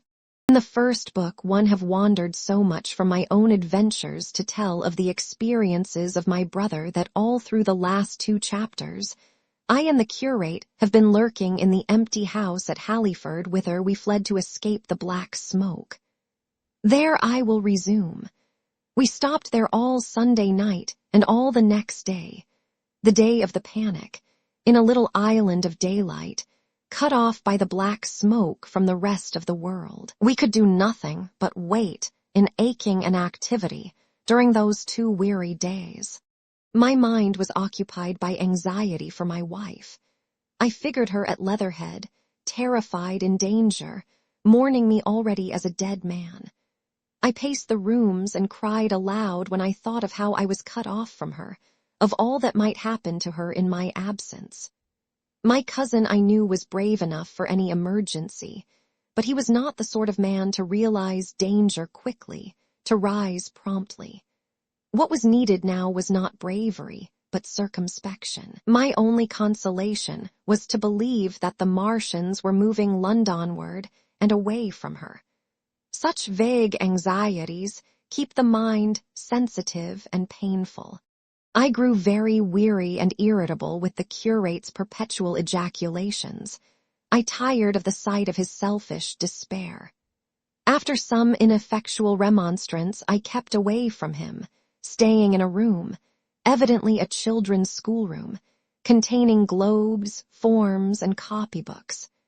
When he followed me thither, I went to a box room at the top of the house, and in order to be alone with my aching miseries, locked myself in. We were hopelessly hemmed in by the black smoke all that day and the morning of the next. There were signs of people in the next house on Sunday evening, a face at a window and moving lights, and later the slamming of a door. But I do not know who these people were, nor what became of them. We saw nothing of them next day.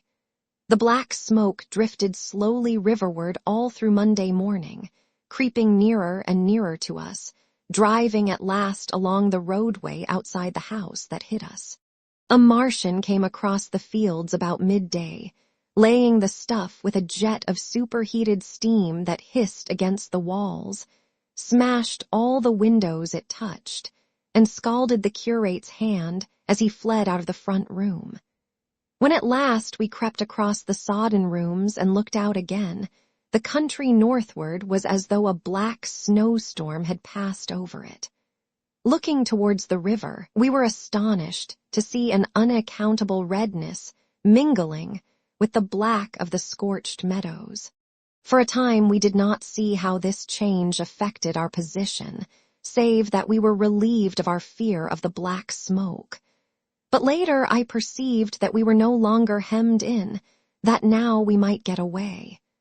So soon as I realized that the way of escape was open, my dream of action returned. But the curate was lethargic, unreasonable. "We are safe here," he repeated. "Safe here." I resolved to leave him. Would that I had. Wiser now for the artilleryman's teaching, I sought out food and drink.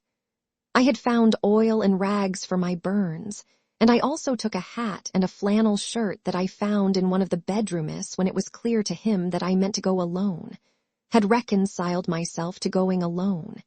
He suddenly roused himself to come. And all being quiet throughout the afternoon, we started about 5 o'clock, as I should judge, along the blackened road to Sunbury. In Sunbury, and at intervals along the road, were dead bodies lying in contorted attitudes, horses as well as men, overturned carts and luggage, all covered thickly with black dust. That pall of cindery powder made me think of what I had read of the destruction of Pompeii. We got to Hampton Court without misadventure, our minds full of strange and unfamiliar appearances, and at Hampton Court, our eyes were relieved to find a patch of green that had escaped the suffocating drift.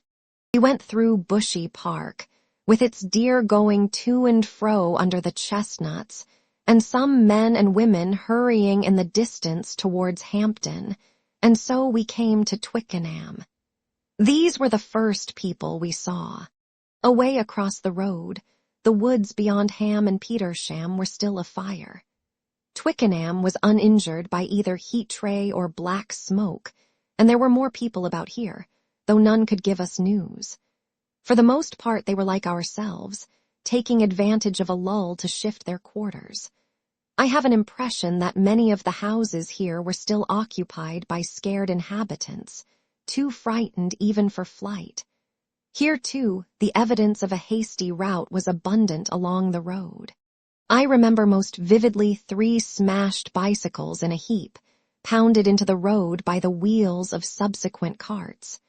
We crossed Richmond Bridge about 8:30. We hurried across the exposed bridge, of course, but I noticed floating down the stream a number of red masses, some many feet across. I did not know what these were. There was no time for scrutiny, and I put a more horrible interpretation on them than they deserved.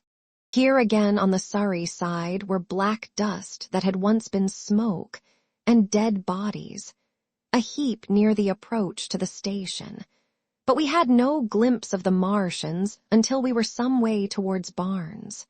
We saw in the blackened distance a group of 3 people running down a side street towards the river, but otherwise it seemed deserted. Up the hill, Richmond town was burning briskly. Outside the town of Richmond, there was no trace of the black smoke. Then suddenly, as we approached Kew, came a number of people running, and the upperworks of a Martian fighting machine loomed in sight over the housetops, not 100 yards away from us. We stood aghast at our danger, and had the Martian looked down, we must immediately have perished. We were so terrified that we dared not go on, but turned aside and hid in a shed in a garden. There the curate crouched, weeping silently, and refusing to stir again. But my fixed idea of reaching Leatherhead would not let me rest, and in the twilight I ventured out again. I went through a shrubbery, and along a passage beside a big house standing in its own grounds, and so emerged upon the road towards Kew. The curate I left in the shed, but he came hurrying after me. That second start was the most foolhardy thing I ever did, for it was manifest the Martians were about us. No sooner had the curate overtaken me than we saw either the fighting machine we had seen before or another, far away across the meadows in the direction of Kew Lodge.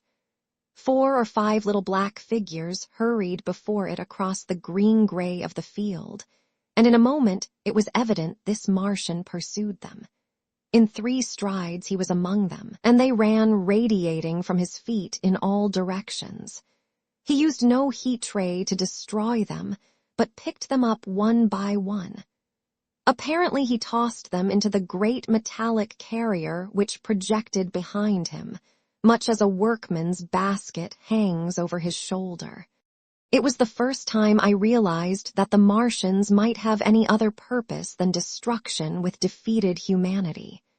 We stood for a moment petrified, then turned and fled through a gate behind us into a walled garden, fell into, rather than found, a fortunate ditch, and lay there, scarce daring to whisper to each other until the stars were out. I suppose it was nearly 11 o'clock before we gathered courage to start again, no longer venturing into the road, but sneaking along hedgerows and through plantations, and watching keenly through the darkness, he on the right and I on the left, for the Martians, who seemed to be all about us.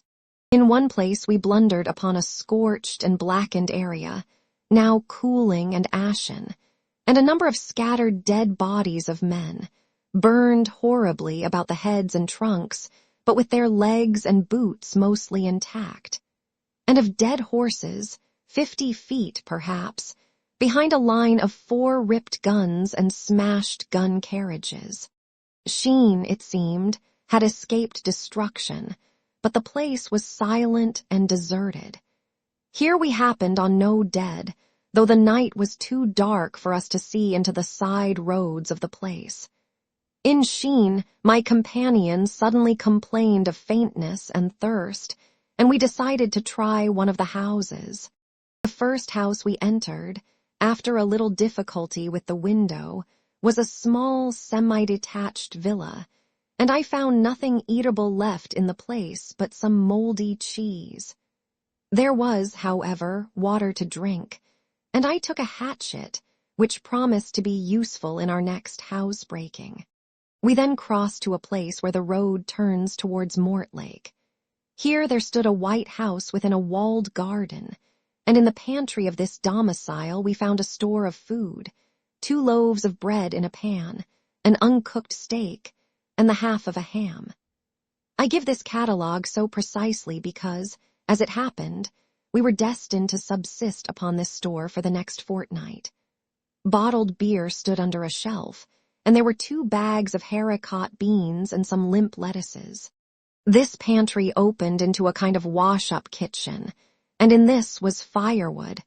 There was also a cupboard, in which we found nearly a dozen of burgundy, tinned soups and salmon, and 2 tins of biscuits. We sat in the adjacent kitchen in the dark, for we dared not strike a light, and ate bread and ham, and drank beer out of the same bottle. The curate, who was still timorous and restless, was now, oddly enough, for pushing on, and I was urging him to keep up his strength by eating when the thing happened that was to imprison us. "It can't be midnight yet," I said, and then came a blinding glare of vivid green light. Everything in the kitchen leaped out, clearly visible in green and black, and vanished again. And then followed such a concussion as I have never heard before or since. So close on the heels of this as to seem instantaneous came a thud behind me, a clash of glass, a crash and rattle of falling masonry all about us, and the plaster of the ceiling came down upon us, smashing into a multitude of fragments upon our heads. I was knocked headlong across the floor against the oven handle and stunned. I was insensible for a long time, the curate told me, and when I came to we were in darkness again, and he, with a face wet, as I found afterwards, with blood from a cut forehead, was dabbing water over me. For some time I could not recollect what had happened. Then things came to me slowly. A bruise on my temple asserted itself. "Are you better?" asked the curate in a whisper. At last I answered him. I sat up. "Don't move," he said. "The floor is covered with smashed crockery from the dresser. You can't possibly move without making a noise, and I fancy they are outside." We both sat quite silent, so that we could scarcely hear each other breathing. Everything seemed deadly still, but once something near us, some plaster or broken brickwork, slid down with a rumbling sound. Outside and very near was an intermittent, metallic rattle. "That," said the curate, when presently it happened again. "Yes," I said, "but what is it?" "A Martian," said the curate. I listened again.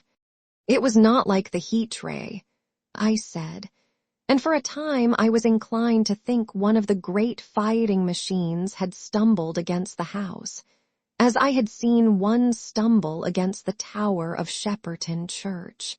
Our situation was so strange and incomprehensible that for 3 or 4 hours, until the dawn came, we scarcely moved. And then the light filtered in, not through the window, which remained black, but through a triangular aperture between a beam and a heap of broken bricks in the wall behind us. The interior of the kitchen we now saw grayly for the first time. The window had been burst in by a mass of garden mold, which flowed over the table upon which we had been sitting and lay about our feet. Outside, the soil was banked high against the house. At the top of the window frame, we could see an uprooted drain pipe. The floor was littered with smashed hardware. The end of the kitchen towards the house was broken into, and since the daylight shone in there, it was evident the greater part of the house had collapsed. Contrasting vividly with this ruin was the neat dresser, stained in the fashion, pale green, and with a number of copper and tin vessels below it, the wallpaper imitating blue and white tiles, and a couple of colored supplements fluttering from the walls above the kitchen range.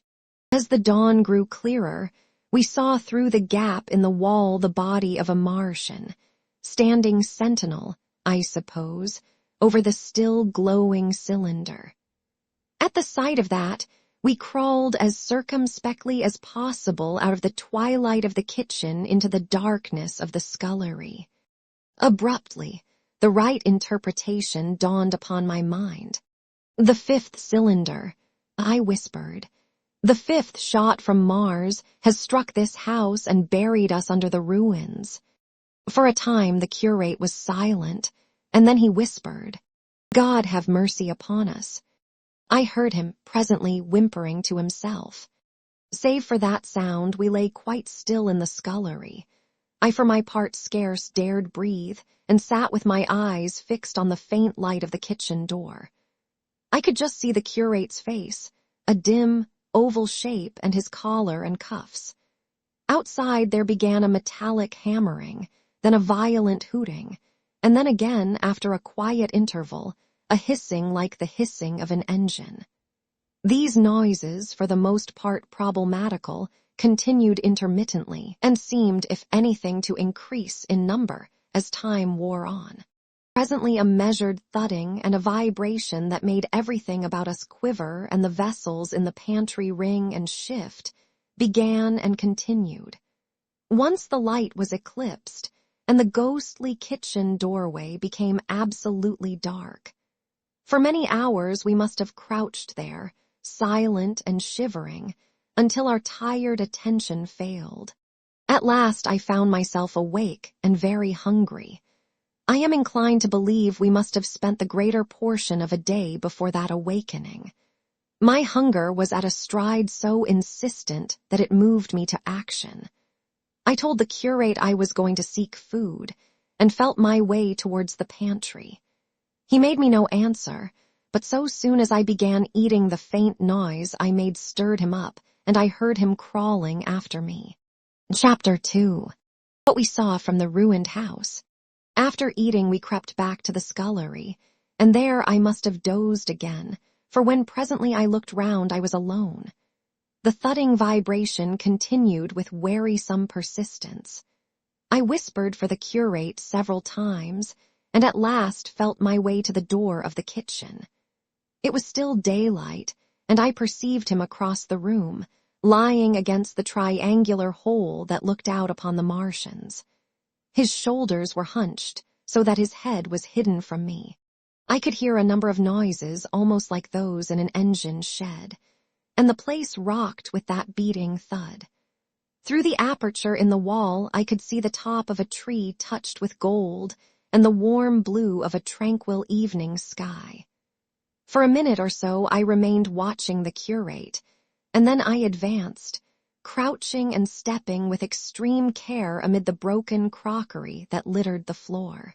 I touched the curate's leg, and he started so violently that a mass of plaster went sliding down outside and fell with a loud impact. I gripped his arm, fearing he might cry out, and for a long time we crouched motionless. Then I turned to see how much of our rampart remained. The detachment of the plaster had left a vertical slit open in the debris, and by raising myself cautiously across a beam, I was able to see out of this gap into what had been overnight a quiet suburban roadway. Vast, indeed, was the change that we beheld. The fifth cylinder must have fallen right into the midst of the house we had first visited.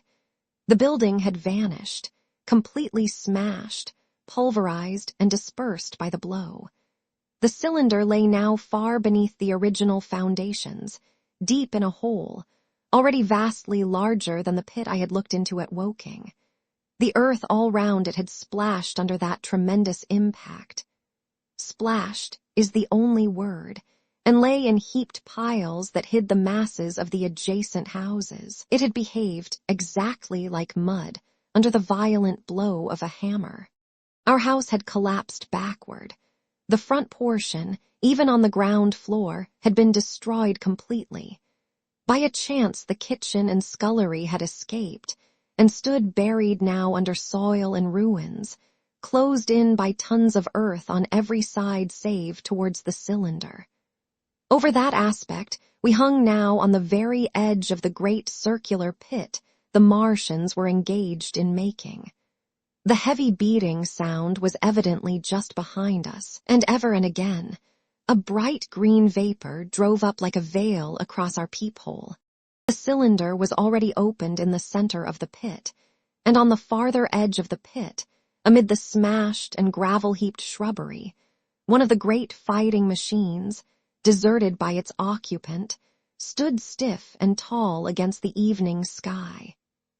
At first, I scarcely noticed the pit and the cylinder, although it has been convenient to describe them first, on account of the extraordinary glittering mechanism I saw busy in the excavation, and on account of the strange creatures that were crawling slowly and painfully across the heaped mold near it.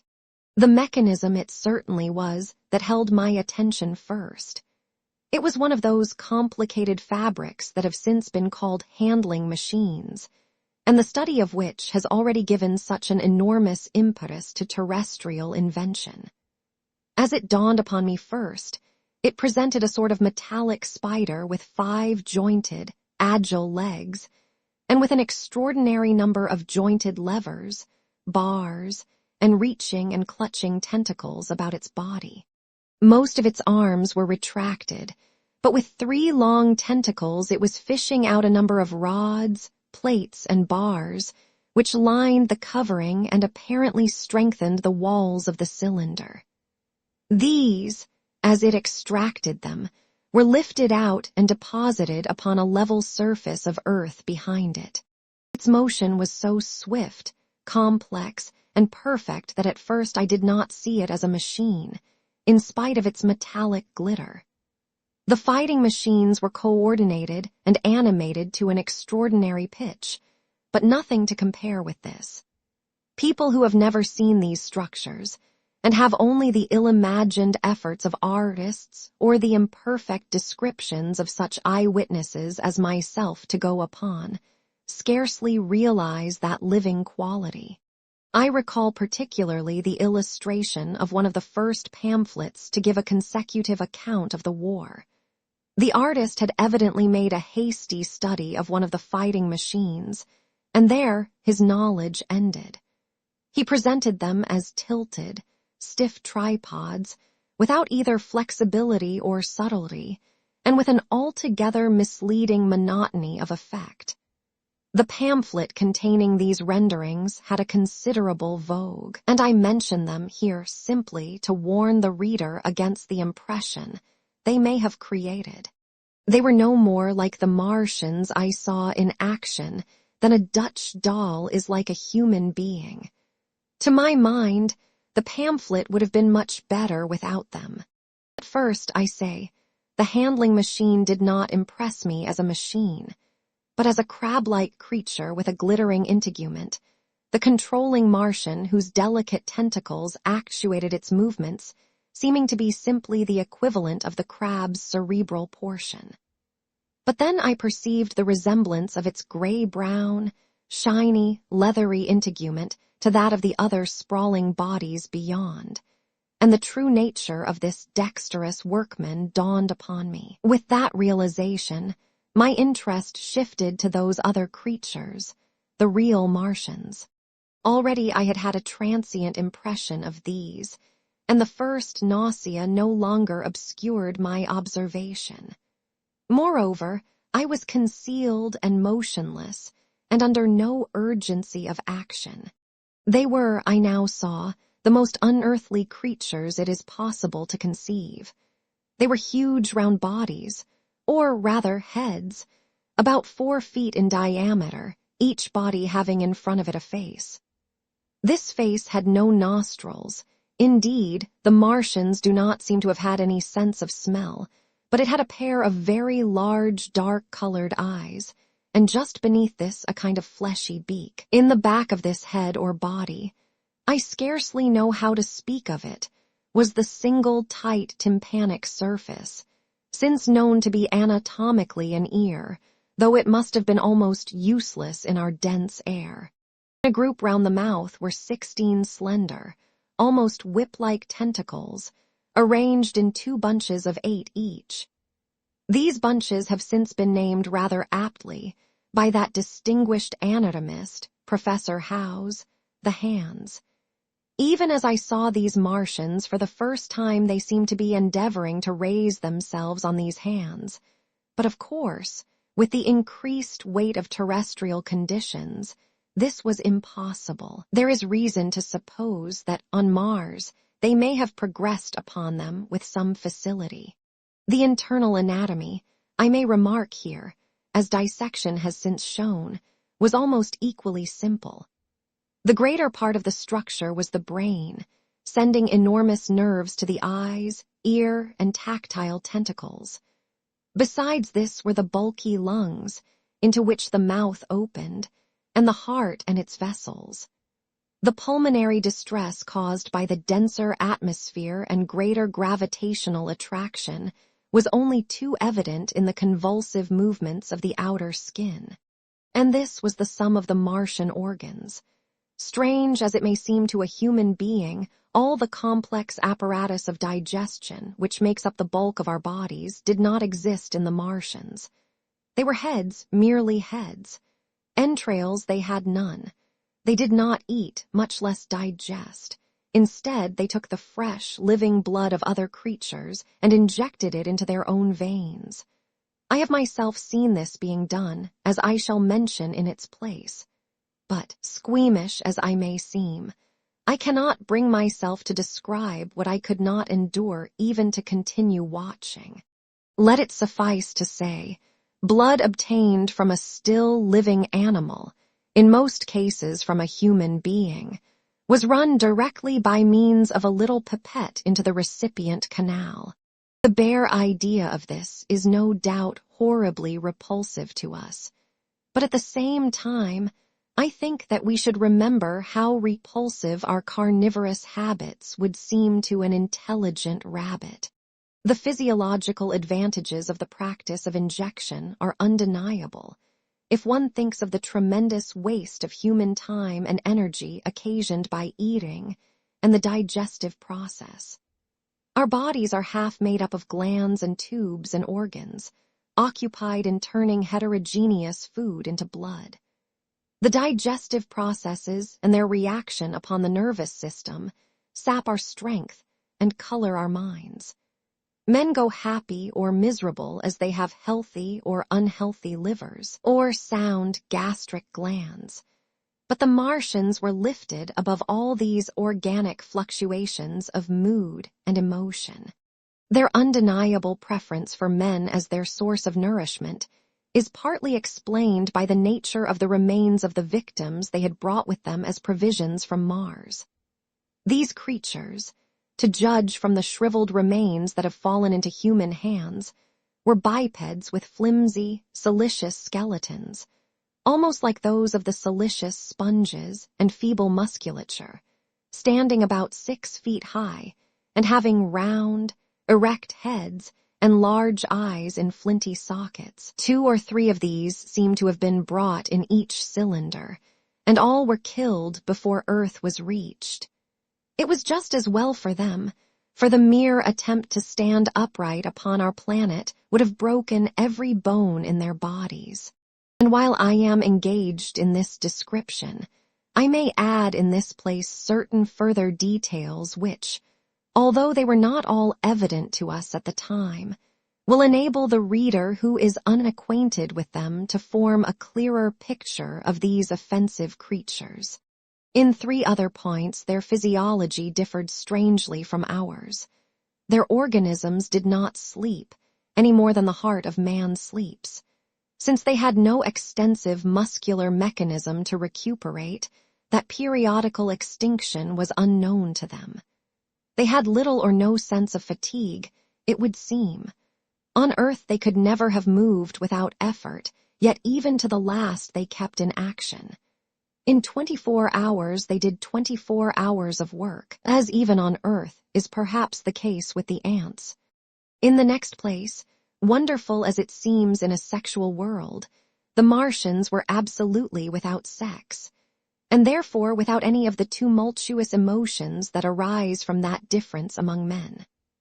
A young Martian, there can now be no dispute, was really born upon Earth during the war, and it was found attached to its parent, partially budded off, just as young lily bulbs bud off, or like the young animals in the freshwater polyp.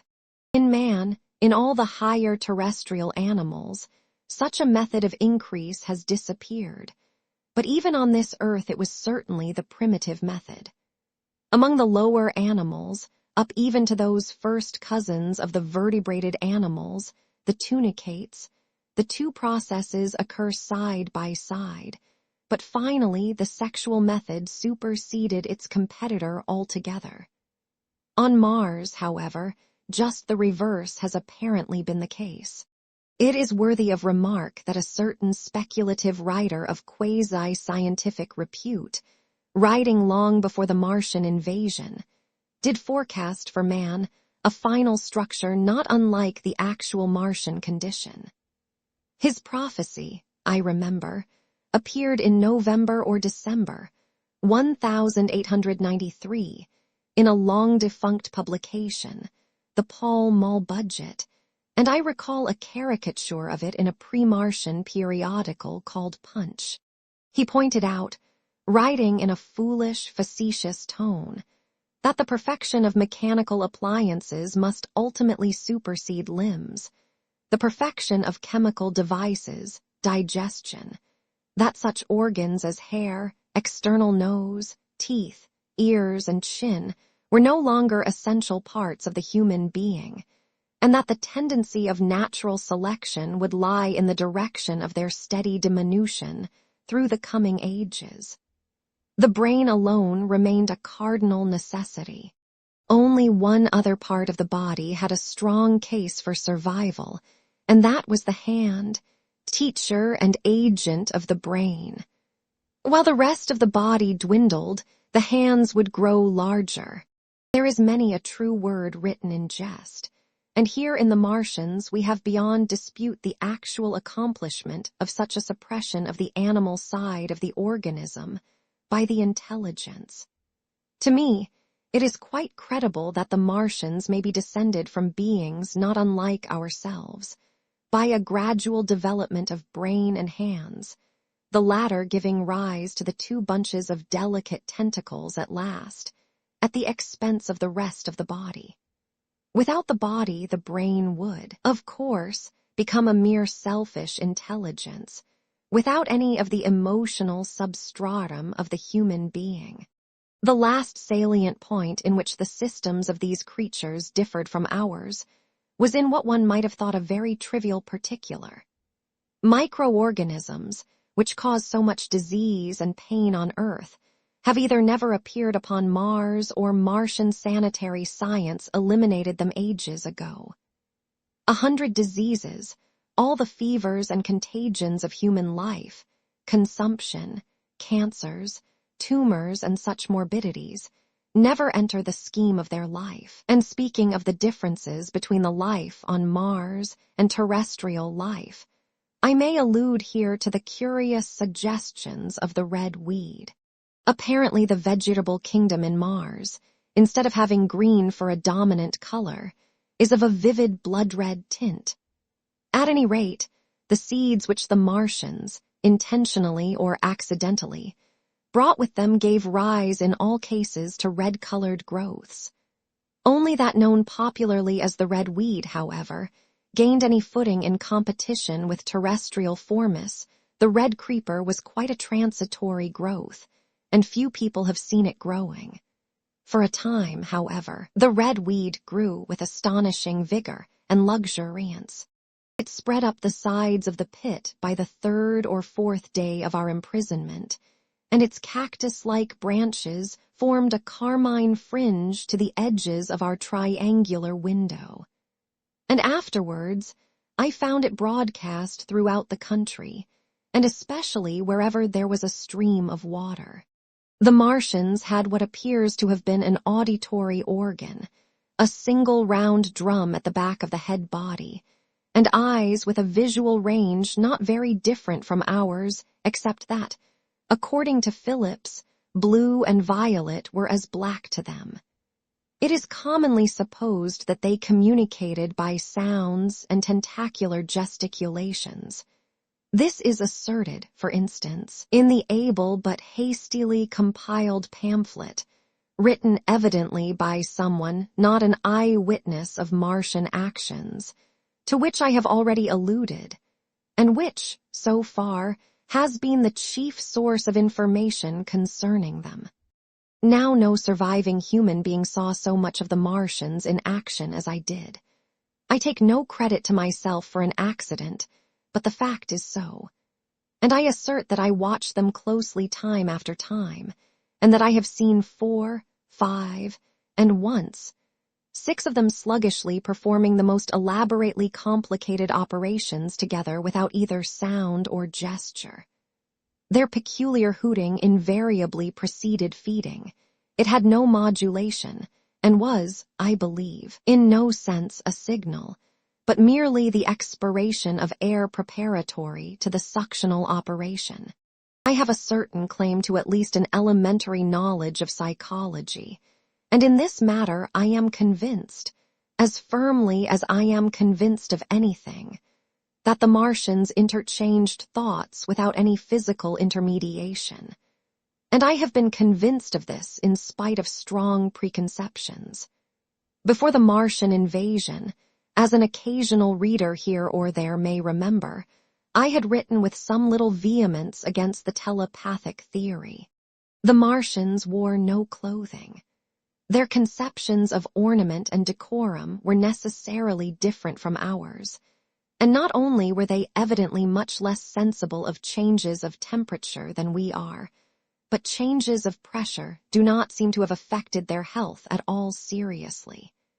Yet though they wore no clothing, it was in the other artificial additions to their bodily resources that their great superiority over man lay. We men, with our bicycles and road skates, our Lilienthal soaring machines, our guns and sticks and so forth, are just in the beginning of the evolution that the Martians have worked out. They have become practically mere brains, wearing different bodies according to their needs, just as men wear suits of clothes and take a bicycle in a hurry or an umbrella in the wet. And of their appliances, perhaps nothing is more wonderful to a man than the curious fact that what is the dominant feature of almost all human devices in mechanism is absent. The wheel is absent. Among all the things they brought to earth, there is no trace or suggestion of their use of wheels. One would have at least expected it in locomotion. And in this connection, it is curious to remark that even on this earth nature has never hit upon the wheel, or has preferred other expedients to its development. And not only did the Martians either not know of, which is incredible, or abstain from, the wheel, but in their apparatus singularly little use is made of the fixed pivot or relatively fixed pivot. With circular motions, they're about confined to one plane. Almost all the joints of the machinery present a complicated system of sliding parts moving over small but beautifully curved friction bearings. And while upon this matter of detail, it is remarkable that the long leverages of their machines are in most cases actuated by a sort of sham musculature of the discs in an elastic sheath. These discs become polarized and drawn closely and powerfully together when traversed by a current of electricity.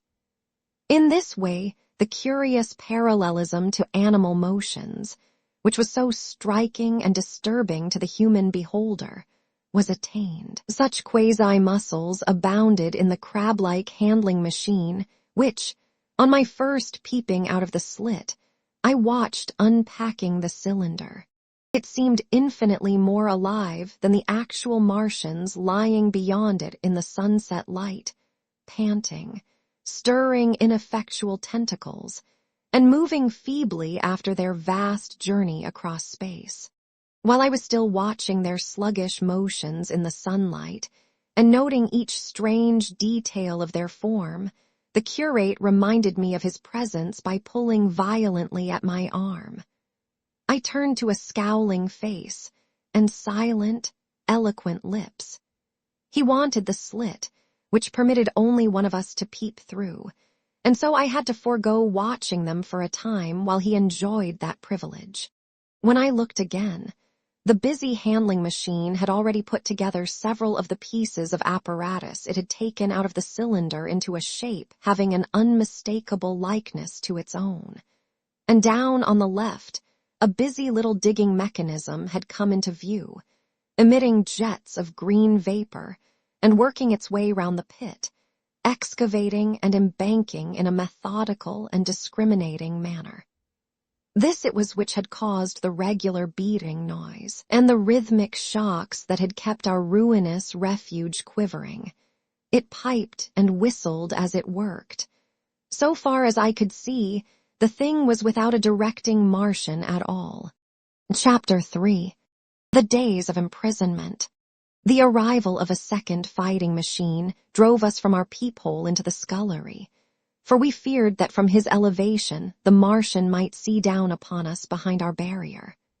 At a later date, we began to feel less in danger of their eyes, for to an eye in the dazzle of the sunlight outside our refuge must have been blank blackness. But at first, the slightest suggestion of approach drove us into the scullery in heart-throbbing retreat.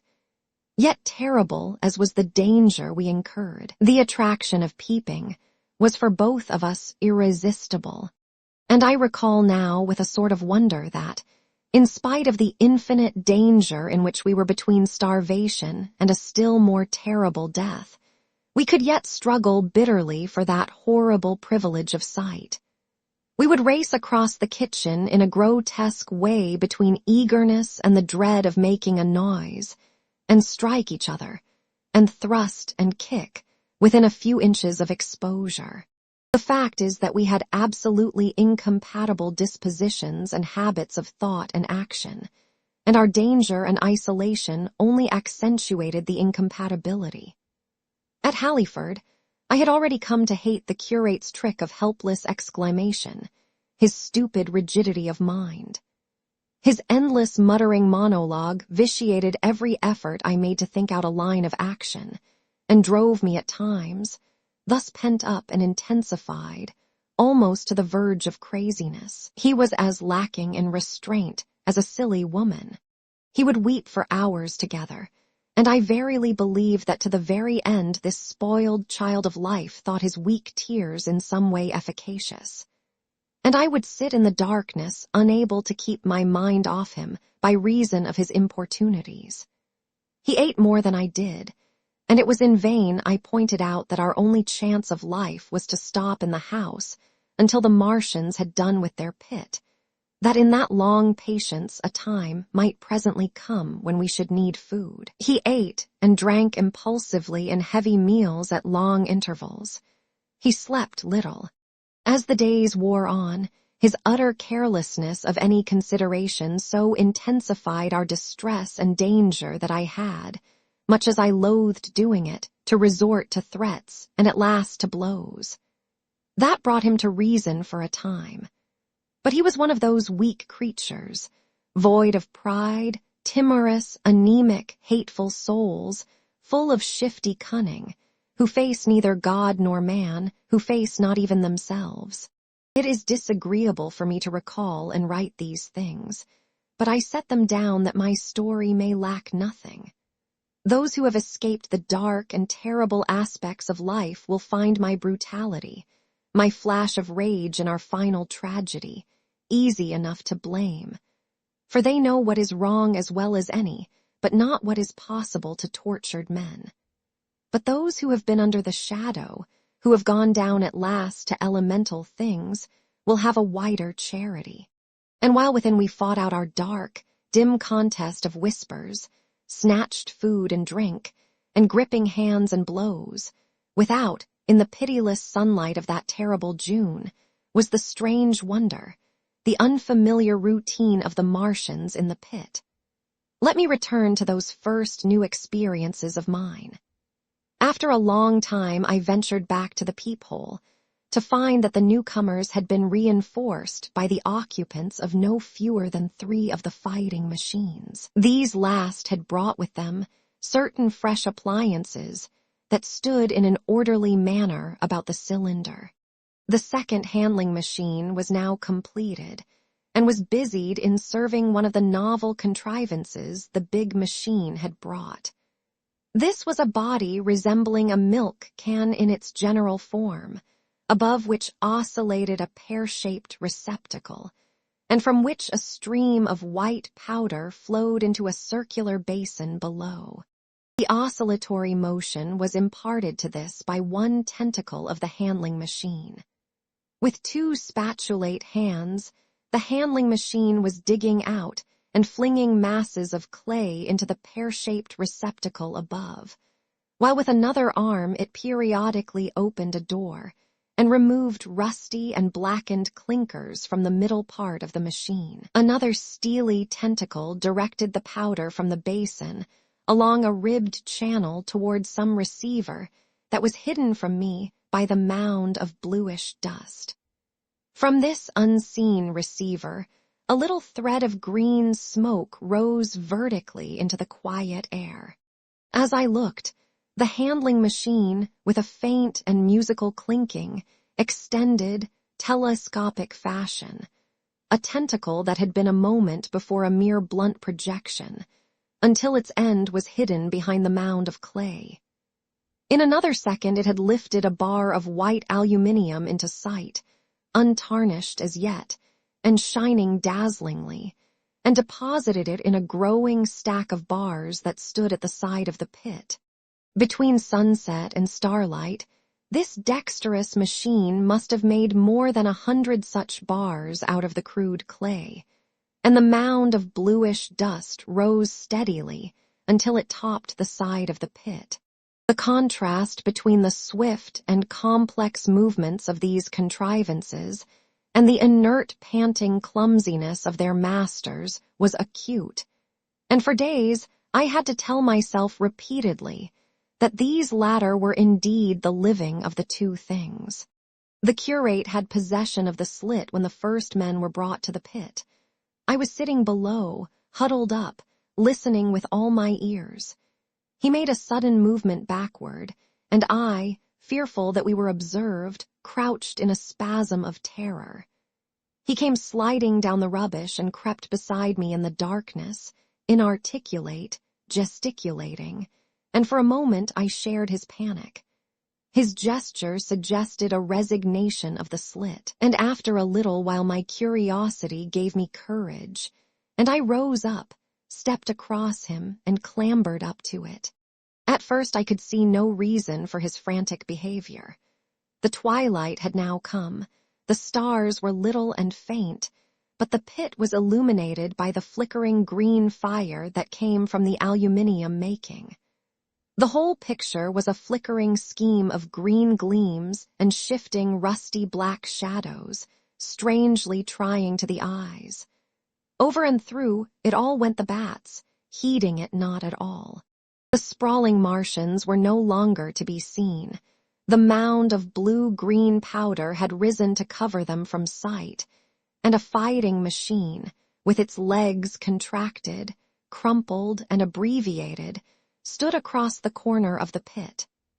And then, amid the clangor of the machinery, came a drifting suspicion of human voices that I entertained at first only to dismiss. I crouched, watching this fighting machine closely, satisfying myself now for the first time that the hood did indeed contain a Martian. As the green flames lifted, I could see the oily gleam of his integument and the brightness of his eyes.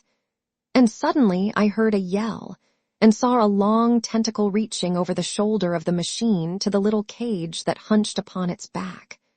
Then something struggling violently, was lifted high against the sky, a black, vague enigma against the starlight. And as this black object came down again, I saw by the green brightness that it was a man. For an instant he was clearly visible. He was a stout, ruddy, middle-aged man, well-dressed. 3 days before, he must have been walking the world, a man of considerable consequence. I could see his staring eyes and gleams of light on his studs and watch chain. He vanished behind the mound, and for a moment there was silence. And then began a shrieking and a sustained and cheerful hooting from the Martians. I slid down the rubbish, struggled to my feet, clapped my hands over my ears, and bolted into the scullery. The curate, who had been crouching silently with his arms over his head, looked up as I passed, cried out quite loudly at my desertion of him, and came running after me. That night, as we lurked in the scullery, balanced between our horror and the terrible fascination this peeping had, although I felt an urgent need of action, I tried in vain to conceive some plan of escape. But afterwards, during the second day, I was able to consider our position with great clearness. The curate, I found, was quite incapable of discussion. This new and culminating atrocity had robbed him of all vestiges of reason or forethought. Practically, he had already sunk to the level of an animal. But as the saying goes, I gripped myself with both hands. It grew upon my mind, once I could face the facts, that terrible as our position was, there was as yet no justification for absolute despair. Our chief chance lay in the possibility of the Martians making the pit nothing more than a temporary encampment. Or even if they kept it permanently, they might not consider it necessary to guard it, and a chance of escape might be afforded us. I also weighed very carefully the possibility of our digging a way out in a direction away from the pit, but the chances of our emerging within sight of some sentinel fighting machine seemed at first too great, and I should have had to do all the digging myself. The curate would certainly have failed me.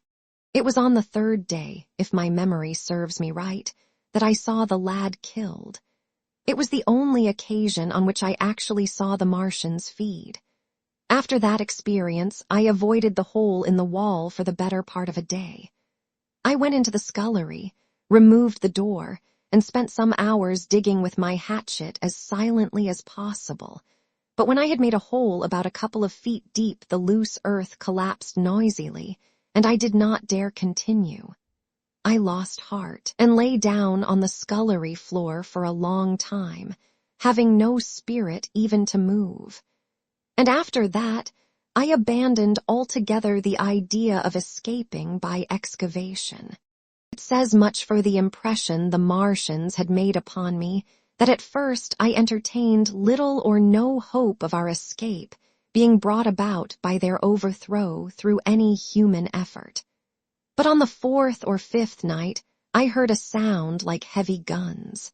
It was very late in the night, and the moon was shining brightly.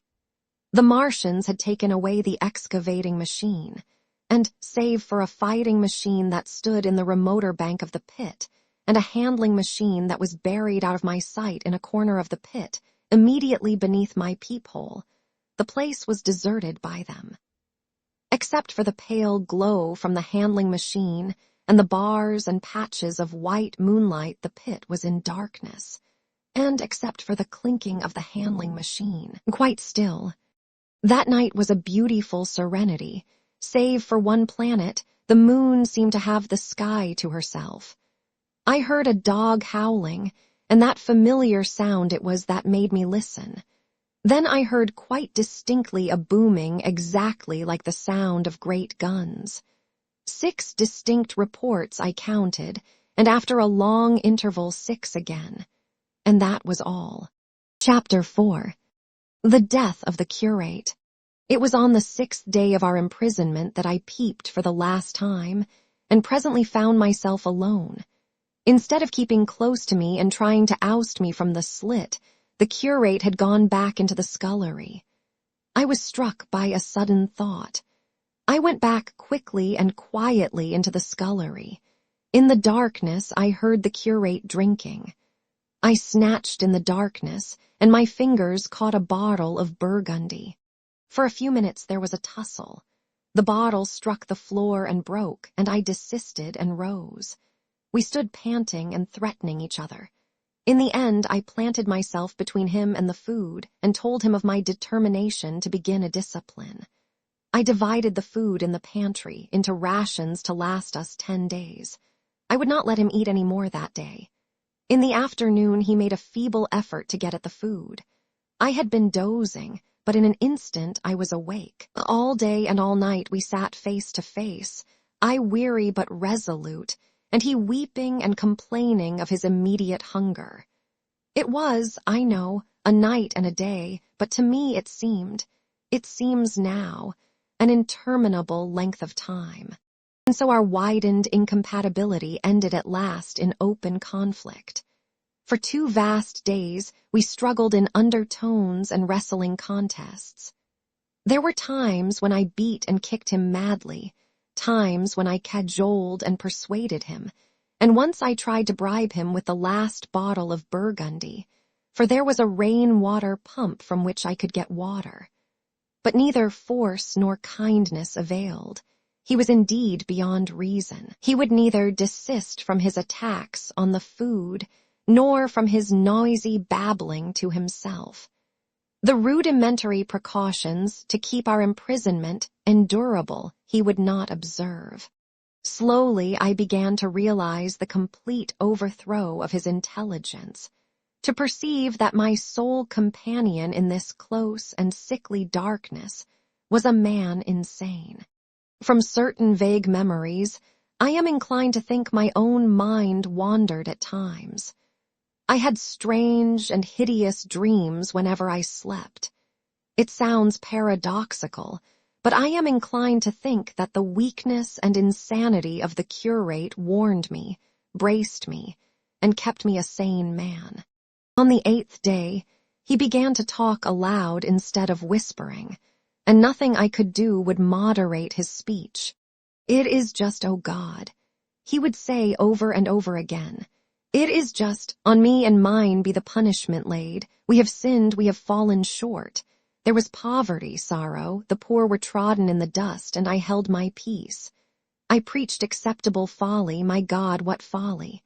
When I should have stood up, though I died for it, and called upon them to repent, repent, oppressors of the poor and needy, the winepress of God."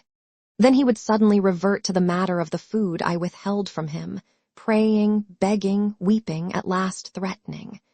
He began to raise his voice. I prayed him not to. He perceived a hold on me. He threatened he would shout and bring the Martians upon us.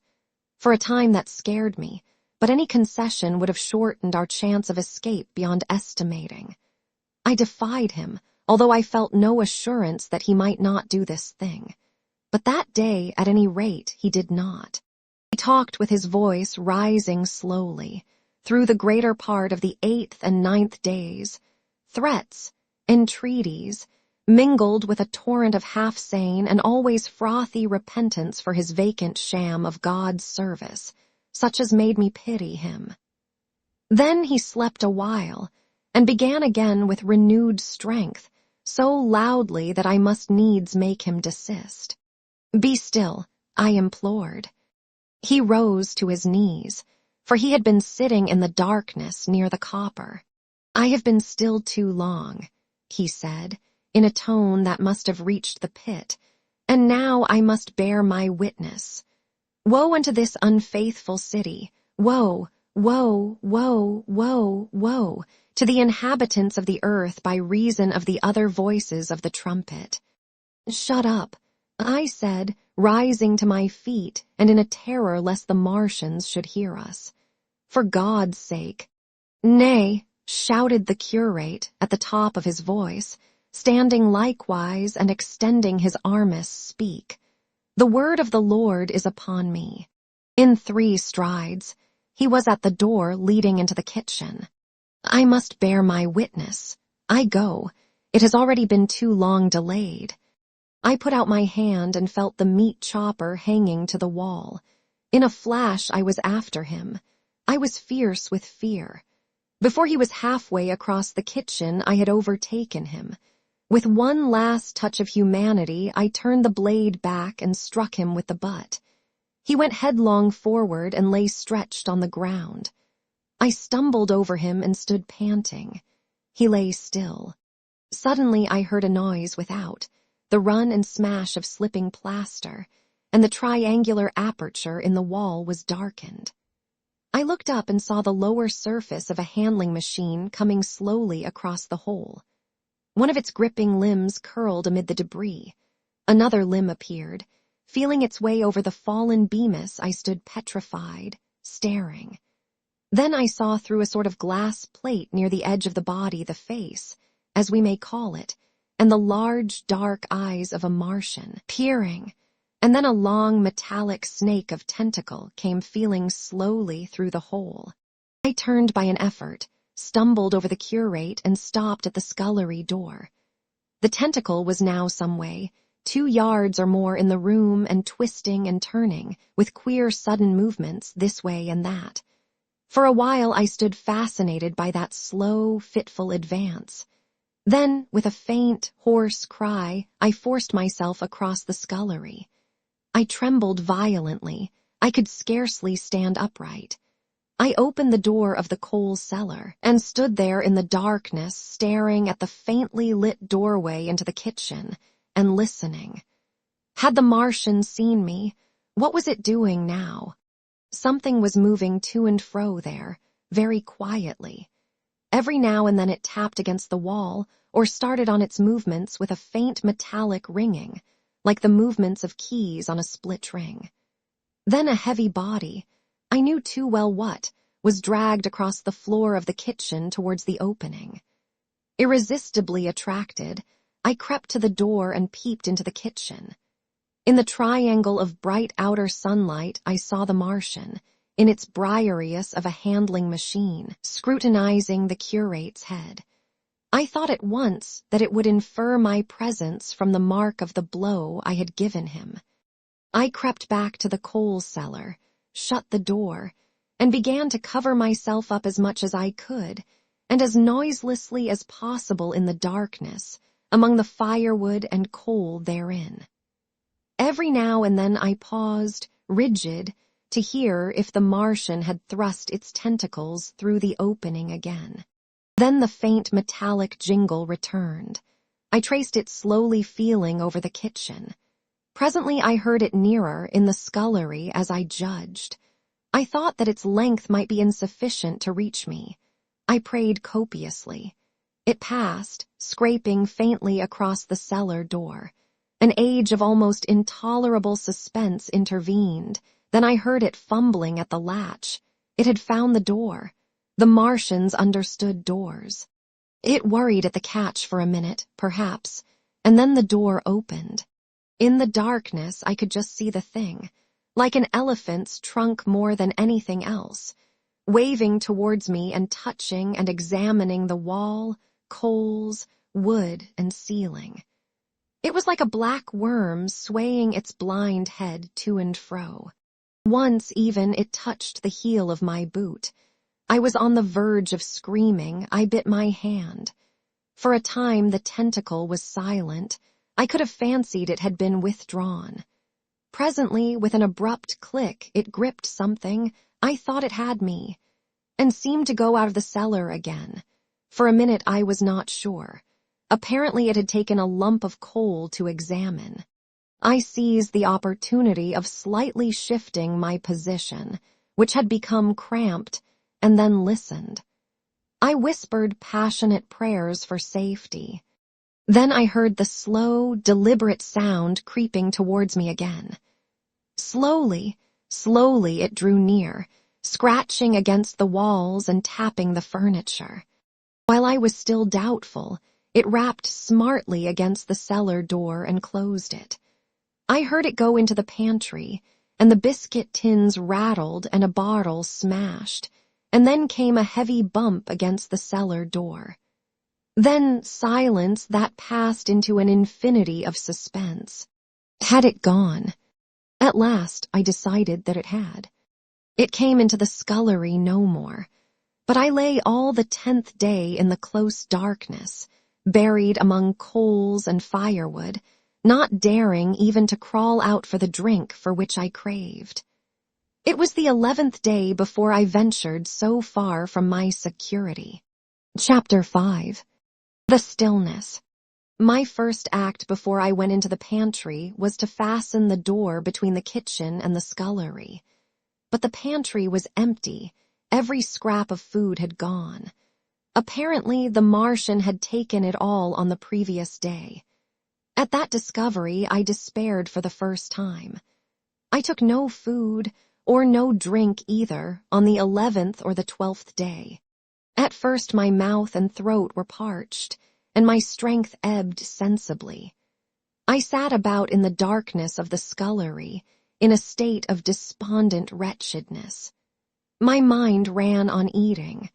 I thought I had become deaf, for the noises of movement I had been accustomed to hear from the pit had ceased absolutely. I did not feel strong enough to crawl noiselessly to the peephole, or I would have gone there. On the 12th day my throat was so painful that, taking the chance of alarming the Martians, I attacked the creaking rainwater pump that stood by the sink, and got a couple of glassfuls of blackened and tainted rain water. I was greatly refreshed by this, and emboldened by the fact that no enquiring tentacle followed the noise of my pumping. During these days, in a rambling, inconclusive way, I thought much of the curate and of the manner of his death. On the 13th day I drank some more water, and dozed and thought disjointedly of eating and of vague, impossible plans of escape. Whenever I dozed, I dreamt of horrible phantasms, of the death of the curate, or of sumptuous dinners. But asleep or awake, I felt a keen pain that urged me to drink again and again. The light that came into the scullery was no longer gray, but red. To my disordered imagination, it seemed the color of blood. On the 14th day, I went into the kitchen, and I was surprised to find that the fronds of the red weed had grown right across the hole in the wall, turning the half-light of the place into a crimson-colored obscurity.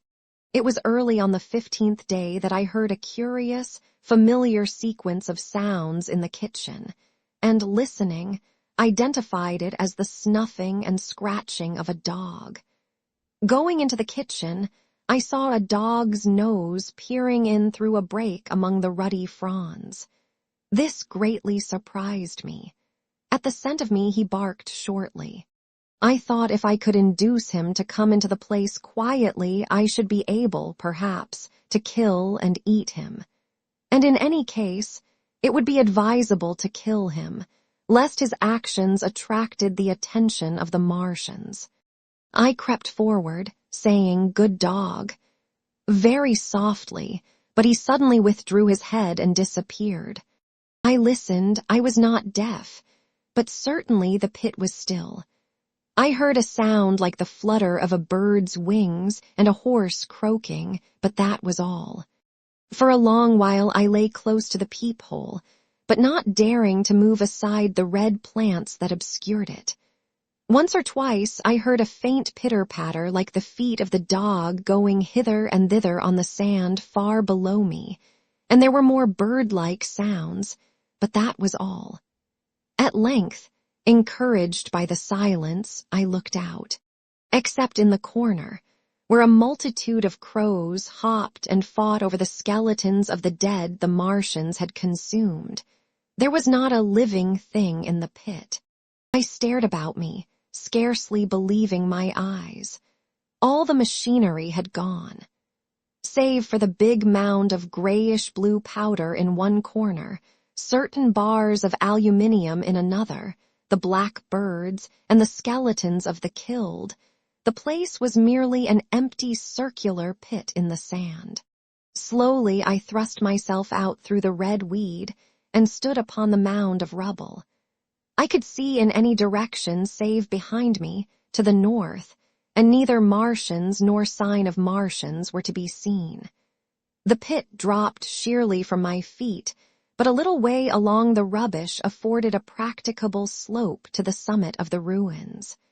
My chance of escape had come. I began to tremble.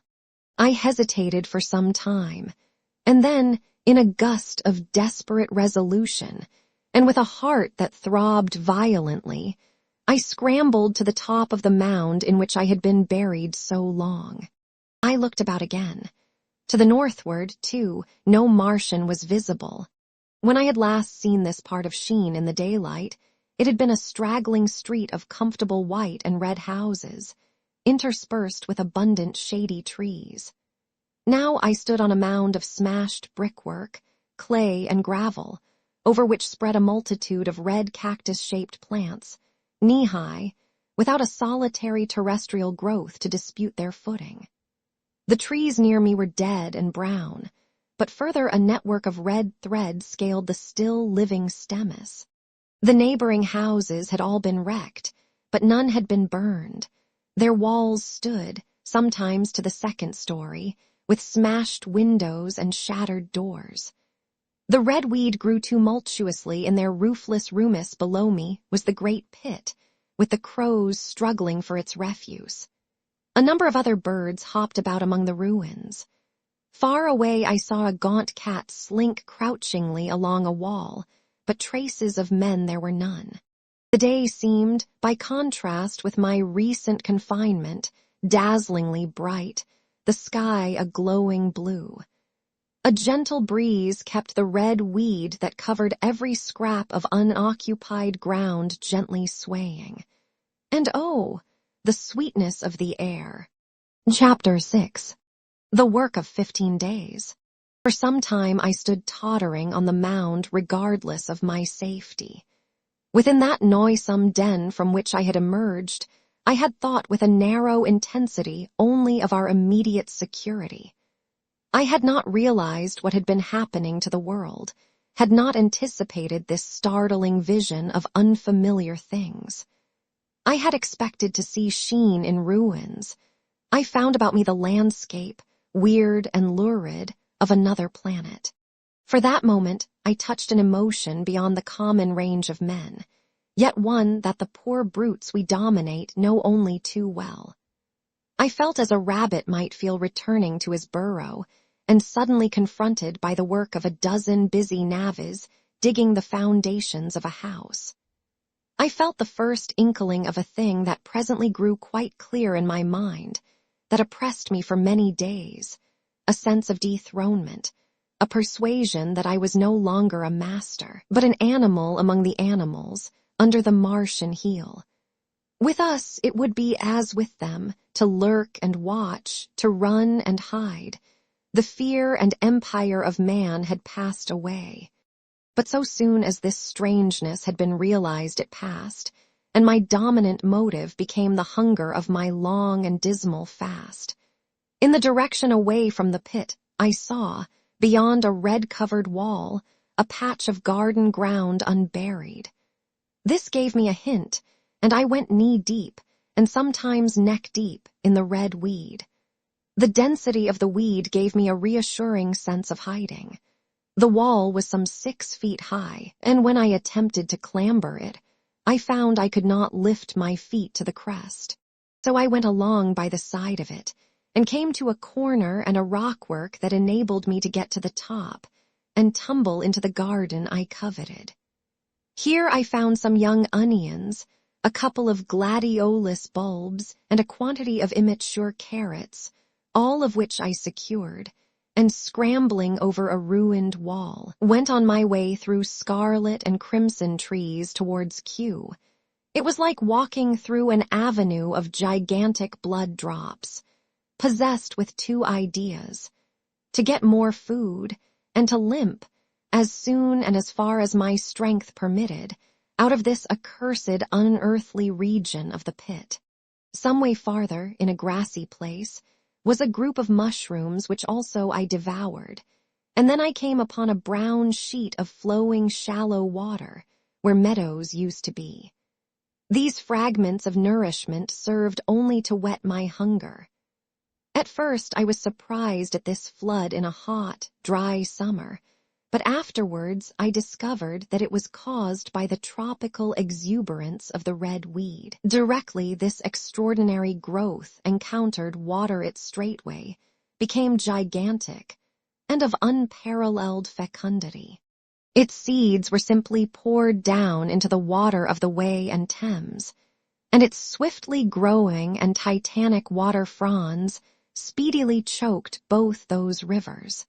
At Putney, as I afterwards saw, the bridge was almost lost in a tangle of this weed, and at Richmond, too, the Thames water poured in a broad and shallow stream across the meadows of Hampton and Twickenham. As the water spread, the weed followed them, until the ruined villas of the Thames Valley were for a time lost in this red swamp, whose margin I explored, and much of the desolation the Martians had caused was concealed. In the end, the red weed succumbed almost as quickly as it had spread. A cankering disease due, it is believed, to the action of certain bacteria, presently seized upon it. Now, by the action of natural selection, all terrestrial plants have acquired a resisting power against bacterial diseases.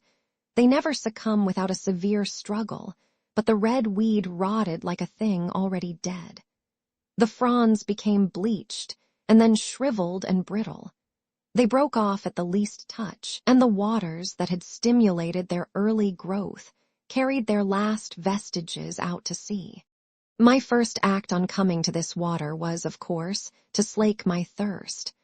I drank a great deal of it, and moved by an impulse, gnawed some fronds of red weed, but they were watery and had a sickly, metallic taste.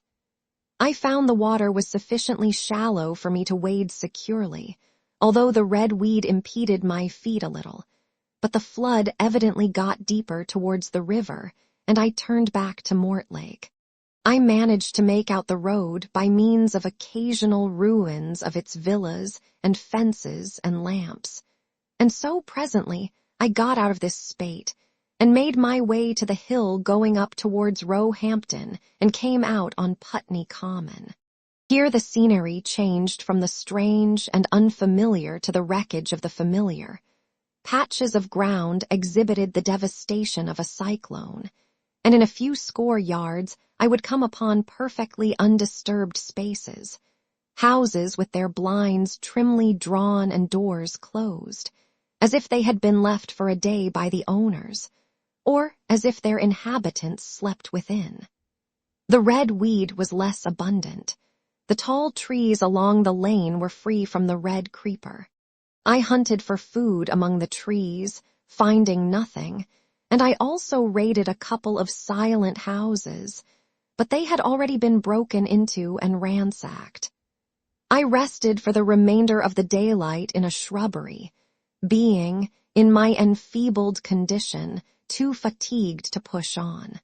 All this time I saw no human beings, and no signs of the Martians. I encountered a couple of hungry-looking dogs, but both hurried circuitously away from the advances I made them. Near Roehampton I had seen 2 human skeletons, not bodies, but skeletons, picked clean, and in the wood by me I found the crushed and scattered bones of several cats and rabbits and the skull of a sheep. But though I gnawed parts of these in my mouth, there was nothing to be got from them. After sunset I struggled on along the road towards Putney, where I think the heat ray must have been used for some reason. And in the garden beyond Roehampton I got a quantity of immature potatoes, sufficient to stay my hunger. From this garden one looked down upon Putney and the river. The aspect of the place in the dusk was singularly desolate. Blackened trees, blackened, desolate ruins, and down the hill the sheets of the flooded river, red tinged with the weed. And over all, silence. It filled me with indescribable terror to think how swiftly that desolating change had come. For a time I believed that mankind had been swept out of existence, and that I stood there alone, the last man left alive. Hard by the top of Putney Hill I came upon another skeleton, with the arms dislocated and removed several yards from the rest of the body. As I proceeded, I became more and more convinced that the extermination of mankind was, save for such stragglers as myself, already accomplished in this part of the world. The Martians, I thought, had gone on and left the country desolated, seeking food elsewhere. Perhaps even now they were destroying Berlin or Paris, or it might be they had gone northward. Chapter 7. The Man on Putney Hill. I spent that night in the inn that stands at the top of Putney Hill, sleeping in a made bed for the first time since my flight to Leatherhead. I will not tell the needless trouble I had breaking into that house. Afterwards, I found the front door was on the latch, nor how I ransacked every room for food, until just on the verge of despair, in what seemed to me to be a servant's bedroom, I found a rat-gnawed crust and 2 tins of pineapple. The place had been already searched and emptied. In the bar, I afterwards found some biscuits and sandwiches that had been overlooked. The latter I could not eat, they were too rotten, but the former not only stayed my hunger, but filled my pockets. I lit no lamps, fearing some Martian might come beating that part of London for food in the night. Before I went to bed, I had an interval of restlessness, and prowled from window to window, peering out for some sign of these monsters. I slept little. As I lay in bed, I found myself thinking consecutively, a thing I do not remember to have done since my last argument with the curate. During all the intervening time, my mental condition had been a hurrying succession of vague emotional states or a sort of stupid receptivity. But in the night my brain, reinforced, I suppose, by the food I had eaten, grew clear again, and I thought. 3 things struggled for possession of my mind: the killing of the curate, the whereabouts of the Martians, and the possible fate of my wife. The former gave me no sensation of horror or remorse to recall.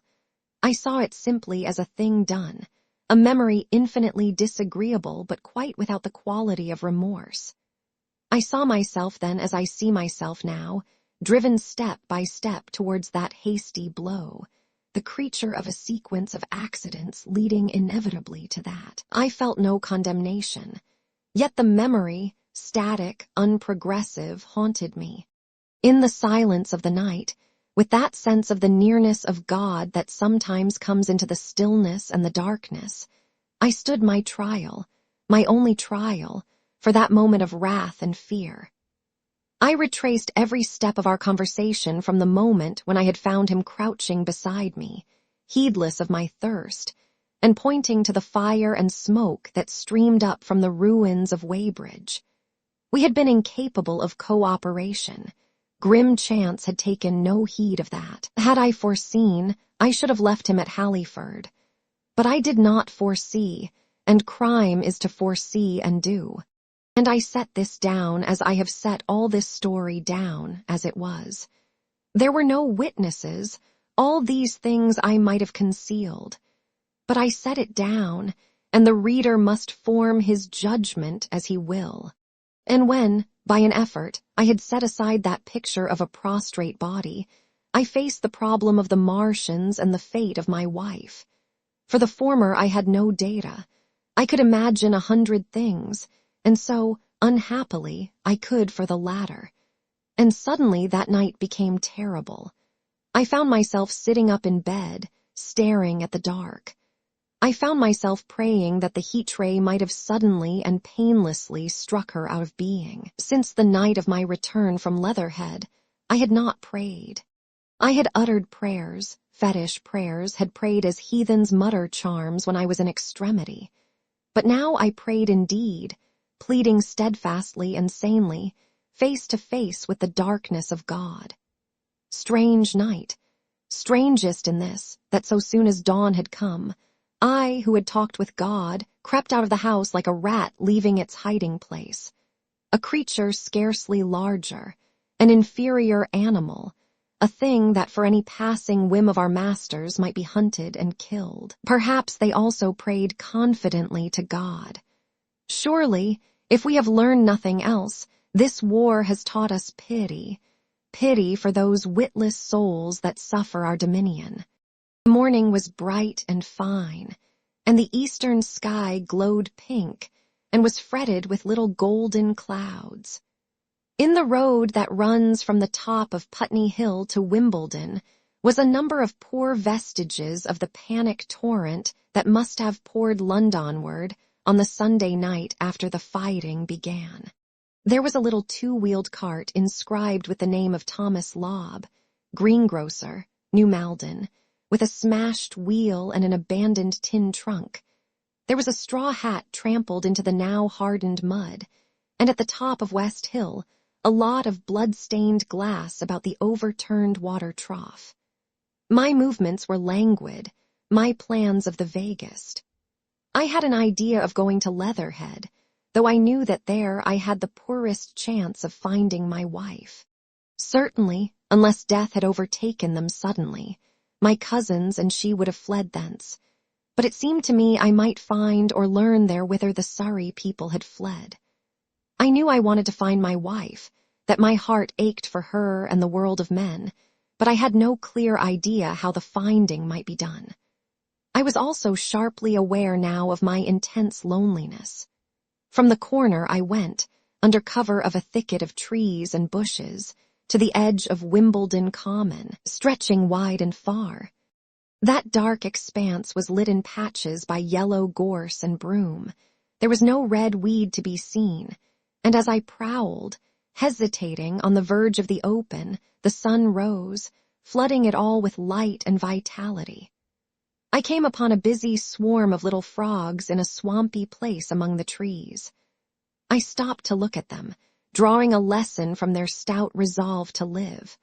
And presently, turning suddenly, with an odd feeling of being watched, I beheld something crouching amid a clump of bushes. I stood regarding this. I made a step towards it, and it rose up and became a man armed with a cutlass.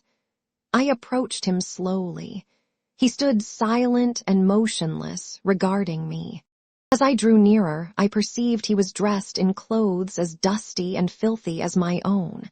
He looked, indeed, as though he had been dragged through a culvert.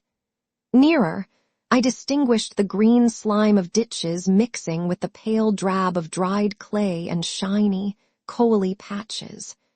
His black hair fell over his eyes, and his face was dark and dirty and sunken, so that at first I did not recognize him. There was a red cut across the lower part of his face. "Stop!" he cried when I was within 10 yards of him, and I stopped.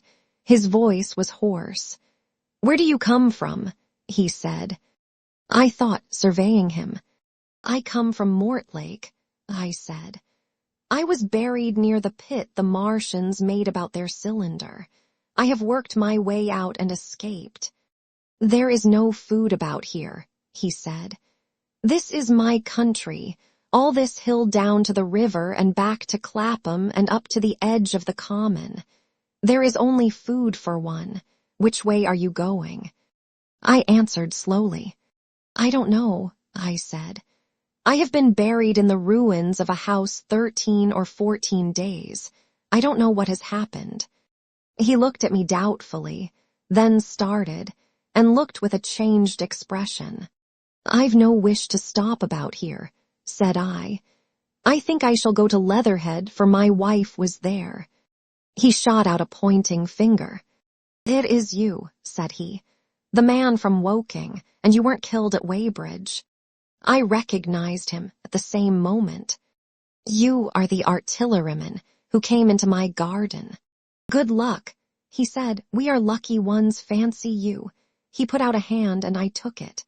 "I crawled up a drain," he said, "but they didn't kill everyone, and after they went away I got off towards Walton across the fields, but it's not 16 days altogether, and your hair is gray." He looked over his shoulder suddenly. "Only a rook," he said. "One gets to know that birds have shadows these days. This is a bit open. Let us crawl under those bushes and talk." "Have you seen any Martians?" I said.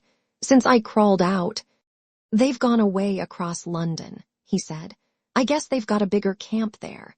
Of a night all over there Hampstead way the sky is alive with their lights. It's like a great city, and in the glare you can just see them moving. By daylight you can't, but nearer I haven't seen them." He counted on his fingers. 5 days. Then I saw a couple across Hammersmith way carrying something big, and the night before last he stopped and spoke impressively. It was just a matter of lights, but it was something up in the air. I believe they've built a flying machine and are learning to fly. I stopped, on hands and knees, for we had come to the bushes. Fly. Yes, he said, fly. I went on into a little bower and sat down. It is all over with humanity, I said. If they can do that, they will simply go round the world. He nodded. They will, but it will relieve things over here a bit. And besides, he looked at me. Aren't you satisfied it is up with humanity? I am. We're down. We're beat. I stared. Strange as it may seem, I had not arrived at this fact, a fact perfectly obvious so soon as he spoke. I had still held a vague hope. Rather, I had kept a lifelong habit of mind. He repeated his words. We're beat. They carried absolute conviction. It's all over, he said. They've lost one, just one, and they've made their footing good and crippled the greatest power in the world. They've walked over us. The death of that one at Weybridge was an accident, and these are only pioneers. They kept on coming. These green stars, I've seen none these 5 or 6 days, but I've no doubt they're falling somewhere every night. Nothing's to be done. We're under. We're beat. I made him no answer. I sat staring before me, trying in vain to devise some countervailing thought. This isn't a war, said the artilleryman. It never was a war, any more than there's war between man and ants. Suddenly, I recalled the night in the observatory. After the 10th shot, they fired no more, at least, until the first cylinder came. How do you know? Said the artilleryman. I explained, he thought. Something wrong with the gun, he said. But what if there is? They'll get it right again. And even if there's a delay, how can it alter the end? It's just men and ants. There's the ants builds their cities, live their lives, have wars, revolutions, until the men want them out of the way, and then they go out of the way. That's what we are now, just ants. Only. Yes, I said. We're eatable ants. We sat looking at each other. And what will they do with us? I said. That's what I've been thinking, he said. That's what I've been thinking. After Weybridge, I went south thinking. I saw what was up. Most of the people were hard at it, squealing and exciting themselves, but I'm not so fond of squealing. I've been in sight of death once or twice. I'm not an ornamental soldier, and at the best and worst, death, it's just death. And it's the man that keeps on thinking comes through. I saw everyone tracking away south. Says I, food won't last this way, and I turned right back. I went for the Martians like a sparrow goes for man, all round. He waved a hand to the horizon. They're starving in heaps, bolting, treading on each other. He saw my face and halted awkwardly. No doubt lots who had money have gone away to France, he said. He seemed to hesitate whether to apologize, met my eyes, and went on. There's food all about here. Canned things in shops, wines, spirits, mineral waters, and the water mains and drains are empty. Well, I was telling you what I was thinking. Here's intelligent things, I said, and it seems they want us for food. First, they'll smash us up. Ships, machines, guns, cities, all the order and organization. All that will go. If we were the size of ants, we might pull through. But we're not. It's all too bulky to stop. That's the first certainty. I assented. It is. I've thought it out. Very well then, next. At present we're caught as we're wanted. A Martian has only to go a few miles to get a crowd on the run. And I saw one day out by Wandsworth, picking houses to pieces and routing among the wreckage. But they won't keep on doing that.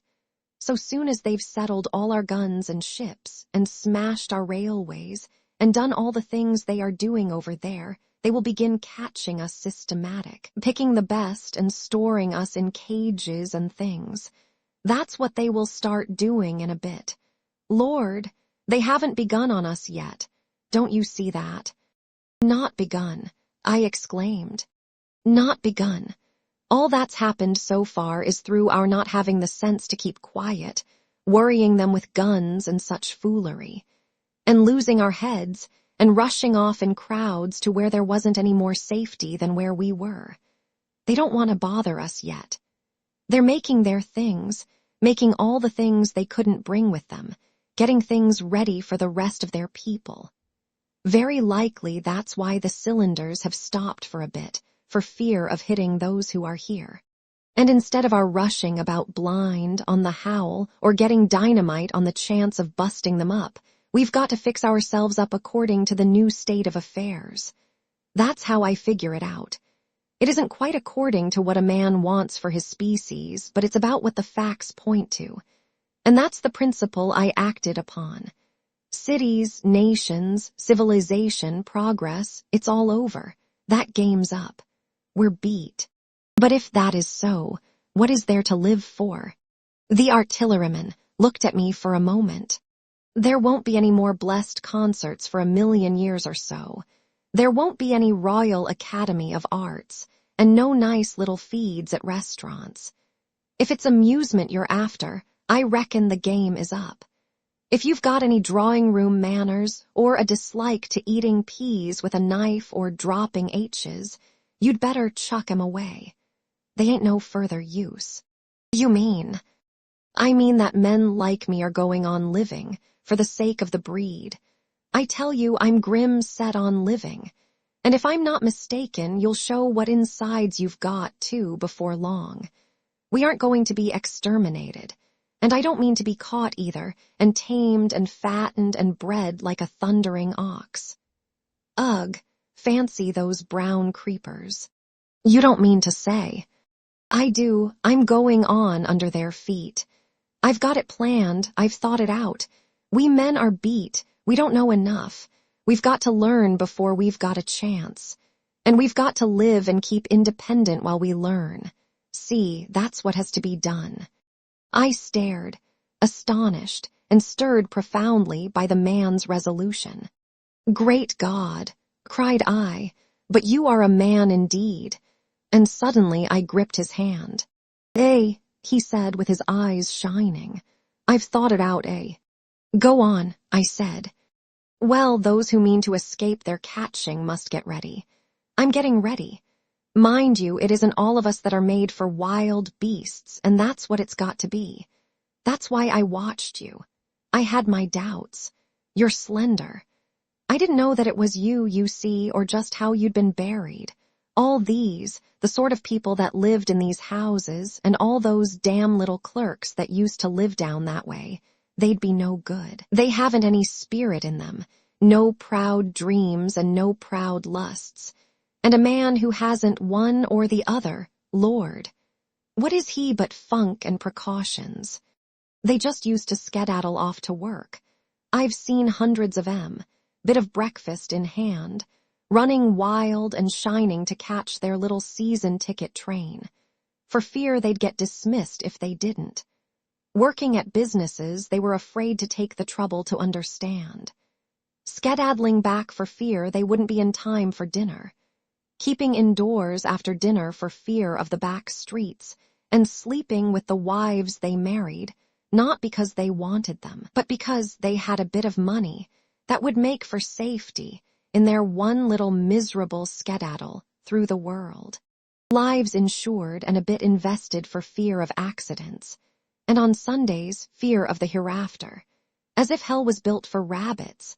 Well, the Martians will just be a godsend to these. Nice roomy cages, fattening food, careful breeding, no worry. After a week or so chasing about the fields and lands on empty stomachs, they'll come and be caught cheerful. They'll be quite glad after a bit. They'll wonder what people did before there were Martians to take care of them. And the bar loafers, and mashers, and singers, I can imagine them. I can imagine them, he said, with a sort of somber gratification. There'll be any amount of sentiment and religion loose among them. There's hundreds of things I saw with my eyes that I've only begun to see clearly these last few days. There's lots will take things as they are, fat and stupid, and lots will be worried by a sort of feeling that it's all wrong, and that they ought to be doing something. Now, whenever things are so that a lot of people feel they ought to be doing something, the weak, and those who go weak with a lot of complicated thinking, always make for a sort of do-nothing religion, very pious and superior, and submit to persecution and the will of the Lord. Very likely you've seen the same thing.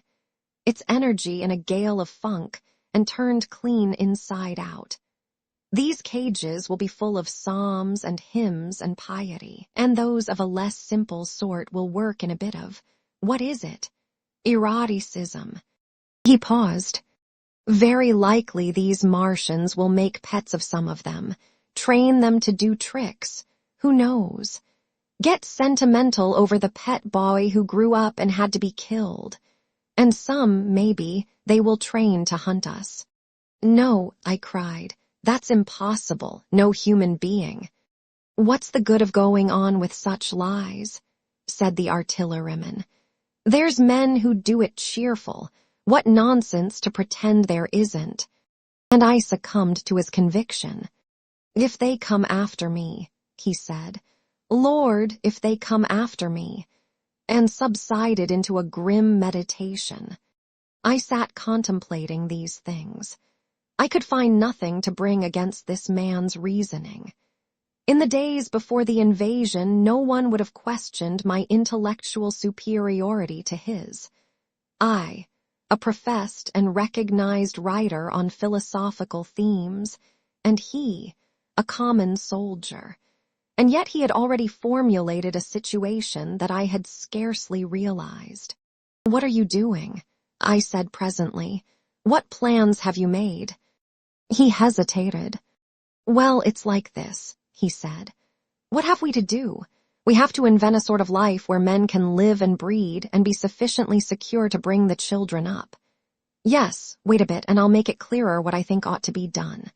The tame ones will go like all tame beasts. In a few generations, they'll be big, beautiful, rich-blooded, stupid, rubbish. The risk is that we who keep wild will go savage, degenerate into a sort of big, savage rat. You see, how I mean to live is underground. I've been thinking about the drains. Of course, those who don't know drains think horrible things. But under this London are miles and miles, hundreds of miles, and a few days' rain and London empty will leave them sweet and clean. The main drains are big enough and airy enough for anyone. Then there's cellars, vaults, stores from which bolting passages may be made to the drains. And the railway tunnels and subways. You begin to see. And we form a band, able-bodied, clean-minded men. We're not going to pick up any rubbish that drifts in. Weaklings go out again. As you meant me to go. Well, I parleyed, didn't I? We won't quarrel about that. Go on.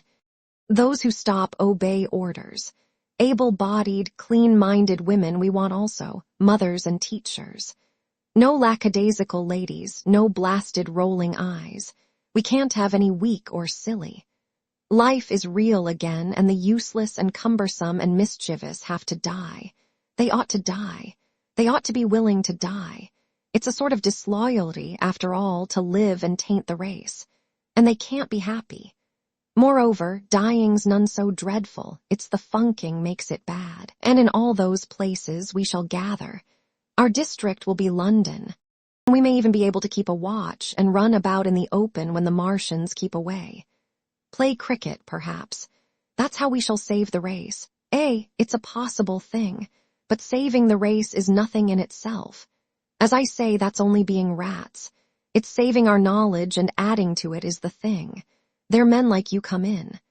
There's books, there's models. We must make great safe places down deep and get all the books we can, not novels and poetry swipes, but ideas, science books. That's where men like you come in. We must go to the British Museum and pick all those books through. Especially we must keep up our science, learn more. We must watch these Martians. Some of us must go as spies. When it's all working, perhaps I will. Get caught, I mean. And the great thing is we must leave the Martians alone. We mustn't even steal. If we get in their way, we clear out. We must show them we mean no harm. Yes, I know, but they are intelligent things, and they won't hunt us down if they have all they want, and think we're just harmless vermin. The artilleryman paused, and laid a brown hand upon my arm. After all, it may not be so much we may have to learn before. Just imagine this. 4 or 5 of their fighting machines suddenly starting off. Heat trays right and left, and not a Martian in M. Not a Martian in M, but men who have learned the way how. It may be in my time, even those men. Fancy having one of them lovely things with its heat tray wide and free. Fancy having it in control. What would it matter if you smashed to smithereens at the end of the run? After a bus like that, I reckon the Martians'll open their beautiful eyes. Can't you see them, man? Can't you see them hurrying, puffing and blowing and hooting to their other mechanical affairs? Something out of gear in every case. And swish, bang, rattle, swish. Just as they are fumbling over it, swish comes the heat tray, and behold, man has come back to his own. For a while, the imaginative daring of the artilleryman, and the tone of assurance and courage he assumed, completely dominated my mind. I believed unhesitatingly both in his forecast of human destiny and in the practicability of his astonishing scheme. And the reader who thinks me susceptible and foolish must contrast his position, reading steadily with all his thoughts about his subject, and mine, crouching fearfully in the bushes and listening, distracted by apprehension. We talked in this manner through the early morning time, and later crept out of the bushes, and after scanning the sky for Martians, hurried precipitately to the house on Putney Hill where he had made his lair.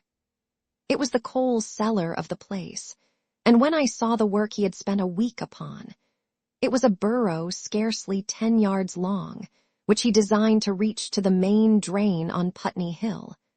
I had my first inkling of the gulf between his dreams and his powers. Such a hole I could have dug in a day. I believed in him sufficiently to work with him all that morning until past midday at his digging. We had a garden barrow, and shot the earth we removed against the kitchen range. We refreshed ourselves with a tin of mock turtle soup and wine from the neighboring pantry. I found a curious relief from the aching strangeness of the world in this steady labor. As we worked, I turned his project over in my mind, and presently objections and doubts began to arise. But I worked there all the morning. So glad was I to find myself with a purpose again. After working an hour, I began to speculate on the distance one had to go before the cloaca was reached, the chances we had of missing it altogether. My immediate trouble was why we should dig this long tunnel, when it was possible to get into the drain at once down one of the manholes and work back to the house. It seemed to me, too, that the house was inconveniently chosen, and required a needless length of tunnel. And just as I was beginning to face these things, the artilleryman stopped digging and looked at me. "We're working well," he said. He put down his spade. "Let us knock off a bit," he said. "I think it's time we reconnoitred from the roof of the house." I was for going on, and after a little hesitation he resumed his spade. And then suddenly I was struck by a thought. I stopped, and so did he at once. "Why were you walking about the common?" I said, "instead of being here?" "Taking the air," he said. "I was coming back. It's safer by night." "But the work." "Oh, one can't always work," he said, and in a flash I saw the man plain. He hesitated, holding his spade. "We ought to reconnoiter now," he said, "because if any come near they may hear the spades and drop upon us unawares." I was no longer disposed to object. We went together to the roof and stood on a ladder peeping out of the roof door. No Martians were to be seen, and we ventured out on the tiles and slipped down under shelter of the parapet. From this position a shrubbery hid the greater portion of Putney, but we could see the river below, a bubbly mass of red weed, and the low parts of Lambeth flooded and red. The red creeper swarmed up the trees about the old palace, and their branches stretched gaunt and dead, and set with shriveled leaves from amid its clusters. It was strange how entirely dependent both these things were upon flowing water for their propagation. About us neither had gained a footing. Laburnums, pink maize, snowballs, and trees of arbor vitae rose out of laurels and hydrangeas, green and brilliant into the sunlight. Beyond Kensington, dense smoke was rising, and that and a blue haze hid the northward hills. The artilleryman began to tell me of the sort of people who still remained in London. "One night last week," he said, "some fools got the electric light in order, and there was all Regent Street and the circus ablaze, crowded with painted and ragged drunkards, men and women, dancing and shouting till dawn. A man who was there told me.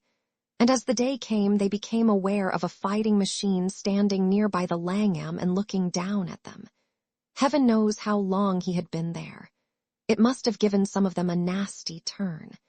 He came down the road towards them and picked up nearly 100 too drunk or frightened to run away. Grotesque gleam of a time no history will ever fully describe. From that, in answer to my questions, he came round to his grandiose plans again. He grew enthusiastic.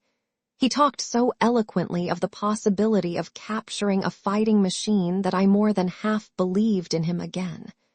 But now that I was beginning to understand something of his quality, I could divine the stress he laid on doing nothing precipitately.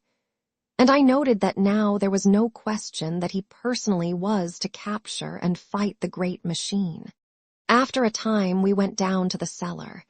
Neither of us seemed disposed to resume digging, and when he suggested a meal, I was nothing loath.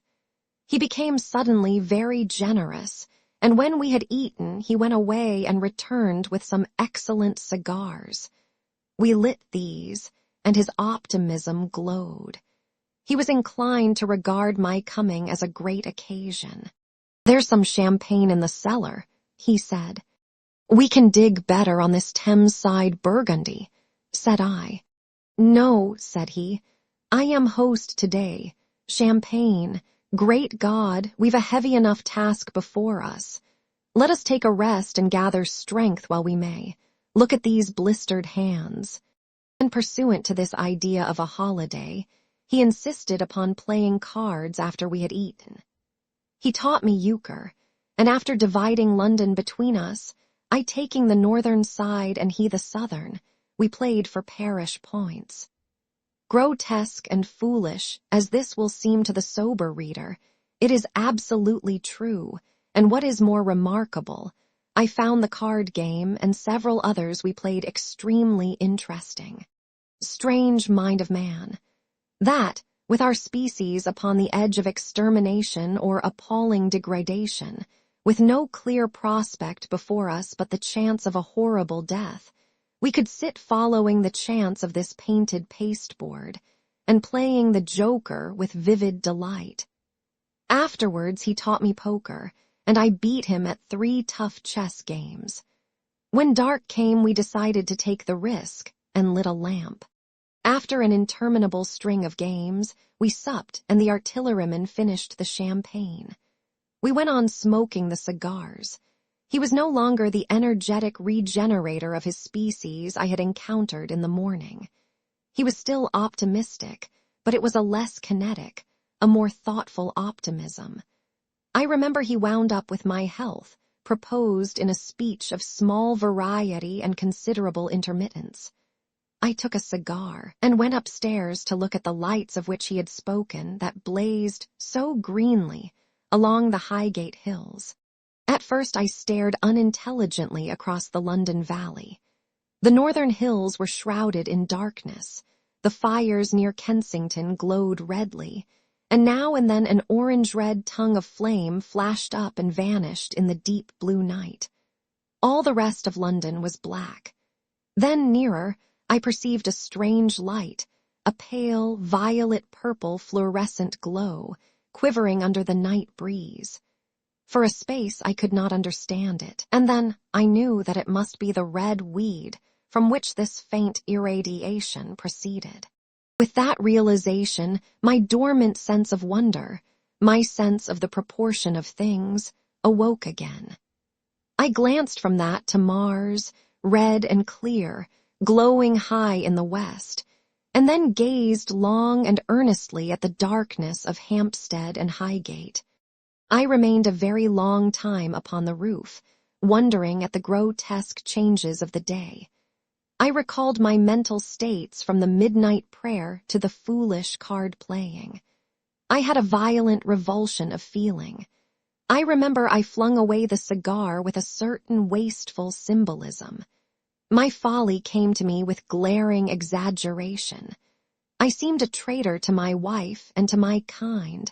I was filled with remorse. I resolved to leave this strange, undisciplined dreamer of great things to his drink and gluttony, and to go on into London.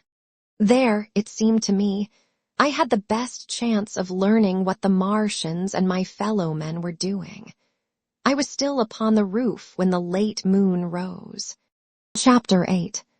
Dead London. After I had parted from the artilleryman, I went down the hill and by the high street across the bridge to Fulham.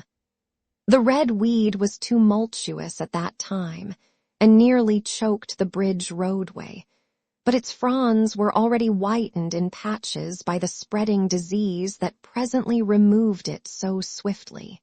At the corner of the lane that runs to Putney Bridge Station, I found a man lying. He was as black as a sweep with the black dust, alive, but helplessly and speechlessly drunk. I could get nothing from him but curses and furious lunges at my head. I think I should have stayed by him, but for the brutal expression of his face. There was black dust along the roadway from the bridge onwards, and it grew thicker in Fulham. The streets were horribly quiet. I got food, sour, hard, and moldy, but quite eatable, in a baker's shop here. Some way towards Walham Green the streets became clear of powder, and I passed a white terrace of houses on fire. The noise of the burning was an absolute relief. Going on towards Brompton, the streets were quiet again. Here I came once more upon the black powder in the streets and upon dead bodies. I saw altogether about a dozen in the length of the Fulham Road. They had been dead many days, so that I hurried quickly past them. The black powder covered them over and softened their outlines. One or two had been disturbed by dogs. Where there was no black powder, it was curiously like a Sunday in the city, with the closed shops, the houses locked up and the blinds drawn, the desertion, and the stillness. In some places plunderers had been at work, but rarely at other than the provision and wine shops. A jeweler's window had been broken open in one place, but apparently the thief had been disturbed, and a number of gold chains and a watch lay scattered on the pavement. I did not trouble to touch them. Farther on was a tattered woman in a heap on a doorstep.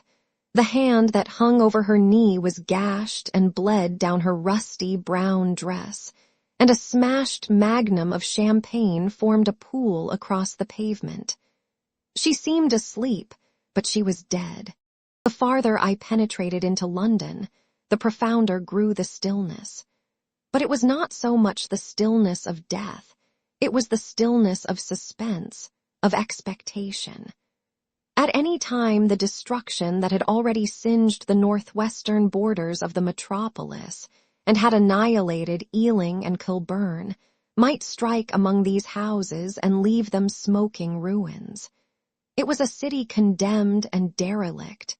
In South Kensington the streets were clear of dead and of black powder. It was near South Kensington that I first heard the howling. It crept almost imperceptibly upon my senses. It was a sobbing alternation of two notes, ulla, ulla, ulla, ulla, keeping on perpetually. When I passed streets that ran northward, it grew in volume, and houses and buildings seemed to deaden and cut it off again. It came in a full tied-down exhibition road. I stopped, staring towards Kensington Gardens, wondering at this strange, remote wailing.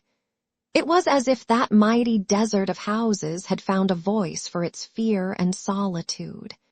Allah, Allah, Allah, Allah, wailed that superhuman note, great waves of sound sweeping down the broad, sunlit roadway between the tall buildings on each side.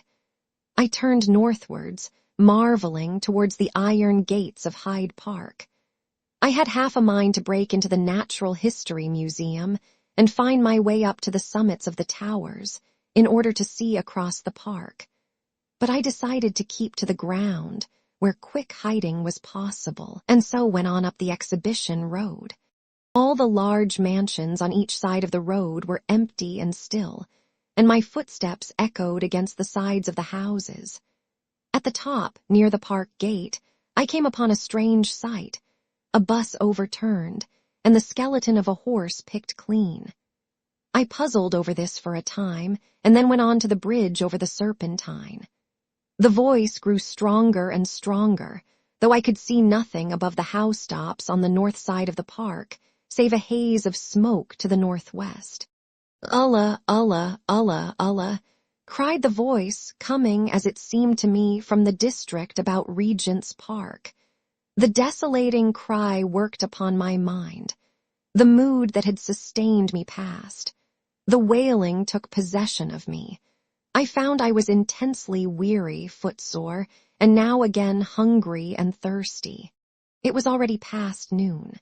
Why was I wandering alone in this city of the dead? Why was I alone when all London was lying in state and in its black shroud? I felt intolerably lonely. My mind ran on old friends that I had forgotten for years. I thought of the poisons in the chemists' shops, of the liquors the wine merchants stored. I recalled the two sodden creatures of despair, who so far as I knew, shared the city with myself. I came into Oxford Street by the Marble Arch, and here again were black powder and several bodies, and an evil, ominous smell from the gratings of the cellars of some of the houses. I grew very thirsty after the heat of my long walk. With infinite trouble, I managed to break into a public house and get food and drink. I was weary after eating, and went into the parlor behind the bar, and slept on a black horsehair sofa I found there. I awoke to find that dismal howling still in my ears. Allah, Allah, Allah, Allah. It was now dusk, and after I had routed out some biscuits and a cheese in the bar, there was a meat safe, but it contained nothing but maggots. I wandered on through the silent residential squares to Baker Street. Portman Square is the only one I can name, and so came out at last upon Regent's Park. And as I emerged from the top of Baker Street, I saw far away over the trees, in the clearness of the sunset, the hood of the Martian giant from which this howling proceeded. I was not terrified. I came upon him as if it were a matter of course. I watched him for some time, but he did not move. He appeared to be standing and yelling for no reason that I could discover. I tried to formulate a plan of action. That perpetual sound of Allah, Allah, Allah, Allah, confused my mind. Perhaps I was too tired to be very fearful. Certainly I was more curious to know the reason of this monotonous crying than afraid. I turned back away from the park and struck into Park Road, intending to skirt the park, went along under the shelter of the terraces, and got a view of this stationary, howling Martian from the direction of St. John's Wood. A couple of 100 yards out of Baker Street, I heard a yelping chorus, and saw first a dog with a piece of putrescent red meat in his jaws coming headlong towards me, and then a pack of starving mongrels in pursuit of him. He made a wide curve to avoid me, as though he feared I might prove a fresh competitor. As the yelping died away down the silent road, the wailing sound of Allah, Allah, Allah, Allah reasserted itself. I came upon the wrecked handling machine halfway to St. John's Wood Station. At first, I thought a house had fallen across the road. It was only as I clambered among the ruins that I saw, with a start this mechanical Samson lying, with its tentacles bent and smashed and twisted, among the ruins it had made. The forepart was shattered. It seemed as if it had driven blindly straight at the house and had been overwhelmed in its overthrow. It seemed to me then that this might have happened by a handling machine escaping from the guidance of its Martian. I could not clamber among the ruins to see it, and the twilight was now so far advanced that the blood with which its seat was smeared, and the gnawed gristle of the Martian that the dogs had left, were invisible to me. Wondering still more at all that I had seen, I pushed on towards Primrose Hill. Far away, through a gap in the trees, I saw a second Martian, as motionless as the first, standing in the park towards the zoological gardens, and silent. A little beyond the ruins about the smashed handling machine, I came upon the red weed again, and found the Regent's Canal, a spongy mass of dark red vegetation. As I crossed the bridge, the sound of ulla, ulla, ulla, ulla ceased. It was, as it were, cut off. The silence came like a thunderclap. The dusky houses about me stood faint and tall and dim. The trees towards the park were growing black. All about me the red weed clambered among the ruins, writhing to get above me in the dimness. Night, the mother of fear and mystery, was coming upon me. But while that voice sounded the solitude, the desolation had been endurable. By virtue of it, London had still seemed alive, and the sense of life about me had upheld me. Then suddenly a change, the passing of something, I knew not what, and then a stillness that could be felt. Nothing but this gaunt quiet. London about me gazed at me spectrally. The windows in the white houses were like the eye sockets of skulls. About me, my imagination found 1,000 noiseless enemies moving. Terror seized me, a horror of my temerity. In front of me the road became pitchy black as though it was tarred, and I saw a contorted shape lying across the pathway. I could not bring myself to go on. I turned down St. John's Wood Road and ran headlong from this unendurable stillness towards Kilburn. I hid from the night and the silence until long after midnight in a cabman's shelter in Harrow Road. But before the dawn my courage returned, and while the stars were still in the sky I turned once more towards Regent's Park. I missed my way among the streets and presently saw down a long avenue in the half-light of the early dawn the curve of Primrose Hill. On the summit, towering up to the fading stars, was a third Martian, erect and motionless like the others. An insane resolve possessed me. I would die and end it, and I would save myself even the trouble of killing myself.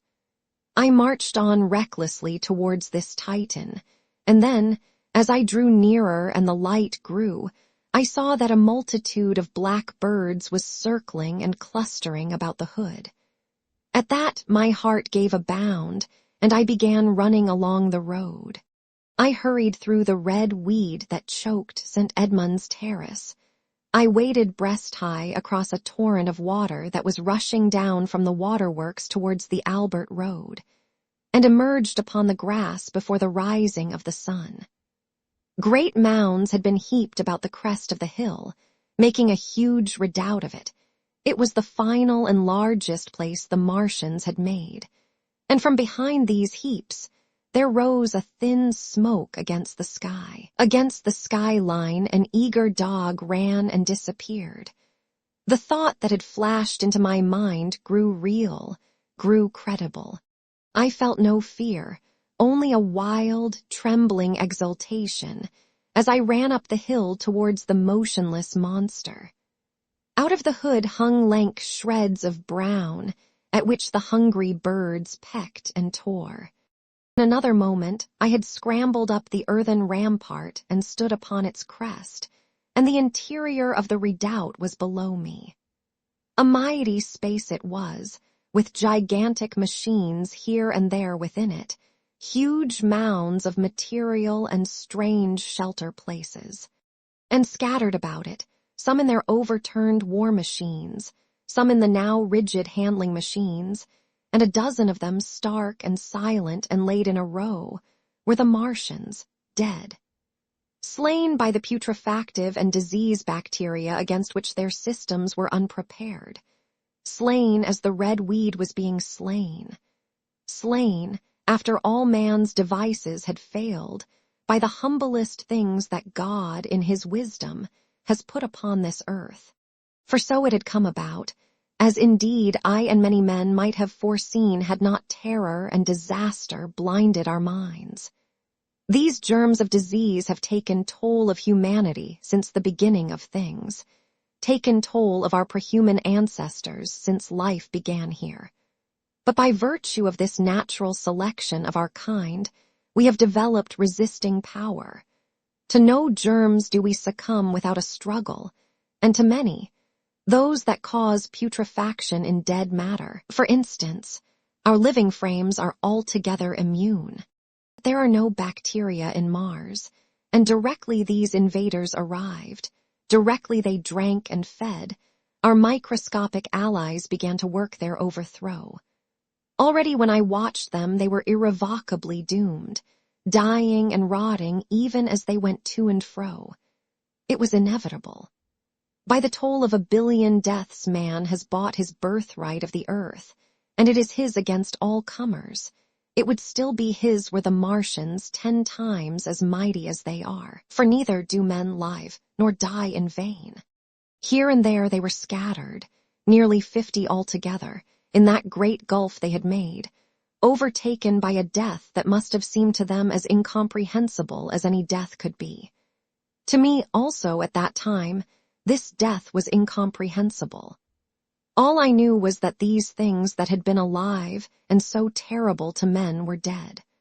For a moment I believed that the destruction of Sennacherib had been repeated, that God had repented, that the angel of death had slain them in the night. I stood staring into the pit, and my heart lightened gloriously, even as the rising sun struck the world to fire about me with his rays. The pit was still in darkness. The mighty engines, so great and wonderful in their power and complexity, so unearthly in their tortuous forms, rose weird and vague and strange out of the shadows towards the light. A multitude of dogs, I could hear, fought over the bodies that lay darkly in the depth of the pit, far below me. Across the pit on its farther lip, flat and vast and strange, lay the great flying machine with which they had been experimenting upon our denser atmosphere when decay and death arrested them. Death had come not a day too soon. At the sound of a cawing overhead, I looked up at the huge fighting machine that would fight no more forever, at the tattered red shreds of flesh that dripped down upon the overturned seats on the summit of Primrose Hill. I turned and looked down the slope of the hill to where, enhallowed now in birds, stood those other 2 Martians that I had seen overnight, just as death had overtaken them. The one had died, even as it had been crying to its companions. Perhaps it was the last to die, and its voice had gone on perpetually until the force of its machinery was exhausted. They glittered now, harmless tripod towers of shining metal, in the brightness of the rising sun. All about the pit, and saved as by a miracle from everlasting destruction, stretched the great mother of cities. Those who have only seen London veiled in her somber robes of smoke can scarcely imagine the naked clearness and beauty of the silent wilderness of houses. Eastward, over the blackened ruins of the Albert Terrace and the splintered spire of the church, the sun blazed dazzling in a clear sky, and here and there some facet in the great wilderness of roofs caught the light and glared with a white intensity. Northward were Kilburn and Hampstead, blue and crowded with houses. Westward the great city was dimmed, and southward, beyond the Martians, the green waves of Regent's Park, the Langham Hotel, The dome of the Albert Hall, the Imperial Institute, and the giant mansions of the Brompton Road came out clear and little in the sunrise, the jagged ruins of Westminster rising hazily beyond. Far away and blue were the Surrey hills, and the towers of the Crystal Palace glittered like two silver rods. The dome of St. Paul's was dark against the sunrise, and injured, I saw for the first time, by a huge gaping cavity on its western side. And as I looked at this wide expanse of houses and factories and churches, silent and abandoned, as I thought of the multitudinous hopes and efforts, the innumerable hosts of lives that had gone to build this human reef, and of the swift and ruthless destruction that had hung over it all, when I realized that the shadow had been rolled back, and that men might still live in the streets, and this dear vast dead city of mine be once more alive and powerful, I felt a wave of emotion that was near akin to tears. The torment was over. Even that day the healing would begin. The survivors of the people scattered over the country, leaderless, lawless, foodless, like sheep without a shepherd. The thousands who had fled by sea would begin to return. The pulse of life, growing stronger and stronger, would beat again in the empty streets and pour across the vacant squares. Whatever destruction was done, the hand of the destroyer was stayed. All the gaunt wrecks, the blackened skeletons of houses that stared so dismally at the sunlit grass of the hill, would presently be echoing with the hammers of the restorers and ringing with the tapping of their trowels. At the thought, I extended my hands towards the sky and began thanking God. In a year, thought I, in a year. With overwhelming force came the thought of myself, of my wife, and the old life of hope and tender helpfulness that had ceased forever. Chapter 9. Wreckage. And now comes the strangest thing in my story.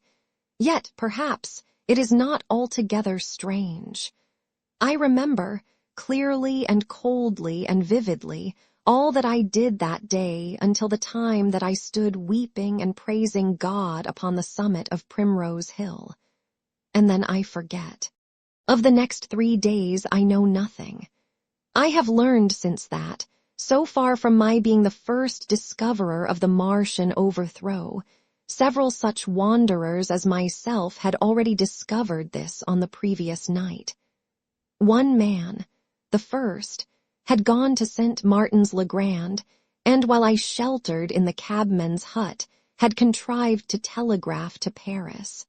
Thence the joyful news had flashed all over the world. 1,000 cities, chilled by ghastly apprehensions, suddenly flashed into frantic illuminations. They knew of it in Dublin, Edinburgh, Manchester, Birmingham, at the time when I stood upon the verge of the pit. Already men, weeping with joy, as I have heard, shouting and staying their work to shake hands and shout, were making up trains even as near as Crewe to descend upon London. The church bells that had ceased a fortnight since suddenly caught the news, until all England was bell-ringing.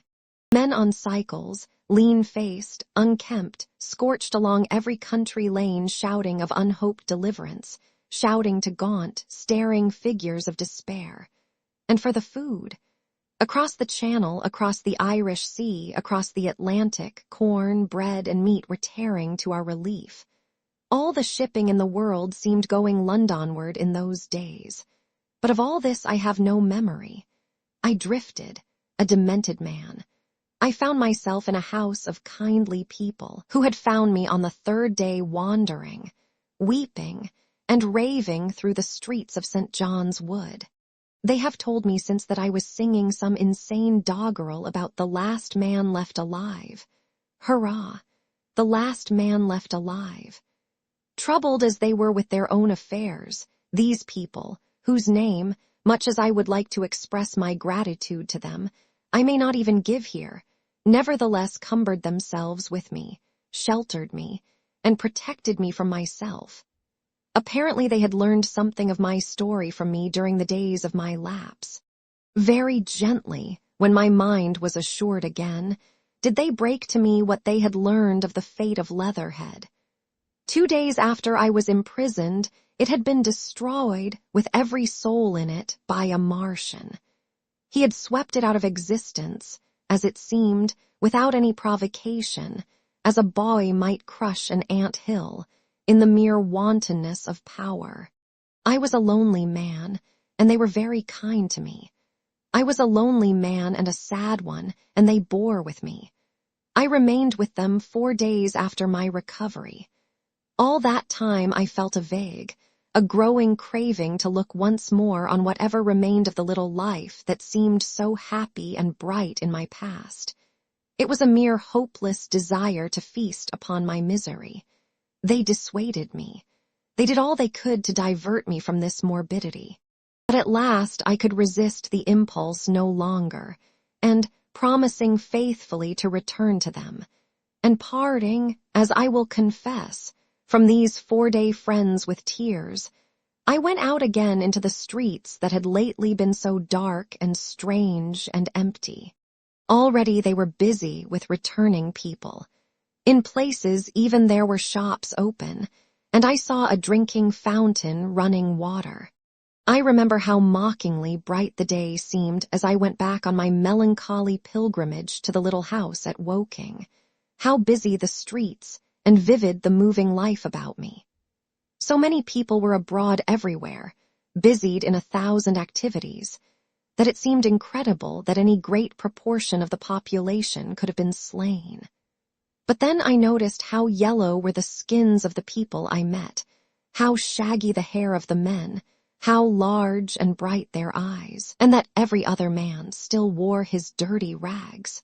Their faces seemed all with one of 2 expressions, a leaping exultation and energy or a grim resolution. Save for the expression of the faces, London seemed a city of tramps. The vestries were indiscriminately distributing bread sent us by the French government. The ribs of the few horses showed dismally. Haggard special constables with white badges stood at the corners of every street. I saw little of the mischief wrought by the Martians until I reached Wellington Street, and there I saw the red weed clambering over the buttresses of Waterloo Bridge. At the corner of the bridge, too, I saw one of the common contrasts of that grotesque time, a sheet of paper flaunting against a thicket of the red weed, transfixed by a stick that kept it in place. It was the placard of the first newspaper to resume publication, the Daily Mail. I bought a copy for a blackened shilling I found in my pocket. Most of it was in blank, but the solitary compositor who did the thing had amused himself by making a grotesque scheme of advertisement stereo on the back page. The matter he printed was emotional. The news organization had not as yet found its way back. I learned nothing fresh except that already in 1 week the examination of the Martian mechanisms had yielded astonishing results. Among other things, the article assured me what I did not believe at the time, that the secret of flying was discovered. At Waterloo I found the free trains that were taking people to their homes. The first rush was already over. There were few people in the train, and I was in no mood for casual conversation. I got a compartment to myself and sat with folded arms, looking grayly at the sunlit devastation that flowed past the windows. And just outside the terminus, the train jolted over temporary rails, and on either side of the railway the houses were blackened ruins. To Clapham Junction, the face of London was grimy with powder of the black smoke, in spite of 2 days of thunderstorms and rain. And at Clapham Junction the line had been wrecked again. There were hundreds of out-of-work clerks and shopmen working side by side with the customary navvies, and we were jolted over a hasty relaying. All down the line from there, the aspect of the country was gaunt and unfamiliar. Wimbledon particularly had suffered. Walton, by virtue of its unburned pine woods, seemed the least heard of any place along the line. The wandle, the mole, every little stream was a heaped mass of red weed, in appearance between butcher's meat and pickled cabbage. The Surrey pine woods were too dry, however, for the festoons of the red climber. Beyond Wimbledon, within sight of the line in certain nursery grounds, were the heaped masses of earth about the 6th cylinder. A number of people were standing about it, and some sappers were busy in the midst of it. Over it flaunted a Union Jack, flapping cheerfully in the morning breeze. The nursery grounds were everywhere crimson with the weed, a wide expanse of livid color cut with purple shadows, and very painful to the eye. One's gaze went with infinite relief from the scorched grays and sullen reds of the foreground to the blue-green softness of the eastward hills. The line on the London side of Woking Station was still undergoing repair, so I descended at Byfleet Station and took the road to Maybury, past the place where I and the artilleryman had talked to the hussars, and on by the spot where the Martian had appeared to me in the thunderstorm. Here, moved by curiosity, I turned aside to find, among a tangle of red fronds, the warped and broken dog-cart with the whitened bones of the horse scattered and gnawed. For a time, I stood regarding these vestiges. Then I returned through the pine wood, neck-high with red weed here and there, to find the landlord of the spotted dog had already found burial. And so came home past the College Arms. A man standing at an open cottage door greeted me by name as I passed. I looked at my house with a quick flash of hope that faded immediately. The door had been forced. It was unfast and was opening slowly as I approached. It slammed again. The curtains of my study fluttered out of the open window from which I and the artilleryman had watched the dawn. No one had closed it since. The smashed bushes were just as I had left them nearly 4 weeks ago. I stumbled into the hall, and the house felt empty. The stair carpet was ruffled and discolored where I had crouched, soaked to the skin from the thunderstorm the night of the catastrophe. Our muddy footsteps I saw still went up the stairs. I followed them to my study, and found lying on my writing table still, with the selenite paper weight upon it, the sheet of work I had left on the afternoon of the opening of the cylinder. For a space, I stood reading over my abandoned arguments. It was a paper on the probable development of moral ideas with the development of the civilizing process, and the last sentence was the opening of a prophecy. In about 200 years, I had written, we may expect. The sentence ended abruptly. I remembered my inability to fix my mind that morning, scarcely a month gone by, and how I had broken off to get my daily chronicle from the newsboy. I remembered how I went down to the garden gate as he came along, and how I had listened to his odd story of men from Mars. I came down and went into the dining room. There were the mutton and the bread, both far gone now in decay, and a beer bottle overturned, just as I and the artilleryman had left them. My home was desolate. I perceived the folly of the faint hope I had cherished so long, and then a strange thing occurred. "It is no use," said a voice. "The house is deserted. No one has been here these 10 days. Do not stay here to torment yourself. No one escaped but you." I was startled. Had I spoken my thought aloud? I turned, and the French window was open behind me. I made a step to it and stood looking out. And there, amazed and afraid, even as I stood amazed and afraid, were my cousin and my wife white and tearless. She gave a faint cry. "I came," she said. "I knew." She put her hand to her throat, swayed. I made a step forward and caught her in my arms. Chapter 10. The Epilogue. I cannot but regret, now that I am concluding my story, how little I am able to contribute to the discussion of the many debatable questions which are still unsettled. In one respect, I shall certainly provoke criticism. My particular province is speculative philosophy. My knowledge of comparative physiology is confined to a book or two, but it seems to me that Carver's suggestions as to the reason of the rapid death of the Martians is so probable as to be regarded almost as a proven conclusion.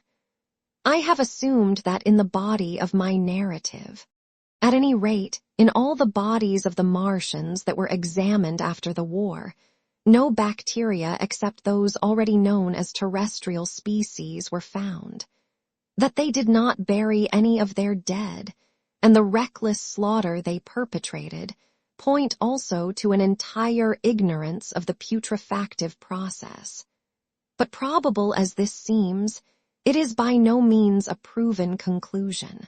Neither is the composition of the black smoke known, which the Martians used with such deadly effect, and the generator of the heat rays remains a puzzle.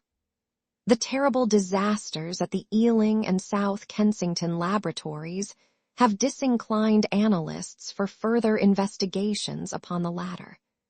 Spectrum analysis of the black powder points unmistakably to the presence of an unknown element with a brilliant group of 3 lines in the green, and it is possible that it combines with argon to form a compound which acts at once with deadly effect upon some constituent in the blood. But such unproven speculations will scarcely be of interest to the general reader, to whom this story is addressed. None of the brown scum that drifted down the Thames after the destruction of Shepperton was examined at the time, and now none is forthcoming. The results of an anatomical examination of the Martians, so far as the prowling dogs had left such an examination possible, I have already given. But everyone is familiar with the magnificent and almost complete specimen in spirits at the Natural History Museum, and the countless drawings that have been made from it, and beyond that the interest of their physiology and structure is purely scientific. The question of graver and universal interest is the possibility of another attack from the Martians. I do not think that nearly enough attention is being given to this aspect of the matter. At present the planet Mars is in conjunction, but with every return to opposition I, for one, anticipate a renewal of their adventure. In any case, we should be prepared. It seems to me that it should be possible to define the position of the gun from which the shots are discharged, to keep a sustained watch upon this part of the planet, and to anticipate the arrival of the next attack. In that case, the cylinder might be destroyed with dynamite or artillery before it was sufficiently cool for the Martians to emerge, or they might be butchered by means of guns so soon as the screw opened. It seems to me that they have lost a vast advantage in the failure of their first surprise. Possibly they see it in the same light. Lessing has advanced excellent reasons for supposing that the Martians have actually succeeded in effecting a landing on the planet Venus. 7 months ago now, Venus and Mars were in alignment with the Sun. That is to say, Mars was in opposition from the point of view of an observer on Venus. Subsequently, a peculiar luminous and sinuous marking appeared on the unilumined half of the inner planet, and almost simultaneously, a faint dark mark of a similar sinuous character was detected upon a photograph of the Martian disk. One needs to see the drawings of these appearances in order to appreciate fully their remarkable resemblance in character. At any rate, whether we expect another invasion or not, our views of the human future must be greatly modified by these events. We have learned now that we cannot regard this planet as being fenced in and a secure abiding place for man. We can never anticipate the unseen good or evil that may come upon us suddenly out of space. It may be that, in the larger design of the universe, this invasion from Mars is not without its ultimate benefit for men. It has robbed us of that serene confidence in the future, which is the most fruitful source of decadence. The gifts to human science it has brought are enormous, and it has done much to promote the conception of the commonweal of mankind. It may be that across the immensity of space, the Martians have watched the fate of these pioneers of theirs and learned their lesson, and that on the planet Venus they have found a securer settlement.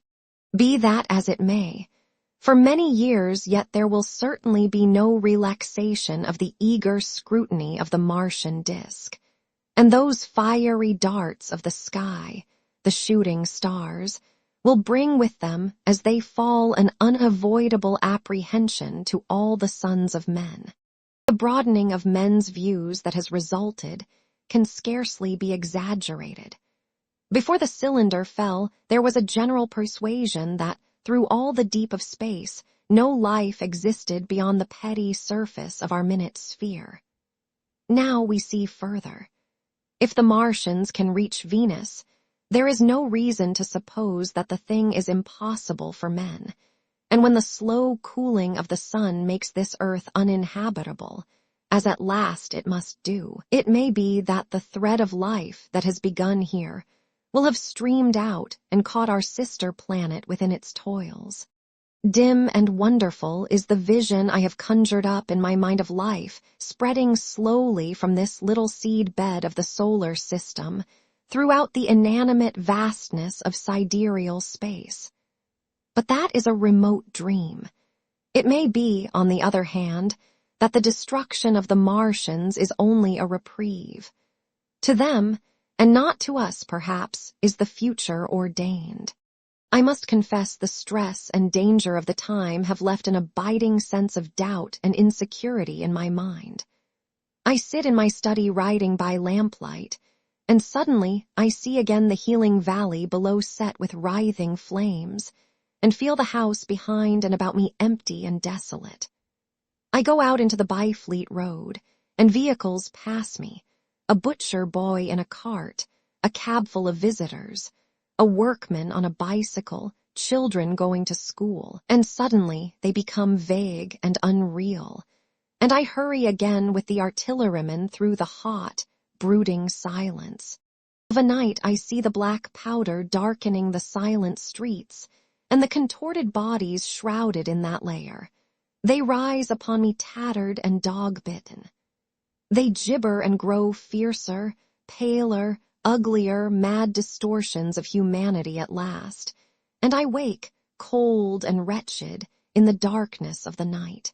I go to London and see the busy multitudes in Fleet Street and the Strand, and it comes across my mind that they are but the ghosts of the past, haunting the streets that I have seen silent and wretched, going to and fro, phantasms in a dead city, the mockery of life in a galvanized body.